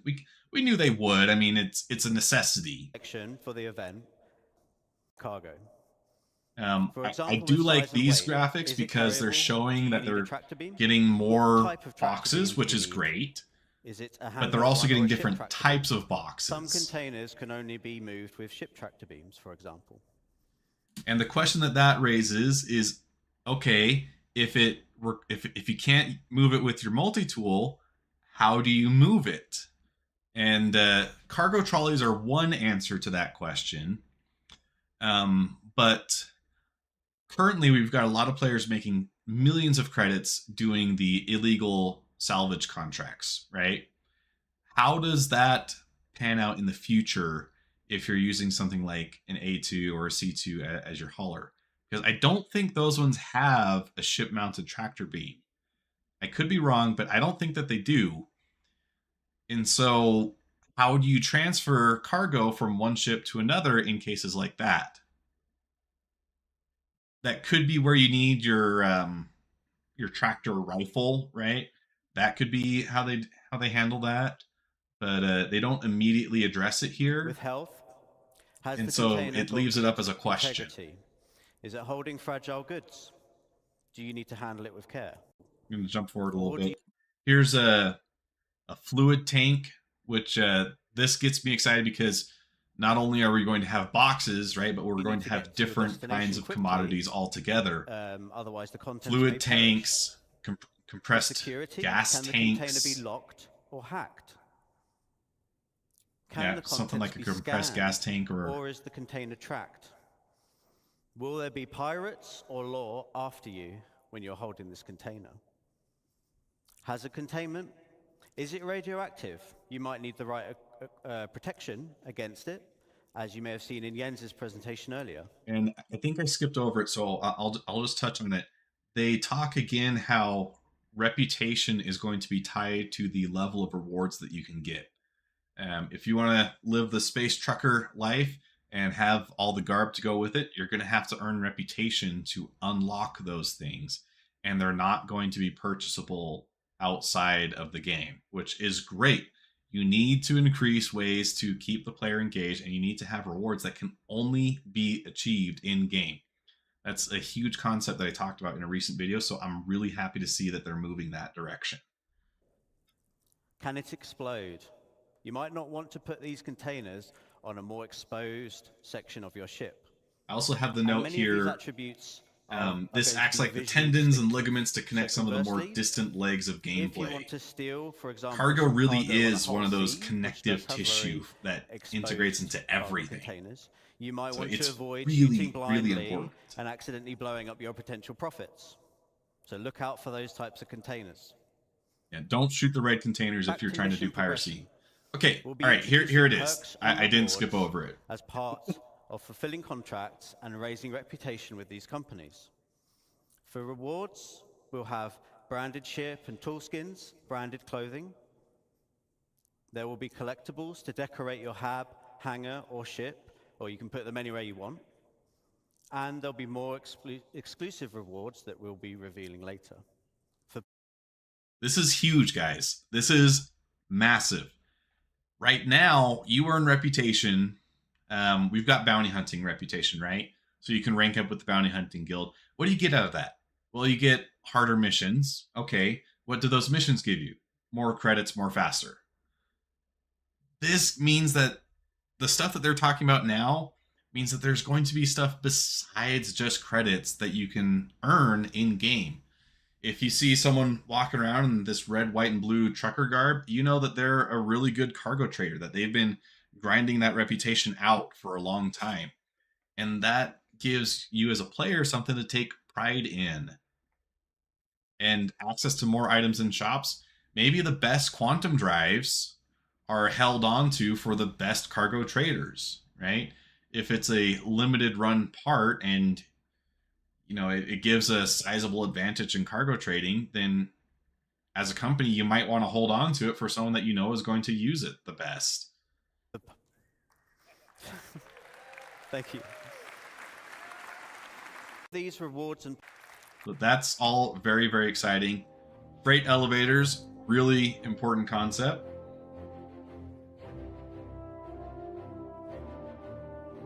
This is going to revolutionize how we're interacting with cargo and our ships.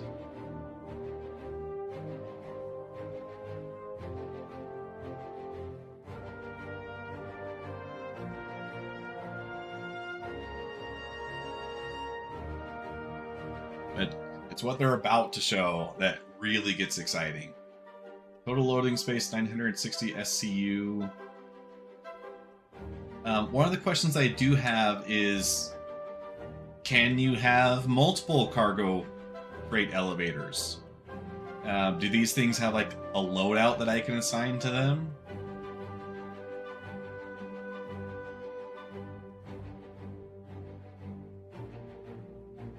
And a lot of it will depend on what the kiosk interface will look like. See, this answers kind of the question for how you load a C2 in some respects, but it doesn't answer like how do you transfer from ship to ship. No.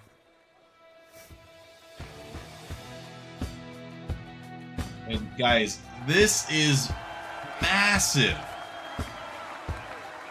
Right now, it is such a chore using ground vehicles in any sense of the word, because you have to go to a location that can spawn those ground vehicles, and they're not actually that common. So you're making a special trip every time you want to use a ground vehicle. This is going to make it so that you can just pull them from a kiosk and load them onto your ship while you're in your hangar. So this makes that ground vehicles, they're actually going to be a lot more fun to use because it's not going to suck every time you want to pull them out.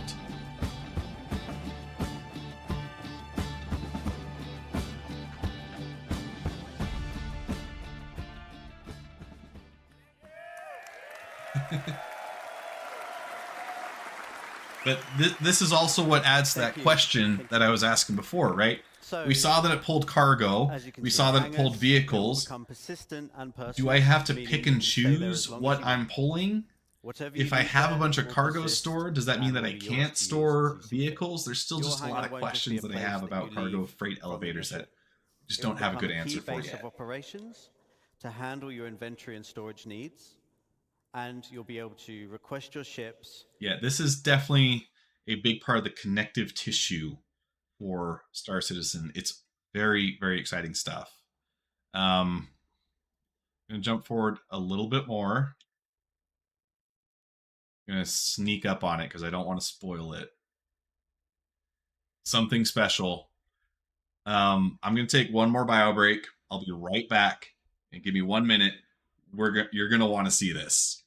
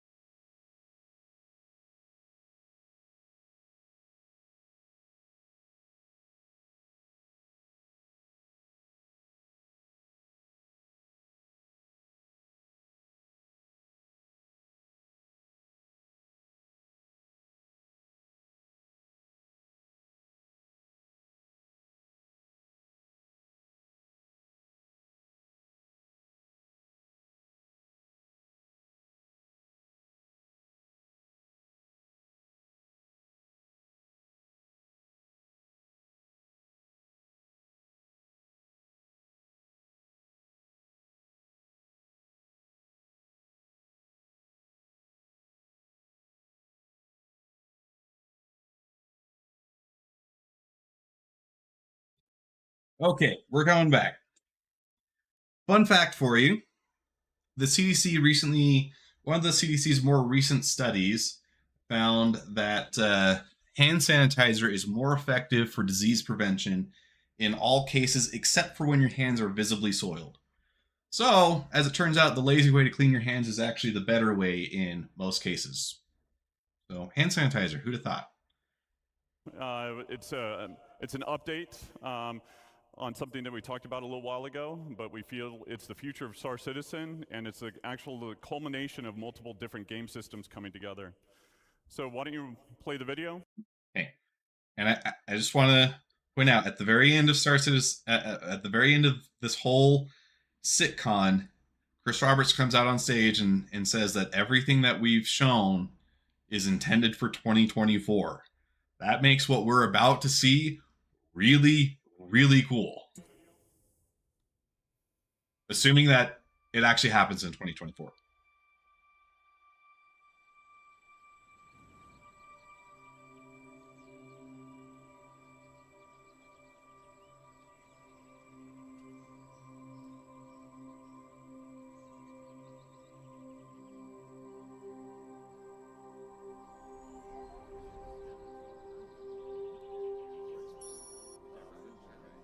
Stanton 4, Stanton system. Do you see that word? Land claim. It's happening, guys. Player bases.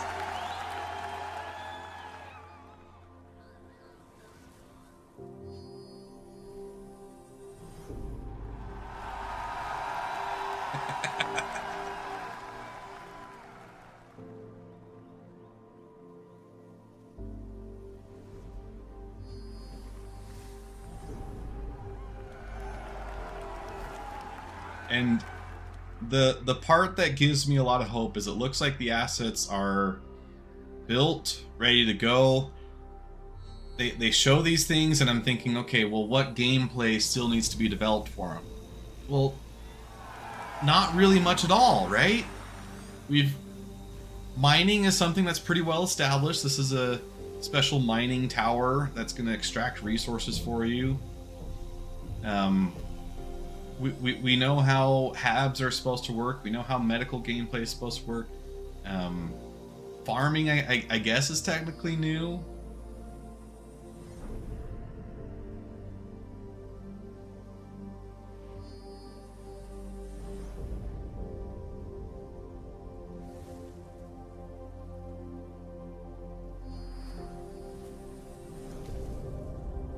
This is a vertical farm here. It's a rotating vegetable garden there. Really cool. One question this does raise in my mind is, does this mean that the outposts that we currently have are going to be changed to look more like the player buildings? Or do they want to keep those visually distinct to let you know whether you're looking at player buildings versus NPC-owned buildings?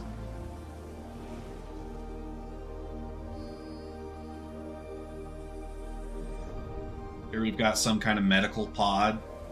But, I mean, medical gameplay, we kind of know how that works. It's probably going to get expanded, but we can start, right?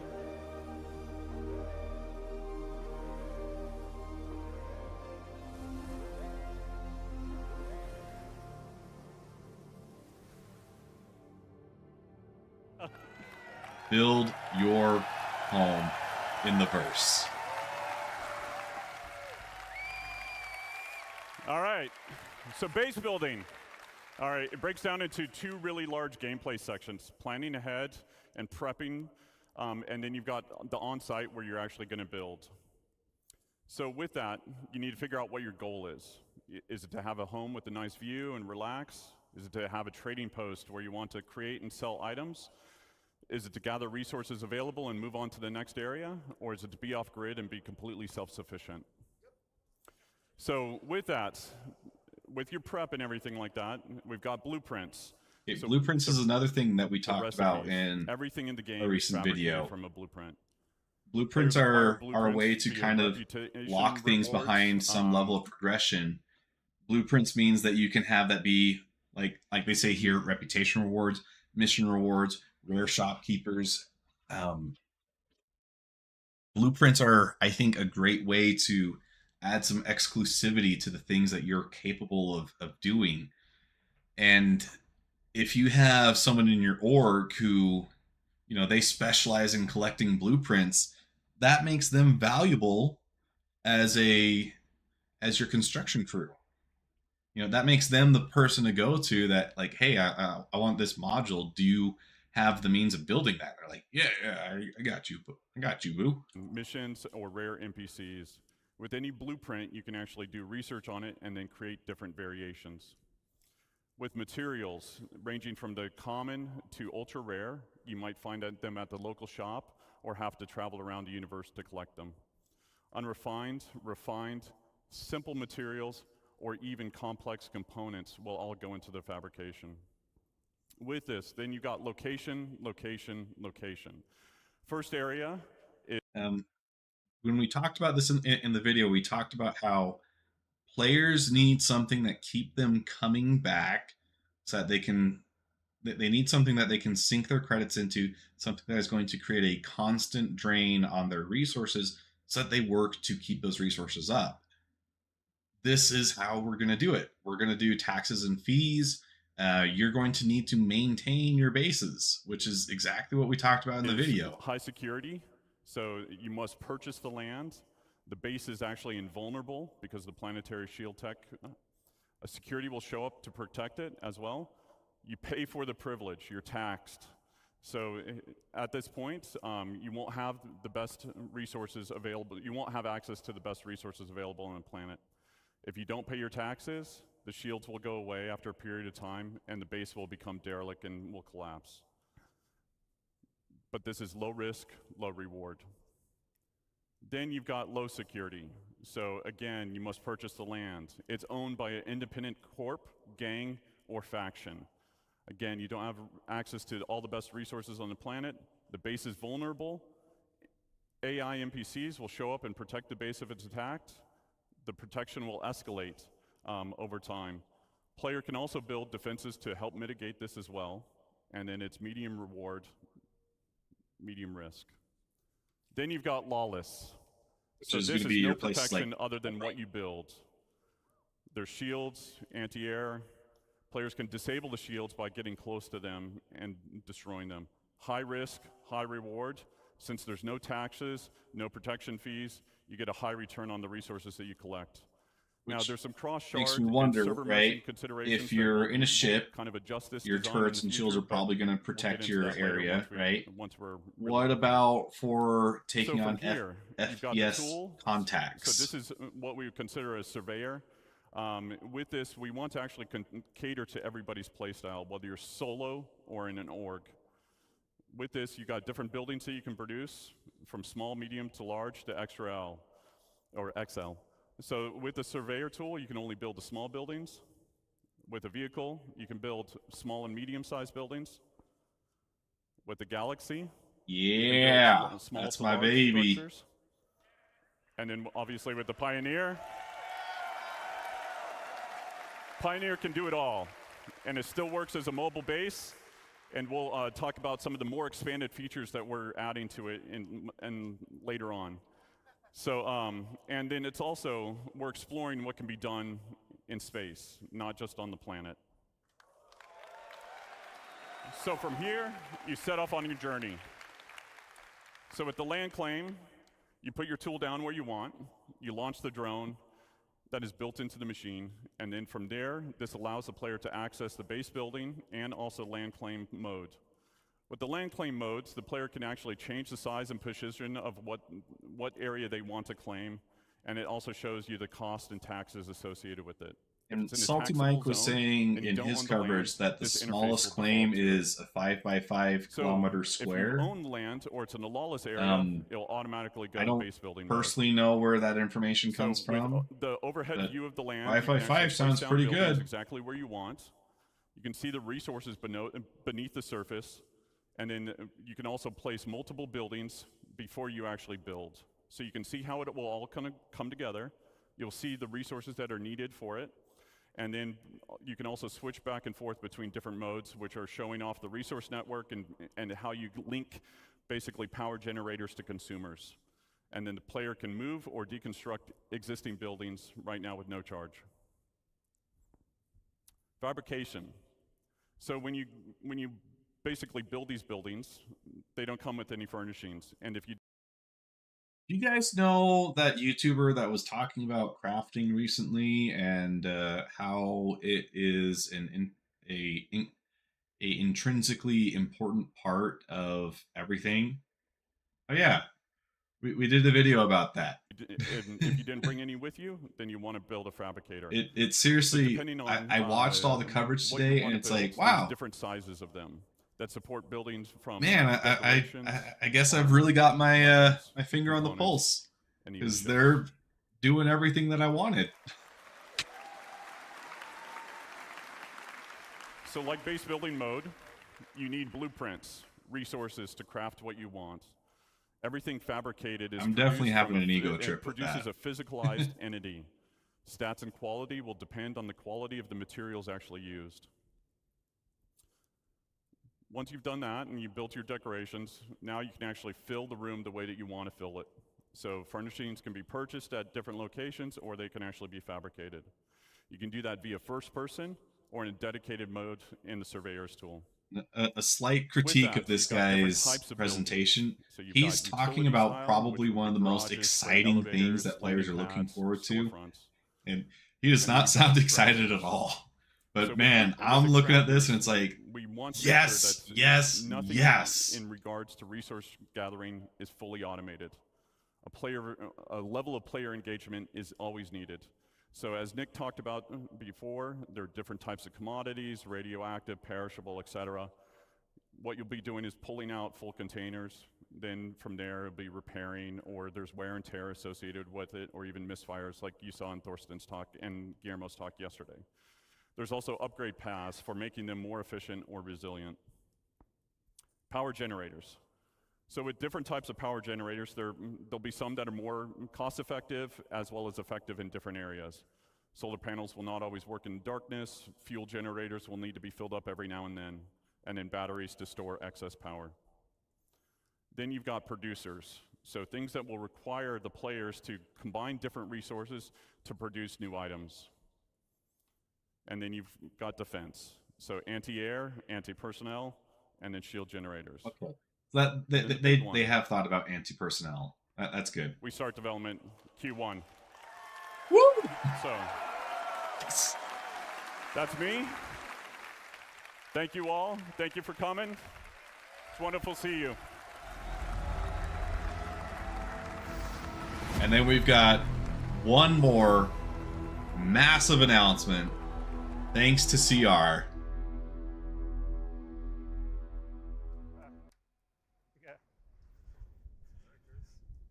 Hello? Hey, everybody. I'm going to let CR do his introduction, and then we're actually going to switch to YouTube because, unfortunately, the version here on Twitch, I think there's a little bit of an audio desync once the video starts.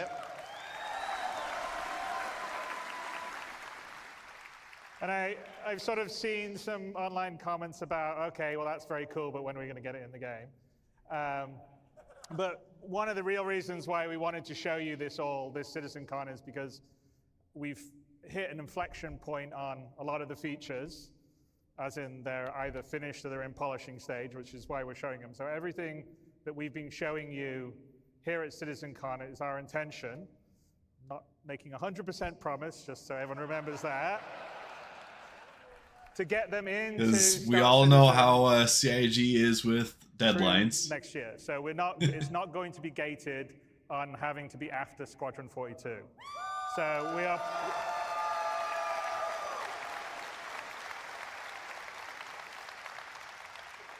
So we're planning over the next, Q1, Q2, Q3, Q4 of next year.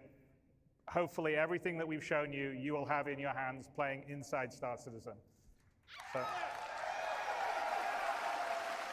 It's great news. Usually, I said this before, usually we're looking at SitCon as like 2, 3, 4, 5 years out. This is the plan for the next year. So this feels a lot more tangible than anything before. Release every 3 months and make sure the old system worked while the new system was working, so we could actually really polish the features, which I hope you could see when we showed you the updated UI stuff, the updated FPS stuff, the updated flight stuff. The character stuff, which is something we're very proud of, because this is, after all, an MMO. You want to have as much freedom to create the character you want to create. So, as you may have guessed, and Brian Chambers may have let slip a bit earlier, we are feature complete on Squadron 42. That's huge, guys. That frees up a ton of developers to now start working on the PU. So we might see some major shifts in the progress. From me today, because first of all, you always get very angry at me when I give dates. Well, because you missed them. So if you don't miss them, then we won't be upset. When I know that we're fully about ready to print the Gold Masters. But it won't be just yet. But we prepared, the Squadron 42 team prepared a small video for you. I may be lying, it's a bit bigger than small. It's huge. It's really good. To give you a glimpse of everything we've been working on and what the gameplay looks and feels like. So let's roll that. Okay. There was an audio desync, so we're going to switch to YouTube to watch this. Oh, this is a really good video. You guys should check this out. The thing's a beast.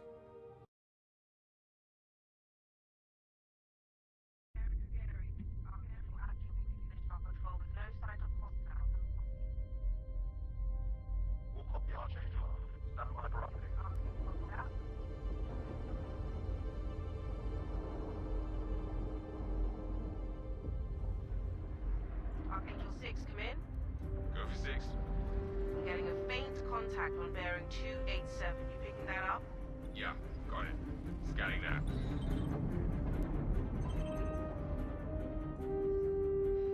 We're clear. These clouds are looking pretty Commercial vessel good. Make 3. Provided that the civilian traffic is restricted under lockdown. Copy that.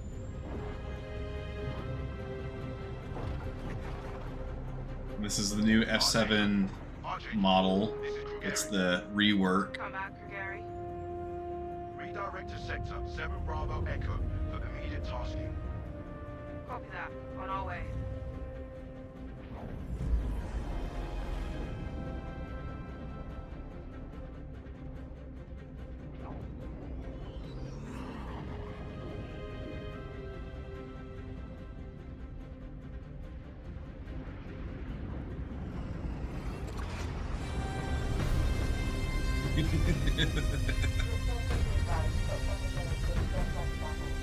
Oh man, I'm geeking out just as hard as the first time I saw this. I love the bagpipes too.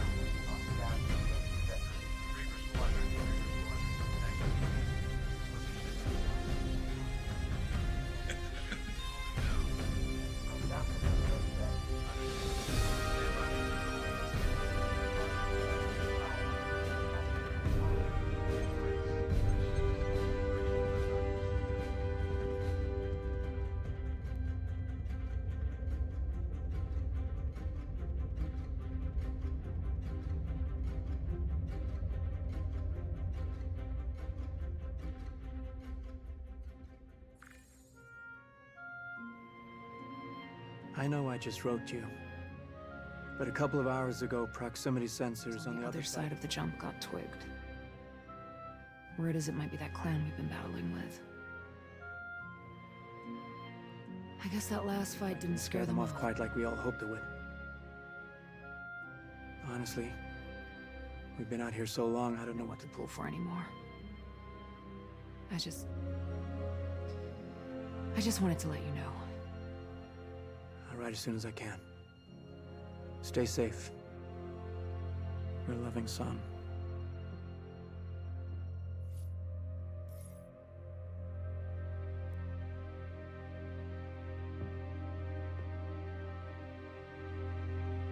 We're seeing those new character tools and hair generation in action.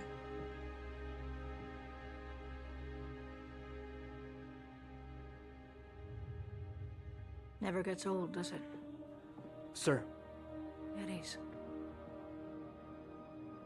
I used to do the same thing when I was first coming up. Post up to the flight deck whenever I could to watch the launches.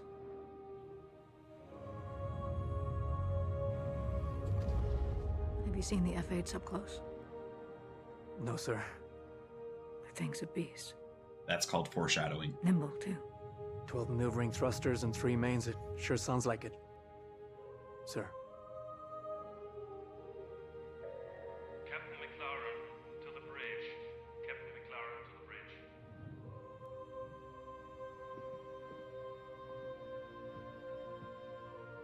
I saw you apply to the Flight Academy again. Yes, sir. Keep your head up. Took me a couple times before I got in. Thank you, sir.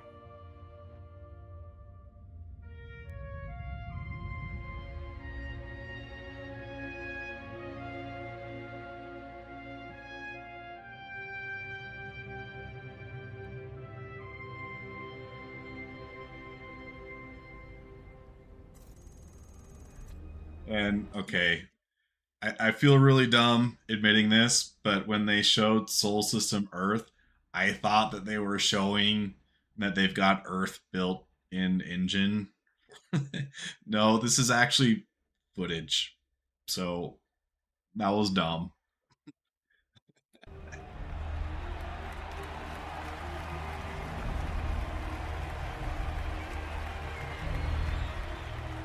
Welcome to Cloud Imperium Games Manchester Studio. I'm Chris Roberts, and I'm pleased to announce we have just passed a major milestone. Squadron 42 is now feature complete and has entered its polish phase. To celebrate this milestone, we've gathered some of our core leadership together to share what this means.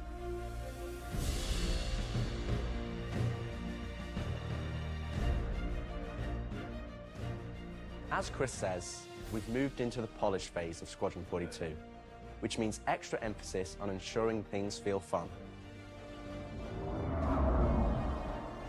This means focusing on the small and large elements of the game, such as dialing in combat encounters, but also looking at the feel of how you control your character or vehicle and making sure it's immersive as possible. We've paid extra attention to how your character reacts when in their ship, so that you feel like an actual pilot, whether that's firing your weapons, taking hits, or punching the afterburners to get to cover. Ship AI has also seen huge improvements, with closer engagement distances and more varied behaviors. And with our new precision targeting mode, the action has never been as close.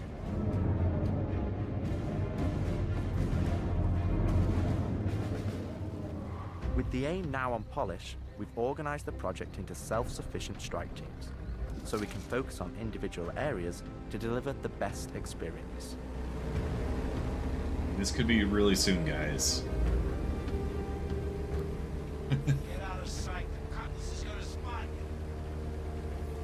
This allows us to bring all disciplines together with a unified vision of enhancing the gameplay by seamlessly blending it with polished visuals, final cinematic performances, and our ever-improving technology. That water simulation. You didn't see the boat, kid. You're good to keep going.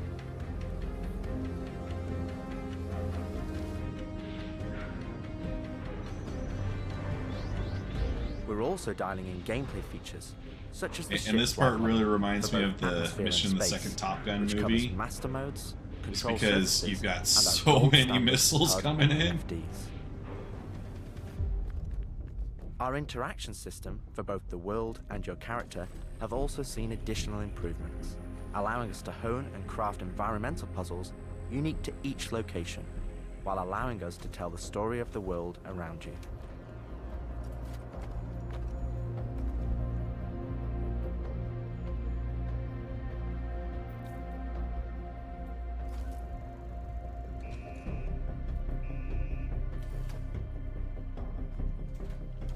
The military multi-tool is an essential piece of equipment for every pilot that integrates all attachments into a single handheld device and allows us to create really interesting challenges. And the question that gives me is there going to be a way to get your hands on a military multi-tool in the PU as like maybe a super rare reward for a mission or a super rare lootable thing? Power down your ships and stand by for processing.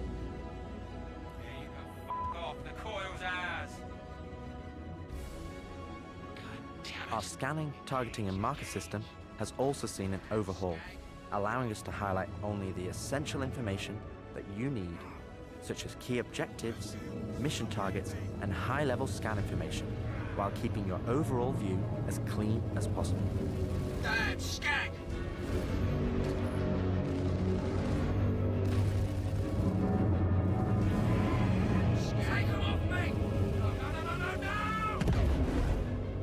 Tactical FPS combat and stealth, which has seen a suite of improvements, from improved looting, weapon feel and balance, realistic scopes, and smoother locomotion, alongside our new and improved FPS radar and scanner that provides you an overview of the battlefield, but at the cost of ramping up your own emissions.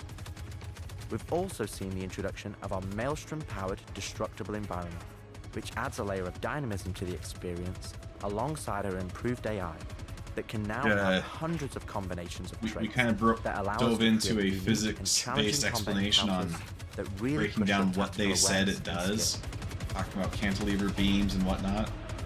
Really cool concepts. This is basically, it seems like Maelstrom is almost to a CAD simulation level with the kinds of calculations they're doing, which is really cool to see. It's going to be simplified, of course. CAD still takes a really long time to run, and it's a lot more accurate, I would imagine, but this is a really cool way to get an approximation that gives realistic damage and destruction.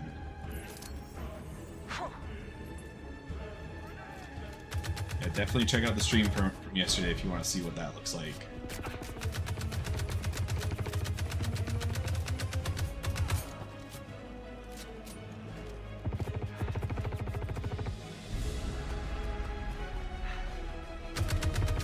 see that new movement tech working with the slide.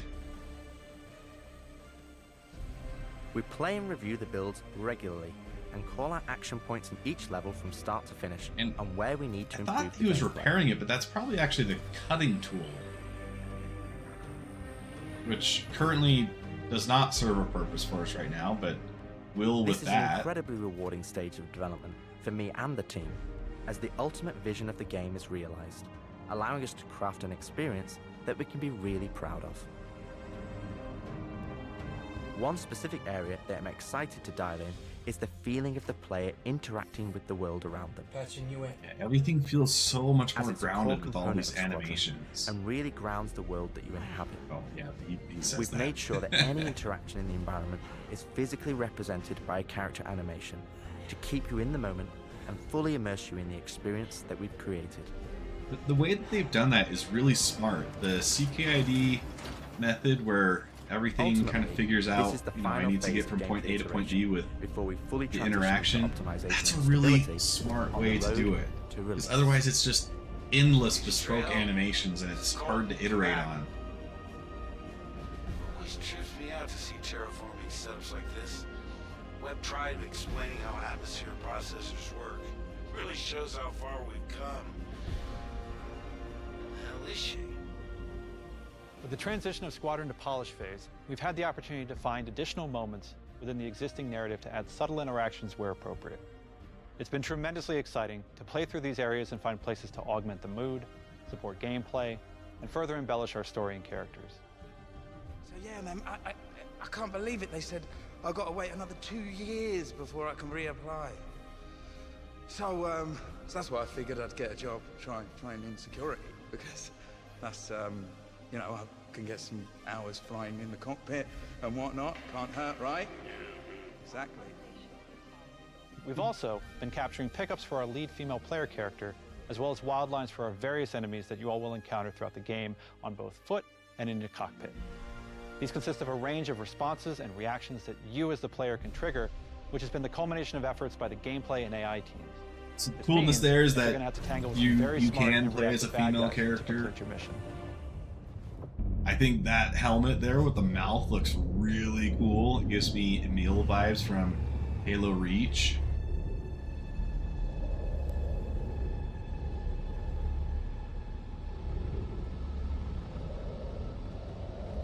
At the heart of this immersive adventure, you'll find cutting-edge cinematic storytelling, thoughtfully crafted to fully immerse you into your story.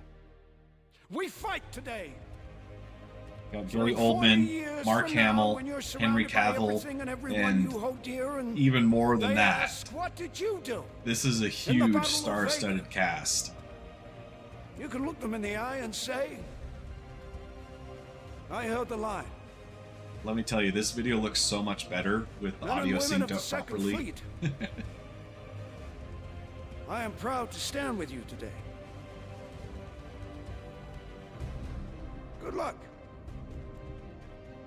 Bishop out. Nice speech. Any word from the recon team? Not yet. Let's I get can't into remember this position. guy's name. Is it Stanley Tucci? Or is that the other bald guy?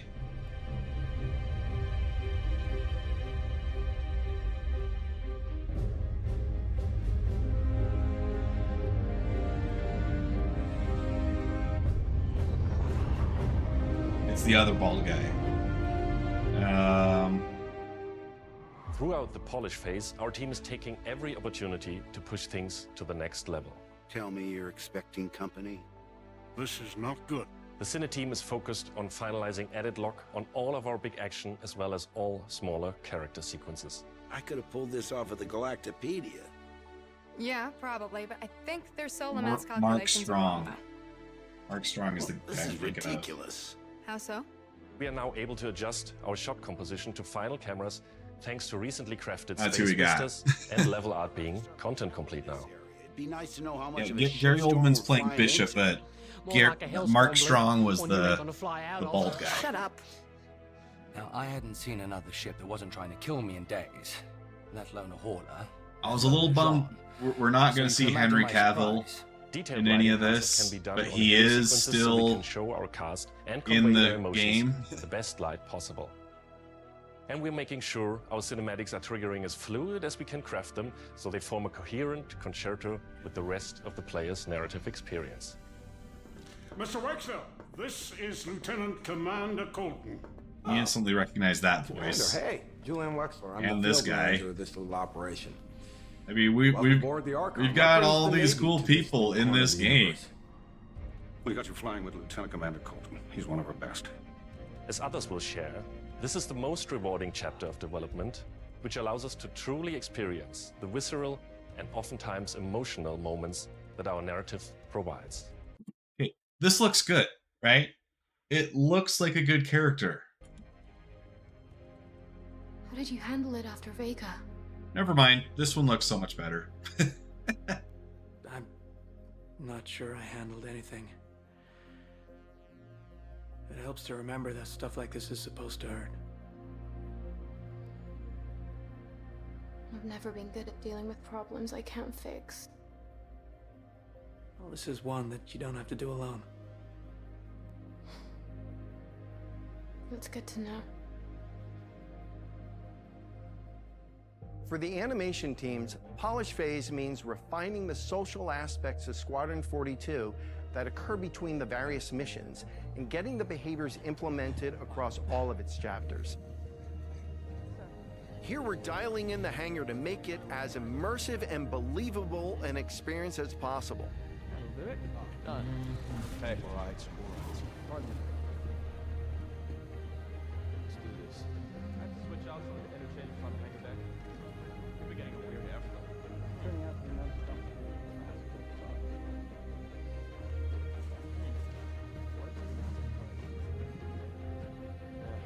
I feel that. Anyway, I'm off. For example, we're launching off a space carrier, but we still ground the feel in real-world actions, refueling, repairing, and inspecting, and making sure that your next flight mission is a success. This means we're looking out for pops, hiccups, or awkward transitions, and ensuring that everything flows and looks like all the great mocap performances we've captured.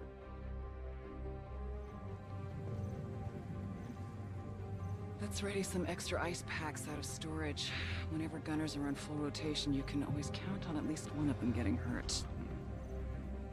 We also have you covered in everyday life. The medical staff work diligently for their patients, whether they're players or crew.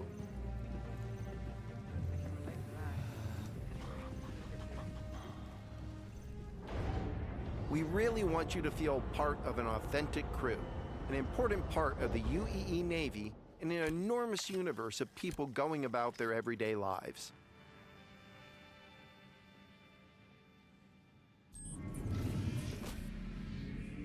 Let's go ahead and clear for takeoff. Ground crew, prep bay for takeoff. Copy that. Hangar, ready for launch. Takeoff approved, Baron 2. You have the ball.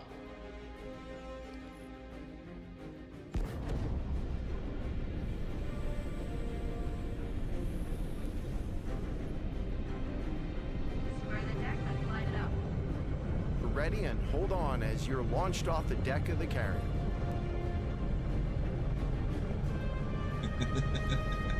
Baron 2, you are cleared for launch. Have a safe flight, Baron 2. Oh man, does not look good. We want you to not only decide how you play the game, but to feel as if the people you interact with are in that world with you. Yeah, he just flagged you with a shotgun. At least his finger's off the trigger. Damn, this R97 is sleek as hell. Like a lot of other weapons in Gemini's arsenal, it has a higher rate of fire than most guns of its type.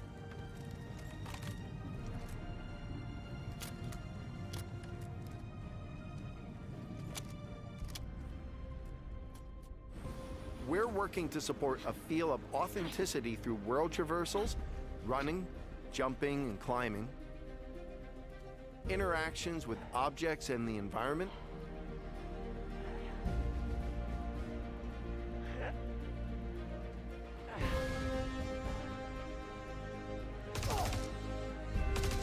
weapon gameplay and enemy reactions, as well as combat realities, such as weapon malfunctions.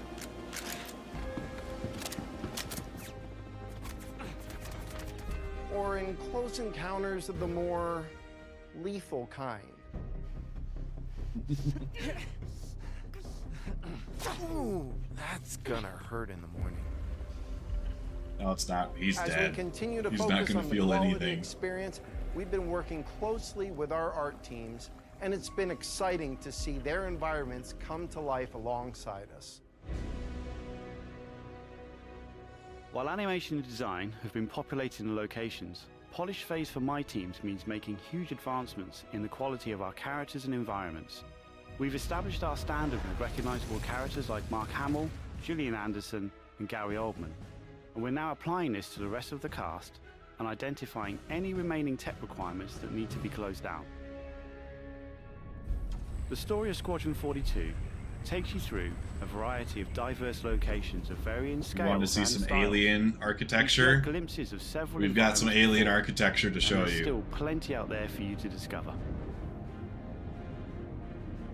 One of the main challenges the art team has had to face during the development of Squadron 42 is ensuring the visuals are complementary to the narrative of the script. Oh yeah, this is a huge The mood improvement. and feeling of a space is The kind of stuff that they have shown from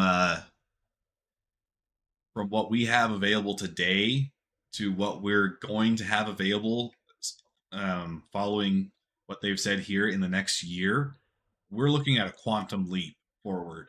The graphical improvements are huge, but man, I don't want to rehash it because I'll just geek out for another just as 7 important hours, to but us as it is making sure we it have the looks visual incredible, quality and I think that we're CRG actually going to has see become it. known for.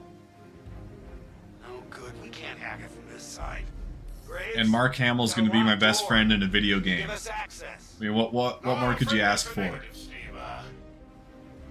I would have to add you to our system to give you override permissions, and there's a lot involved in that. It won't happen quickly. Okay, we'll figure something out. State of the game at the moment is the best I've ever seen it.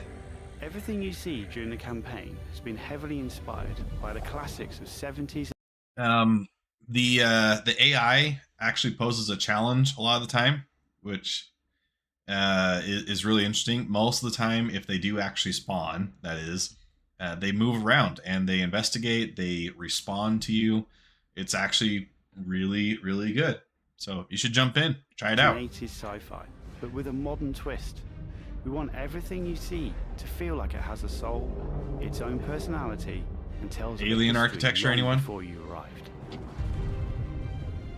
Lightning storms in space.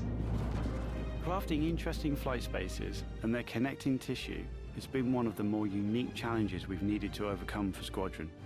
Developing our VDB tech to blend seamlessly between tighter traversal These environments spaces look and into wider incredible. space vistas and planets has proved incredibly difficult but rewarding, ensuring that Squadron flows seamlessly from one chapter to the next, without interruption. Creating a diverse array of locations is essential to us. Our environments need to work from a variety of scales. We need to pay close attention to detail, whether we're working in a dirty engineering vent or navigating the debris of a dying star, wondering what may be around that next corner, or even who may live there, how would they have survived, and what state of mind may they be in. Yes, I've been speaking with engineering. They think it might be a problem. Yeah, I'll make sure. I've asked them about it.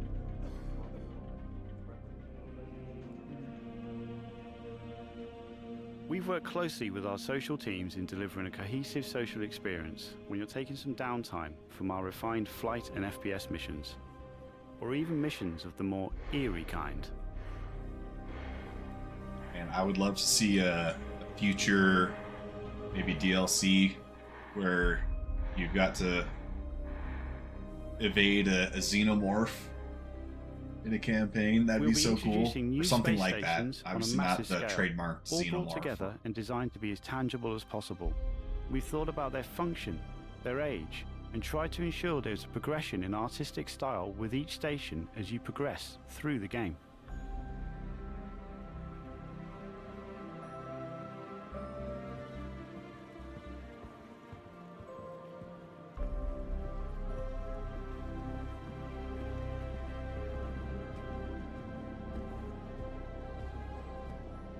As you can see today, the teams are working incredibly hard, ramping up the detail and quality to match the breadth of our vision for Squadron 42. Now, I know you're all asking, when can I play it? When can I play it? When we have the locked release date, you will be the first to know. Now, we're in polishing phase on Squadron 42. You will start to see a lot more things coming to Star Citizen, as well as overall progress on the persistent universe. The polish phase can take some time. We have come this far, and we want to make sure Squadron 42 delivers on the promise of being this generation's Wing Commander. Now, even though there's only a few of us in this video, I'd like to extend a big thank you to all our staff around the globe who've been putting their heart and soul into bringing Squadron 42 to life. And I would like to thank everyone in the community for your patience and your support. To paraphrase Admiral Bishop, when people ask, what did you do in the development of Squadron 42? You can look them in the eye and say, I held the line.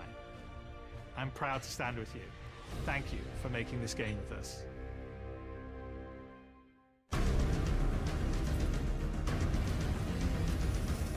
Yeah.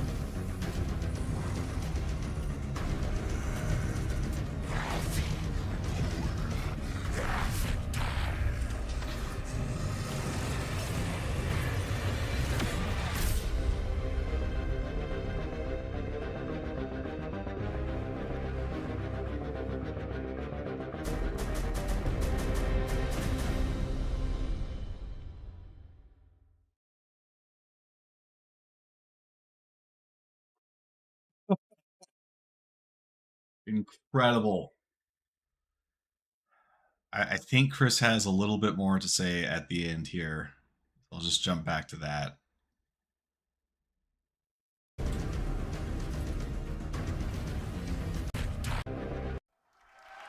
Here we go.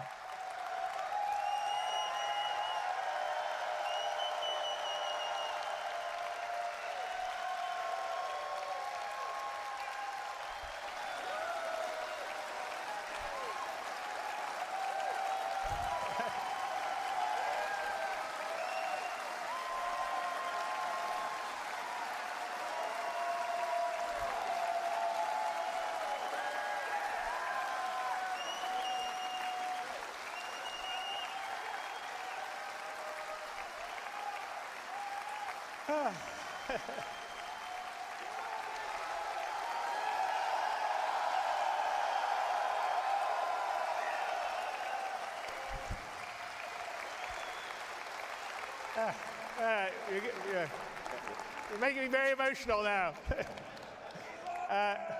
Thank you so much. It's been definitely a long time coming. We're, as you can see on that video, that's Squadron 42 gameplay. So we are really dialing it in and polishing it, and we're really proud of what it is. I mean, anyway, I think it's going to be something I'm very, very proud of. So I can't wait for you guys to play it in the. I'm not going to say when, but anyway.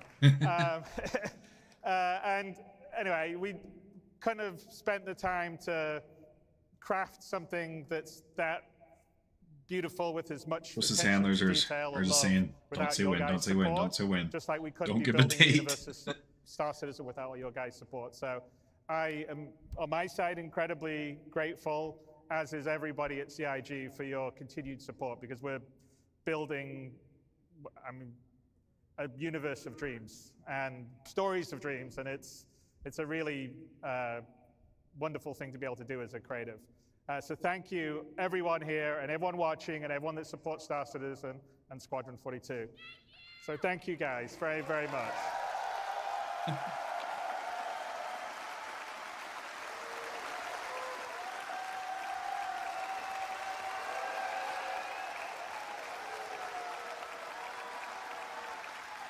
And then I'd like to call out everyone that's put the show together here. It's been an amazing job. Tyler Whitcomb headed up, but there's a lot of other people. I mean, obviously Jared's been doing his great job emceeing. Leah has been organizing the show, and there's 1,000 other people that are part of our community and marketing side that have been doing it. There's been volunteers that have been helping to do this. The companies that we've had, like Envision, have put the video and stuff all together. So everyone's done an amazing job of the show. So thank you to everyone. And sorry if I didn't call everyone out by name, because there'd be a lot of names, so I had to call them out. But putting all Over that together, and 1,100. thank you to all the devs that worked really hard. CIG is a big company to put the now. presentations together for you guys, because I think you could feel that they really love what they do, and they're very passionate about what they do. And they're really excited to get it into your guys' hands.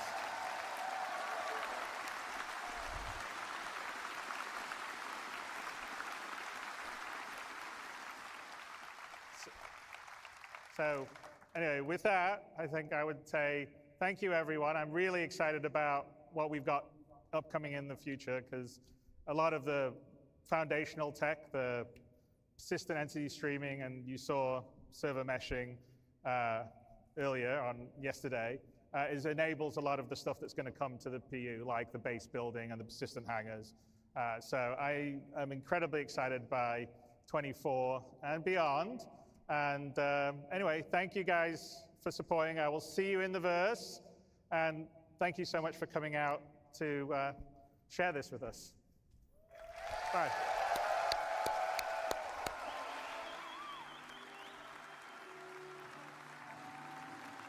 Well, that's the end of CitizenCon.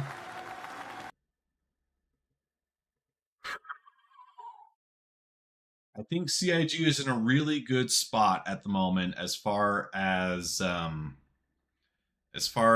goodwill from the community. I think what they really need to do now is just not fumble the ball, and we might actually get through this. This is I'm fully aboard the hype train again. It's been a rough year. It's been difficult because it hasn't felt like there's been a whole lot to talk about as far as progress with Star Citizen, even though we have had some big stuff, right? Persistent entity streaming, it is a huge technology, but content-wise, it's been really kind of dry. But now it feels like we have a flood of content coming in, and I am so excited. It is going to be a really, really good year. I've seen a lot of people saying that this could be the year that Star Citizen goes mainstream, and it really could. If Squadron 42 gets released this year, that could be that could be huge. Man, I'm just blown away. It's been a long time since I've been this excited about Star Citizen, and yeah, I'm glad I was able to have you guys along for the ride. Thanks for sticking out, those that did watch the stream with me. Yeah, we are doing a giveaway courtesy of Monster Tech. They have graciously donated a set of chair or desk mounts for one lucky viewer. All you have to do to have a chance to win is like and subscribe to my channel, and then when we reach 1,000 subscribers, we will be doing a giveaway live on stream. Each video is a chance to win, and all you have to do is comment on each video, including the streams, with that video's corresponding secret word. So once I stop the stream, this is going to turn into a VOD, so you can just refresh the page, leave a comment. And today, the secret word is, I reference a actor that I think Adam Sanders looks like. Involve that actor's name in your comment in some way, and you'll be entered for a chance to win. But thank you for your support. I'm really happy to be we're at 714 subscribers now. We're more than 70% of the way towards our subscriber goal.